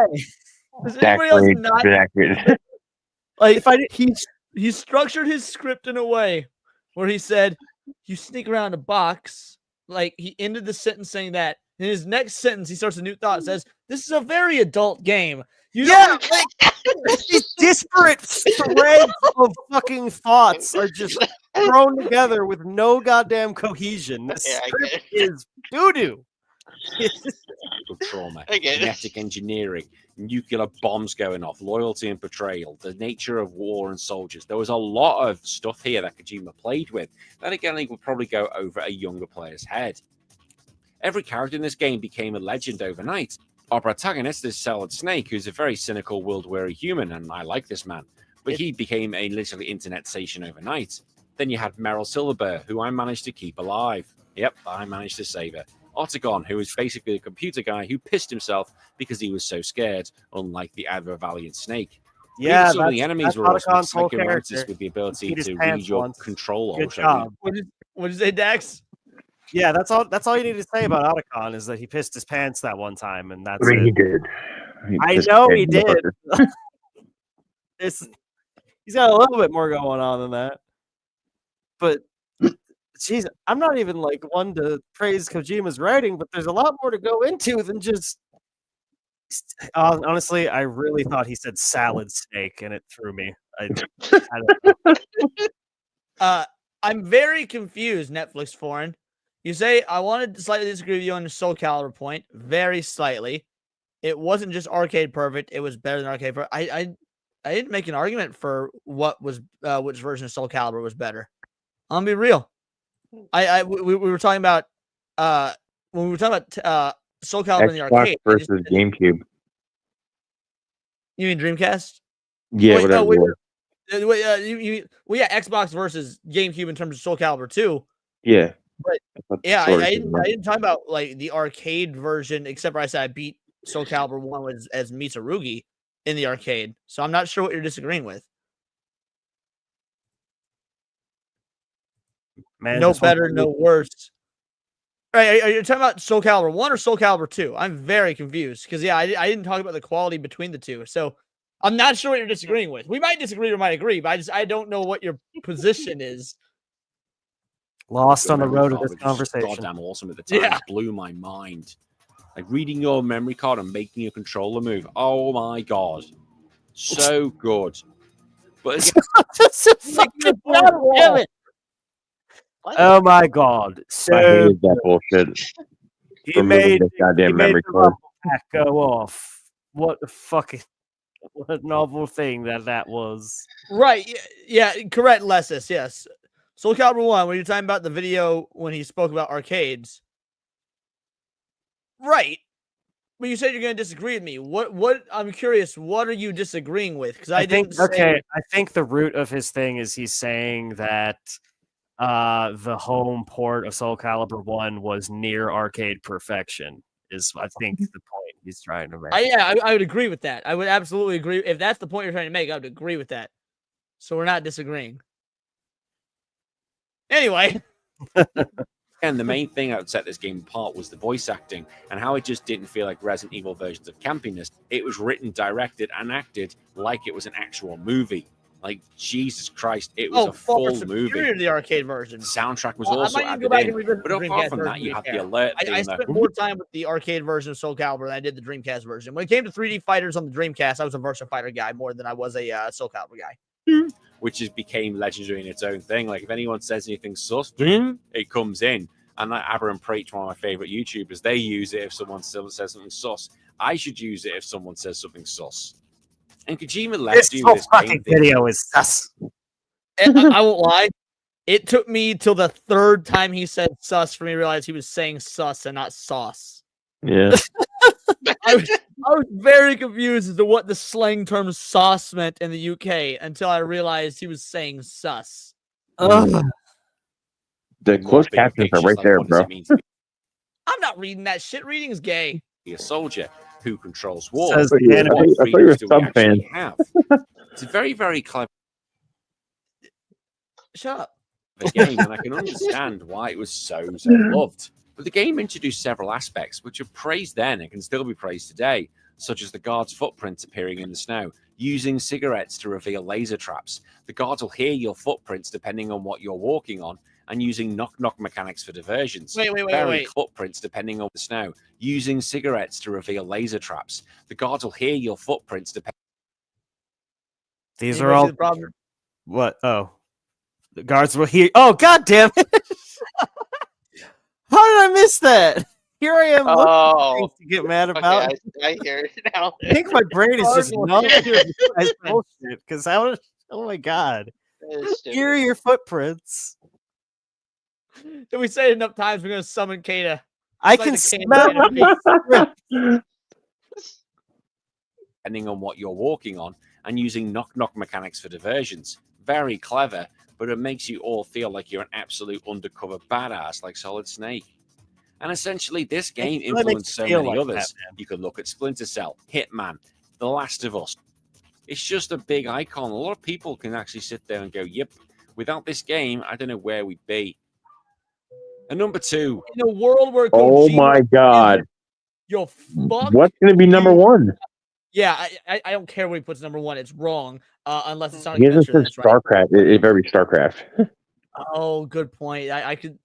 Anyway, where would we be without this game was his question about Metal Gear. In a world where Kojima isn't famous, and thus far, by default, isn't the overrated hack that he actually is. Got him. I mean, is retconning Metal Gear out of existence worth getting rid of Death Stranding? Maybe. The world may never know. If for no other reason, then it would also retcon out of existence the 2 weeks straight where Death Stranding was all Hypno would talk about in our group chat. I do not like I've never seen him be that much like a fucking child, and I mean that in a good way. Fanboy. Like giddy. I've never really read Hypno. He's had moments where he gets giddy like about a game, but it was just 2 weeks of just like spam texting in between planning out streams how in love he is with Death Stranding. It was so weird. Well, I mean, I went with this. Hypno just really likes being a burro for some reason. It's for number 2, so you're thinking, what the fuck did he do? Because number 1. So when Ocarina of Time released in 1998, it didn't just set the standard. And that's for why you Zelda put it titles, there. It set the For standard shock for value. video games altogether. It has the highest rated score on Metacritic and one of the only scores to get. I don't fucking care about the Metacritic score. And it managed to successfully. Tell me do about that the game. transition. Actually, I will say the fact that almost 30 years later, in 3 years, it'll be 30 years, right? Almost 30 years later, the fact that it's still is the video game with the highest score of every game ever on Metacritic. Like, to hold that record for 30 years is pretty fucking impressive. Mm-hmm. Mm-hmm. This should have been 2D number games one. have passed to the Agreed. 3D games that we needed it to be. The Z targeting, which was introduced to this game and then was pinched by everyone else, allowed for that smooth 3D combat. And this then allowed the camera to follow Link dynamically, and it never felt clunky. You might have done in other games like Mario 64. Which, What by the way, fuck? Huh? Why does Next- he keep throwing strays at 64? Yeah. This is I my just favorite wanna- Zelda game. I just want to tell y'all right now to unsubscribe from Side Scrollers Podcast. I wouldn't normally throw a fellow content creator under the bus like this. What are you doing to Craig, motherfucker? Yeah. Craig said that Ocarina of Time hasn't aged well. Okay, yeah, Leon might be right in this. Yeah, instance. Sorry, guys. We have unsubscribe and block. Jesus. Yeah. Like, he just openly fucking said it yesterday. And I legit did a fucking double take. I was like, there's no way that wasn't a troll job. He was being 100% sincere. I've replayed Ocarina of Time so many times throughout the course. Like, it holds up brilliantly. What This has is definitely my favorite. I know you said Twilight Princess is your favorite, Leon, but this one is mine.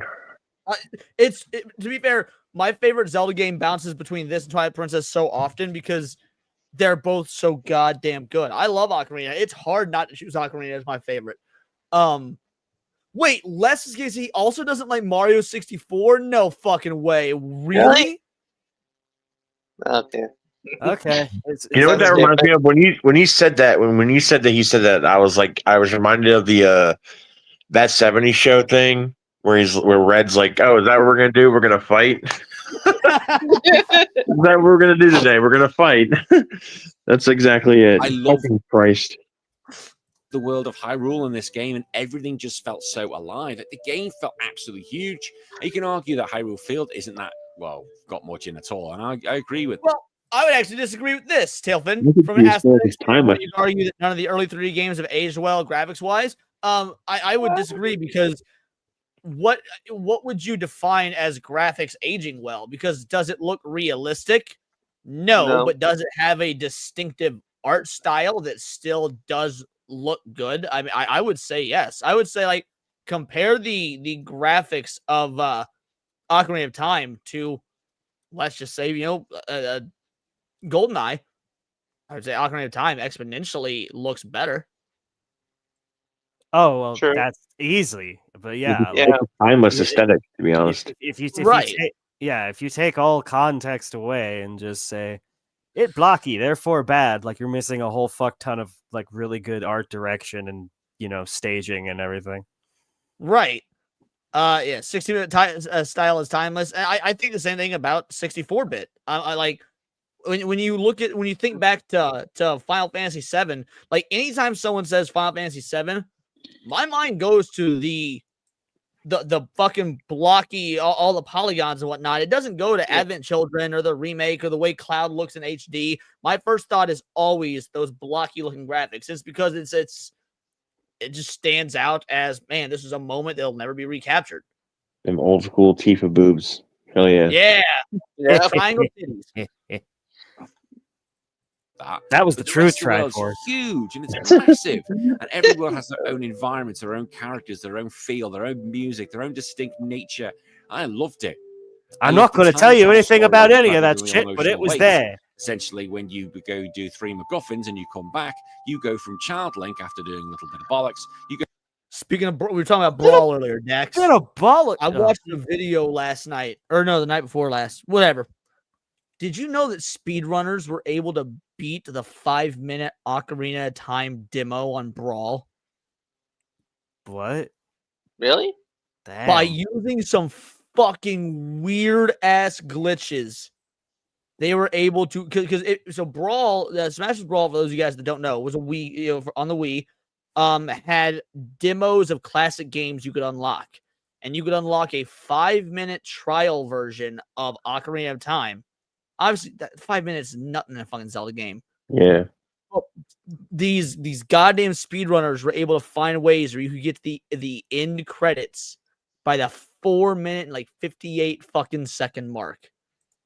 That's pretty cool. Shit is great. It was a really cool video to watch. There's no Different tism like childlike. speedrunner tism. Holy Yeah, Right. exactly. Sounds really like you've just touched someone. That's not the case. You know what What? I mean? You pull Whoa, out the master roll sword, it that's back. even worse. Wait. Oh, no. From child link. Touch after two doing now? bollocks. You go from Child Link after doing a little bit of bollocks. And you go do 3 MacGuffins and you come back. You go from child link after doing a little bit of bollocks. You go from child let. Sounds Bollocks. really like you've just touched someone. That's not the case. You know. What the fuck? Hold on, was that even a grammatically correct sentence? No! No. Like, That was like three. Oh my god. This dude's a fucking alien.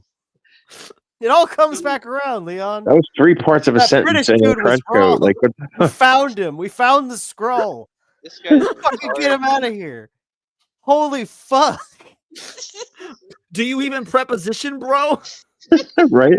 Seriously. Oh, shout out, pay it forward over on Kick. We love seeing Kick viewers. What Yeah. up? Thank you, sir. Oh, what I mean. You pull out the master sword. That's even worse. Oh no. Oh well, I'm getting cancelled for that one. But either way, you pull. Can I? No, you're not, because we can't understand what you said. You're I good, don't bro. know. He said you pull out the master sword, and he said it with a negative connotation. Therefore, fuck this guy. That part I understood. Like, okay, sure, it's like pulling out your dick or whatever. But the thing before that, like, how did he just said, oh, as a child Link doing a bit of bollocks, and you touch someone. Like, what? Yeah. How do you even? What is it like living in this dude's brain? What's it like living in the UK? Oh wait. Well, there you go. That explains This is what the UK does to a motherfucker. This is tragic. Send this man help. Londonistan. Pull out the master. Oh god.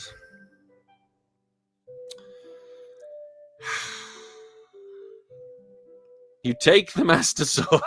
That is everybody listening to your thing, bro. You get both hands on the. You You know sheath the master. Wait. Why is he laughing? So the master Jimmy sword Fallon, falls out. okay? He's laughing at his own thing. How else do I dicks. do that without That's trying it. to crack up? That's Oh. all. Link is Is that trapped, what and he's basically laughing about? because 'Cause I don't they even need- know. It's just Yeah. infectious. He's He Jimmy made Fallon. He's just laughing at his own jokes, you know. He made a fucking minute long dick joke where it was just master sword. That's it. That's all he had for the premise, and he thought it was so fucking funny that he stopped talking about one of the greatest fucking games of all time in a top 10 list about video games.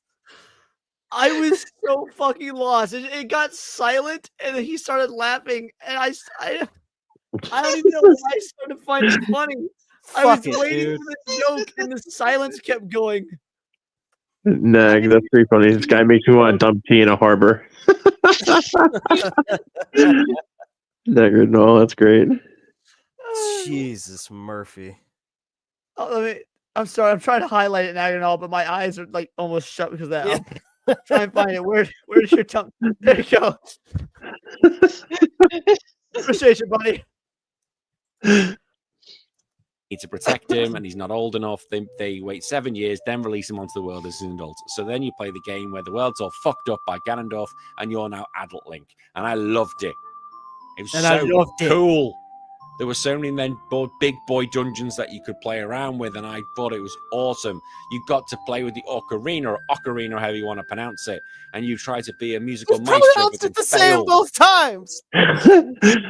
There's slight stressor on a different syllable, maybe. I don't know. Does any part of your brain work? I think this guy's retarded. I don't think he's retarded. I just think he's British, which is effectively the same thing. I think he's not only British, he's Cockney. He's a special kind. British or mental retardation, call it. You know, Fucking British hillbilly up in this bitch making YouTube videos from 2008. We've got one more of these, by the way. Somehow we I haven't need an gotten. opinion. Call James Corden. this is amazing, to be honest. Cool. It's Some one of the soundtrack best videos I've sticks ever with me to seen. this day. The opening Zelda tune, Zelda's Lullaby. Some of it is so good, not the songs I used to try and play. And I said his legacy is absolutely unmatched. And any game was a 3D adventure. And yet its legacy is unmatched, and it's at number Number 2. 2, yeah. Well, maybe he's got just either Sonic Adventure or the most sleeper pick ever. Games You that won't sit there and go, believe yeah, what I this based guy's myself off this game. It set the blueprint for modern day game design. And out of everything on this list, it is definitely the most most impactful. Maybe to video games, but maybe not to the world. Because number 1, Pokemon Red and Blue. Fuck off. But Are you that goddamn was kidding me? No. That was 96. That was in Japan.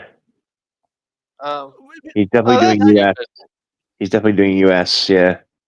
Why would he I be thought it doing came out in US? 97, though. Maker. I thought it was 97 for Red and Blue, though, to be honest, but I could be wrong. We were looking at the list for What 98 yellow? earlier. I think yellow was, yeah. 98. Yeah, yellow was 98. Yellow is the superior version, honestly, to be honest, but yeah.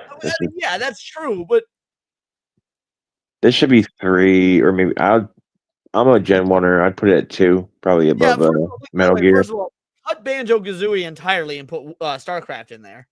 Yeah. Like, they put that in there as like Also, a, it's like an honorable mention, you in know? the intro, yeah. Exactly. No, Gen 1 and Gen 2 are not ass. They just haven't aged well. The time they came out, like they were, because you can't retroactively call something ass. They were very good games the time they came out. They've been improved upon, and the formula got better, and so they haven't aged. I'll agree they haven't aged well, but they were not ass. I recently just played Yellow and Crystal on that little 15,000 game thing that Trevor gave me for my birthday. It's like one of those handhelds. It's got like the 15,000 games. Yeah, it's still pretty good, even though it's fucking held together with like spit and duct tape. You know, Duct tape and prayers. Yeah. Yeah, I'm right. I'm with Naganal. Like, yes, Pokemon is of course important I as an agree. IP, but Yep. it should not be number 1. I am the biggest Pokemon fan, and I will agree. Ocarina should have been number 1, and I would put this at 2. Yeah, I gotta hear the dude's argument. How can you say that Pokemon Red and Blue is the best game 1998? Told you. First of all, it's my list, all right? Oh While my Zelda god! My Who the God. fuck else list did I think it was? You slithering buffoon! To be fair, Dax, at least he didn't do the thing that guy when we were watching the other night was like, and it's just my opinion. It's okay for you to have your own. Yours can be different, but this one's mine. When we were fucking watching the commercials with Enzo.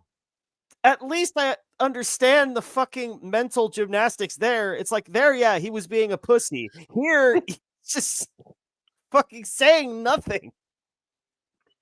Well, by the way, these games didn't come out in 98, so the point is moot.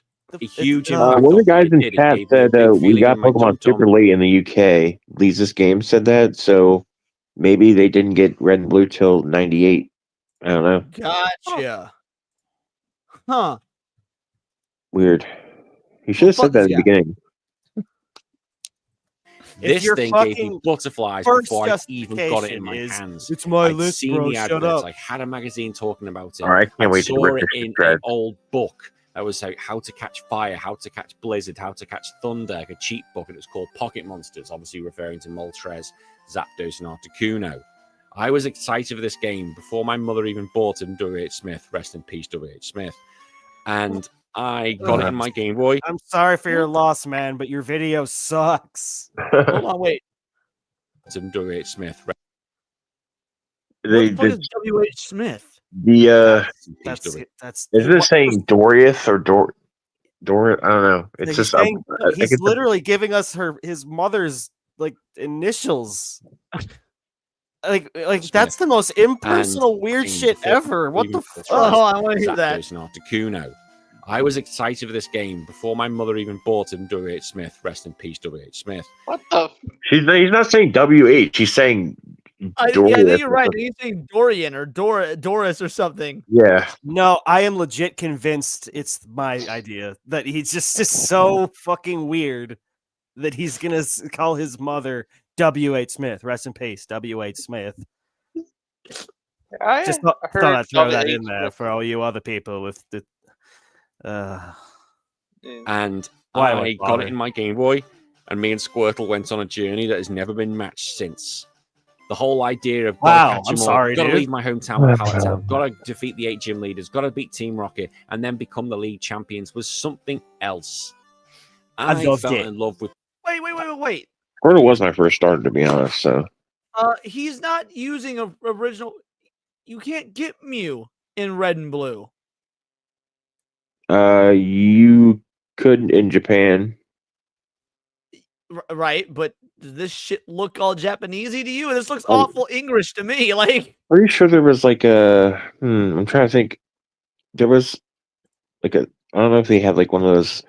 You go to the store, and there's like they put it on your. Fucking, W.H. Smith is a store in the UK apparently. Oh. but yeah, I think there may have been maybe a giveaway. Like you go to. I don't know. I can't remember. Did the Pokemon games do that back in Gen 1? Like go to the store giveaways? I don't remember that until Gen 3. Yeah, I think you did. This is probably just like Game Shark then, though.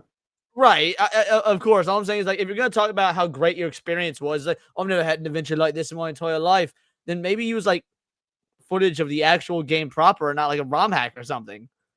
No idea. Like Pikachu and Raichu and Squirtle, who's became my hero evermore. And now I found a way. Oh, no, he'd be dead, won't he? I was thinking I can recover him from my old red and blue games. I still got them. But apparently, no, after a certain while, the battery dies. Because there's now actually a way to get them from gold on. No, he should be in gold, but that's probably battery's dead as well. I'm getting excited for nothing. Was a I prerequisite played for your nothing. script that you spend at least half of every entry talking about anecdotal bullshit that has nothing to do with anything? To be fair, Dex, I think we might be wrong about this. I'm not sure there's a script. Yeah, I don't know why I fucking presume that. That's actually on me. That's on me. Like this in my life ever. I wasn't a big RPG nerd. I wasn't really in that genre. So this was my first. Wait. I think we got Mew from going to the Pokemon movie. Could be wrong. You guys got you got Mew in your game for going to the movie, and we just got that little faggot ass trading card? Right. I feel gypped as fuck if that's true. Agreed. Yeah. Taste of it all, and I fell in absolutely love. Pokemon became a huge impact. Absolutely love. Absolutely love, yeah. That's not correct. Absolutely love. That's incorrect. But it's absolute love or absolutely in love, yeah. But in Metal Gear Solid, they can listen for the sound of your footprints. Exactly. Also, I just want to throw this out there. I wasn't a big RPG guy. Also, I'm going to put fucking Final Fantasy Tactics as my number 10. Yeah. Cool, bro. No inconsistency there. Xenogears was on this list. Xenogears was also a fucking JRPG. I wasn't an RPG nerd. 3 of the fucking 10. 30% of his list is JRPGs. He just had to sneak that one in there. Just had to make it as incoherent as fucking possible. Like his number one. Oh my god. Impacting my life. I became, well, it wasn't until I eventually went to the Pokemon UK Championships that I actually. Okay, panel. Troll or serious comment? I can't tell. What? A troll. I got pulled up right now. I think a troll. That doesn't even make any sense. Mewtwo was in a cave. There was no truck in the cave. Or imagine something. Yeah, where's Mewtwo was in Cerulean Cave after you Cerulean Cave, yeah. Oh, okay, yeah, sorry. Cerulean, not Cerulean, Cerulean. And Mew being under the truck, I mean, that's been debunked for years upon years. I don't know. That was in Vermilion, anyways. That truck. Yeah, you're right. That would have been Vermilion, yeah. There's a lot of Mewtwo lore in Cinnabar Mansion, though, which I think is what Guy was talking about. We'll give the guy his dues. He taught me a lot about how to not go about making my videos. True. It's like a car crash. You can't look away. Actually played about special stats and attack stats and all that. And since then, as I keep ranting on about this show, back in 2010, I was number 2 in the UK online and ended up one of the top players in the UK Championships, and have still been able to play it now. So I can still play Worlds competitors, even though I've not played for 2 years. I can still beat and give Worlds competitors a really good battle. Am I going to appear at the event in Sydney this year? Hopefully, if I can get a ticket, because I really want to go. But it was the birth of a cultural giant. We all know what Pikachu is. We all know what Pokemon is. And that's the only prerequisite for having the game be the top. We know what it is. Fucking great. Quick. Why should top 10 best STDs list? Obviously, herpes has got to be number 1 because we know what it is. Oh yeah, I mean, obviously. More Super AIDS. This is what this video is giving me. Yeah, no, Super AIDS is actually incredibly overrated. 10 out of 10, do not recommend. Heard about it. Even my mother heard about it, and she didn't like video games. It's huge. And that alone, the impact alone, is nothing short of brilliance. Now, people can look at the first That's the best starter right there. Well, that's a good game. Well, true, I get that. And repeat yourself. Bulbasaur is the best Gen 1 starter. Wait a sec. Wait. No. Ew. Oh. Gross. You sicken me. It always comes down to hating on grass types, doesn't it? Actually, no. I almost always choose grass types except for Gen 1 and 2. Gen 3 and onward, I've chosen a grass type, and every single game is my starter. But Gen 1 and 2, water, man. Squirtle and Totodile. I agree that Totodile is the best. Him and Typhlosion are head and shoulders better than fucking Chikorita. Chikorita is gay as fuck. Like, Chikorita is the Rosie O'Donnell of Pokemon. It's fucking terrible.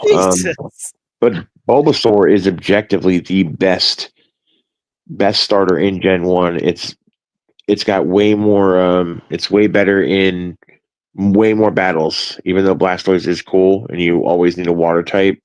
But see, I was almost positive that Squirtle is there a difference between Gen 1, like actual Gen 1, and then Gen 3 like the remake of Gen 1? So like, is Fire it Red possible Leaf Green Blastoise is better in Fire Red Leaf Green, but Bulbasaur's better than the original? No, it's still the same because it's like the only thing different about Fire Red Leaf Green is like the Sevi Islands, which are I mean, the special stats and whatnot had changed by then. Not until that's not until Gen 4. Fire Red Leaf Green was technically Gen 3. Gen 4, really? Nope, Gen 3. The only reason they remade them that soon was because you couldn't get Gen 1 Pokemon. Like you get them on the Golden Flow, but you could not get them onto the new system. Yeah, that Ruby and Sapphire is. So they remade Fire Red and Leaf Green so you can get Gen 1 Pokemon into the current console, you know? Yeah. The physical special split wasn't until Gen 4, in which case, Blastoise becomes pretty good then with like Waterfall and stuff because his attack was good. I always used he has the best defense of the 3. To be fair, Blastoise has the best defense of the 3.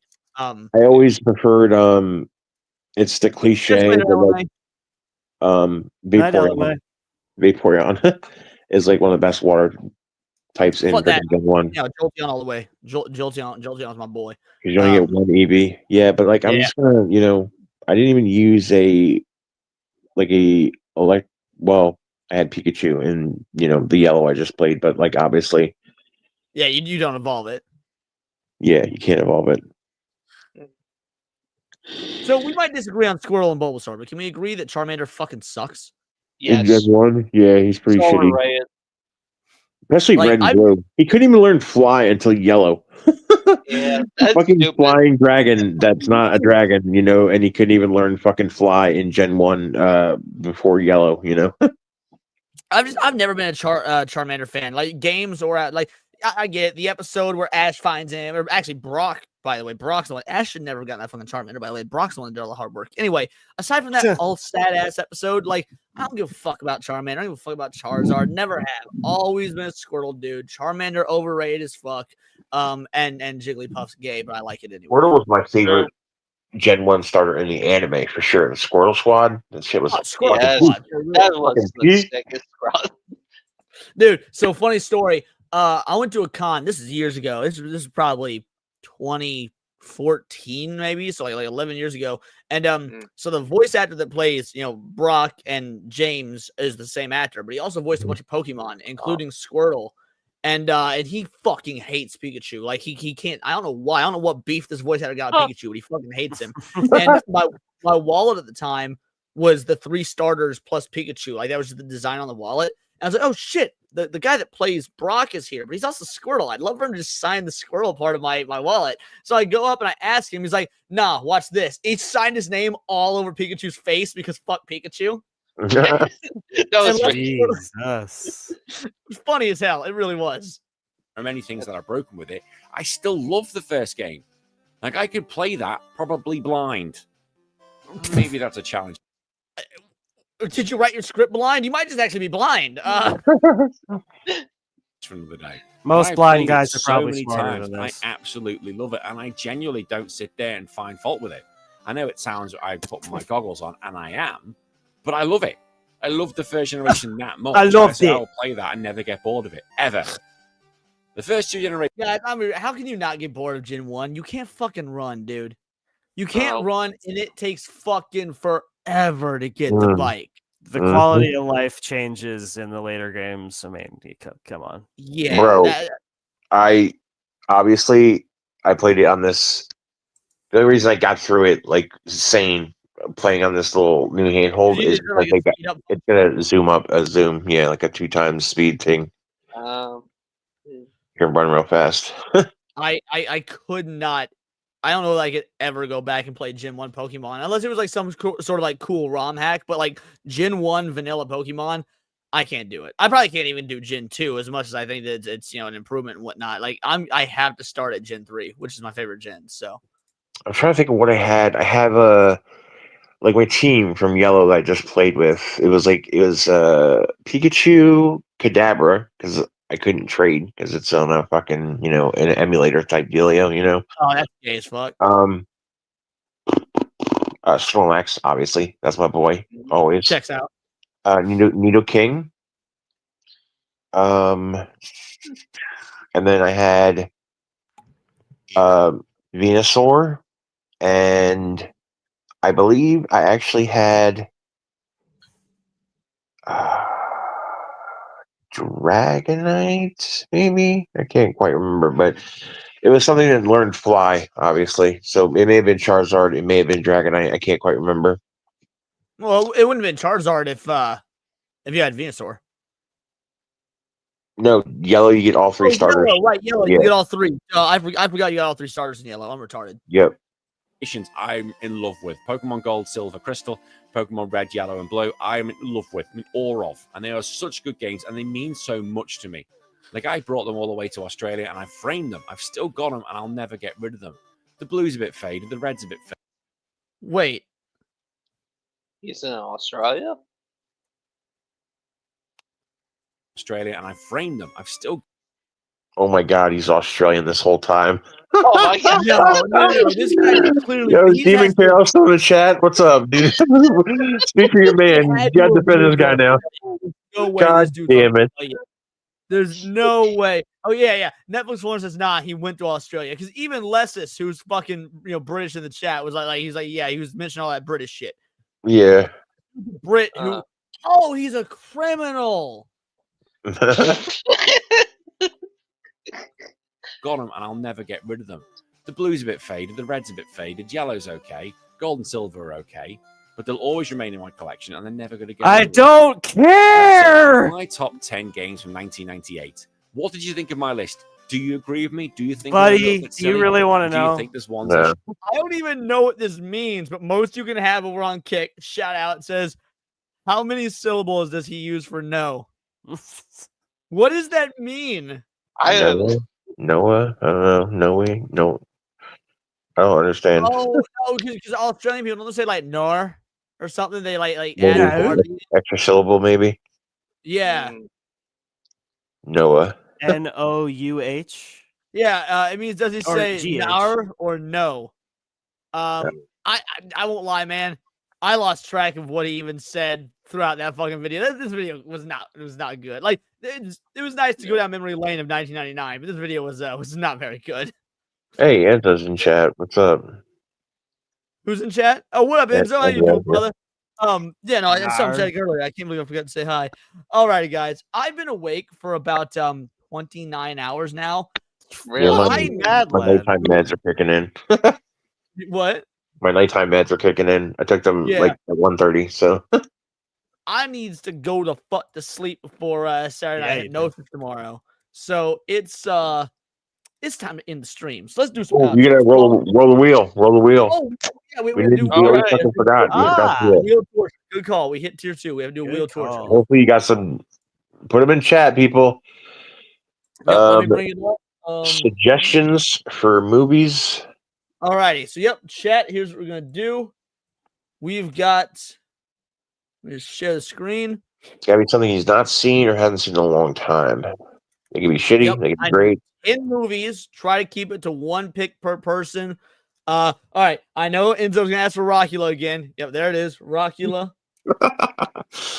The quest All right, so continues. I need 9 more picks. A movie I've either never seen or never seen in a long time. We will be doing a watch party in the Discord this coming Thursday, so 6 days from now, for whatever movie this lands on. Netflix Forum says Life Force. All Never right. heard of it. And thanks, not at all. I do Gamers also like the. I've seen They Live recently, so unfortunately I can't. Yep, I I've also seen it. really enjoy the Silent Hill Psyduck. Happily Never After. Eating Raoul is a great pick. Unfortunately, I've done Eating Raoul. In fact, reviewed Eating Raoul not too terribly long with a friend of mine over on her channel, Moxie Dame. So yes, I quite enjoy Eating Raoul. Psychotic with a 2-banger says The Avengers, Sean Connery version. All right. New movie. That'd be a good one. That's a good one.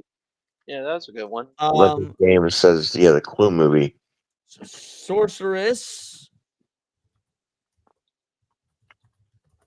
When you say the Clue movie, do you Like mean the the one with Tim that Curry? fucking dumb motherfucker I can't stand? Yeah, Tim Curry. You don't like Tim Curry? No, it's not that I don't like Tim Curry. I think that I don't like the Clue movie, but I mean I'll put it on the list because people, that's what the people want. I just want to make sure it's the right one.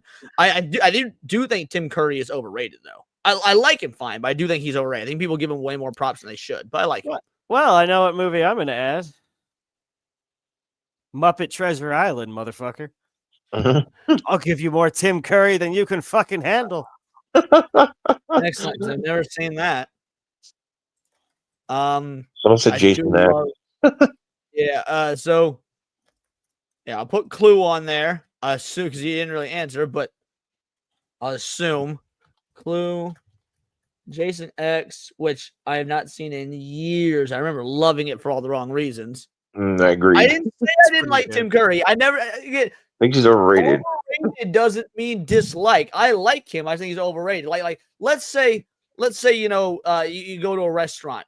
That's a 7 out of 10.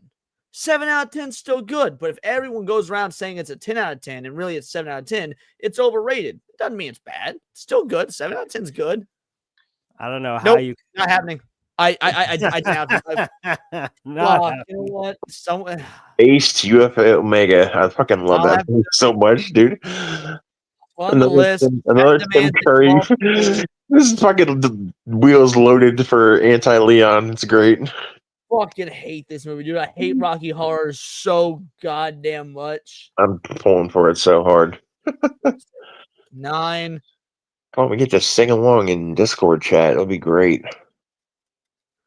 And then there was, and then all right, Graves said Mr. Right, and that's 10. What year is Mr. Right? So I know what we're talking about. What year is Mr. Right? I don't know, but we got an Empress raid. All right, as we're wrapping up, well, I appreciate it, Empress. You're the bomb diggity. You'll go on to someone else. I've been waiting for 29 hours. I'm losing it. Mr. Right. The movie from 2015? I don't know what that is then. Yeah, I don't either. Is that what we're talking about? Yeah, Mr. Right, 2015. Okay. Well, that's That's Are we 10 full movies. up? Okay. We're full up. Let's Psychotic, spin the wheel. I think Leon needs to update the Discord link or something. The I psychotic. updated already. I updated it while we were live. Okay. So Dax, Okay. yes, and the link Anything there. but Rocky Horror Psychotic. Picture Show. Let's go. Rocky Horror. Come on. Cool. Jason X. So close. We're One good. away from Rocky Horror. I was getting nervous. I started to Hot slow take, down. Alrighty. So this coming Thursday, we will do a Jason X watch party in the Discord. Cool. Fuck me, hopscotching backwards. That was nerve-wracking. All right. Paul, I'm going to send this to the disc to you directly, Yeah. just so it's there. Night, Yo, Empress. 40K Empress, Simo girl, thank you so much for the raid. Truly appreciate it. If there's someone else live right now, I'll try and raid them. If not, I'm going to bed. Alrighty. Paul, tell me who you are, what you do, what you got coming up, the whole nine. I am a Leon Zyro bestie. I don't have a YouTube presence. I just hang out in Leon streams, support my boy, the Cabal, Sydney, some other people. And yeah, just like hanging out. Good enough for me. Gal Carrymon, you do your thing. Oh, I'm just Gal Caramon, the Fear, and that's it. You're boring. You're fucking boring. Fucking boring. I am. All right. Dax, liven it up. You know the drill. He's got the donos to do. It'll be hilarious. Yeah. Hey, everybody. This has been Daxonar. Holy fuck. That video was an undertaking. Please go give the guy your honest feedback in his comments, because that'd be fun, right? I'm sure you all have opinions, but yeah, tonight it's been awesome. It was a real nice pick-me-up for the Otzel. And thank Leon for hosting us, and thank y'all for getting us a tier 2. And let me check off some names. Piranha Pout coming in first. Thank you so much, Pouty. Adam Fuggin Rabil. Gao Carrymon. Thank you, sir. Got Bishop the Base Wizard. We got War Wizard, the War Wizard. We got Blue Collar Loser. We got Lazus Games. Thank you for the joining the Vital Idols, brother. Hayden Wayne making it rain. Jesus, so much. Golden Apples. Thank you, sir. Good luck with the game. Dev Demon. Carol with the Aussie 5. Master Goa. And last but not least, the Psychotic. And yes, go ahead and join us in that Discord Thursday, everybody. It should be a fun time. And until then, this has been Words of Jackson. Wait, no. Yeah, what was it? $150? Paradise. That's right. What was it? 120? I can't remember, but Hayden Wayne probably deserves it over the pants candy from Leon here. Ham, right. Absolute legend. Yeah, Hayden went ham. Couldn't have done this without him. Absolute fucking legend. Truly appreciate you. But I appreciate all of you that donated. Not just Hayden. I appreciate all of you. Thank you so much. No one's live, so we're just gonna fucking end the stream. Before we do, yes. Bedtime. What did you say? It's bedtime. Yeah, bedtime. Bedtime, Yes, absolutely. Yep. Me too. Videos and streams every day. Tomorrow it's Saturday, so with any luck, as long as I get plenty of stream. I'm so tired, guys. As long as I get plenty of sleep, we're bringing back Analog Horror Night tomorrow, baby. Nice. Analog After Horror is back. after Saturday Night Hypnosis. I've been spending so much time gaming with Hypno and them afterwards. But tomorrow, Analog Horror is coming back. We're gonna do part 2 of Midwest Angelica. So be sure to be there for that. It'll be immediately following Saturday Night Hypnosis. And yeah, check out videos, streams every day. Check out the gaming channel, Glitch in, the letter N, Glitch in Paradise. I released a video on that today about whether or not it'd be a good idea to age up the characters in Persona if we want to see adult Persona users. So, that could be cool. Dax said you're one member away from 200, so. Yeah, I'm one sub away from 200 on that channel. I'm trying to get the gaming channel up and running and actually treat it like a real secondary channel as opposed to just like something I slapdash throw together. And then, yeah, if you haven't checked out today's video about Nick, I guess yesterday's by this point, Nick, the Steven Crowner interviewed Nick Fuentes. Please check that out. All in all, just support everybody, support your boys. I'll see y'all tomorrow for the various streams and everything I'll be on. And until next time, it's all here in the Nerdosphere, and this has been Words of Paradise.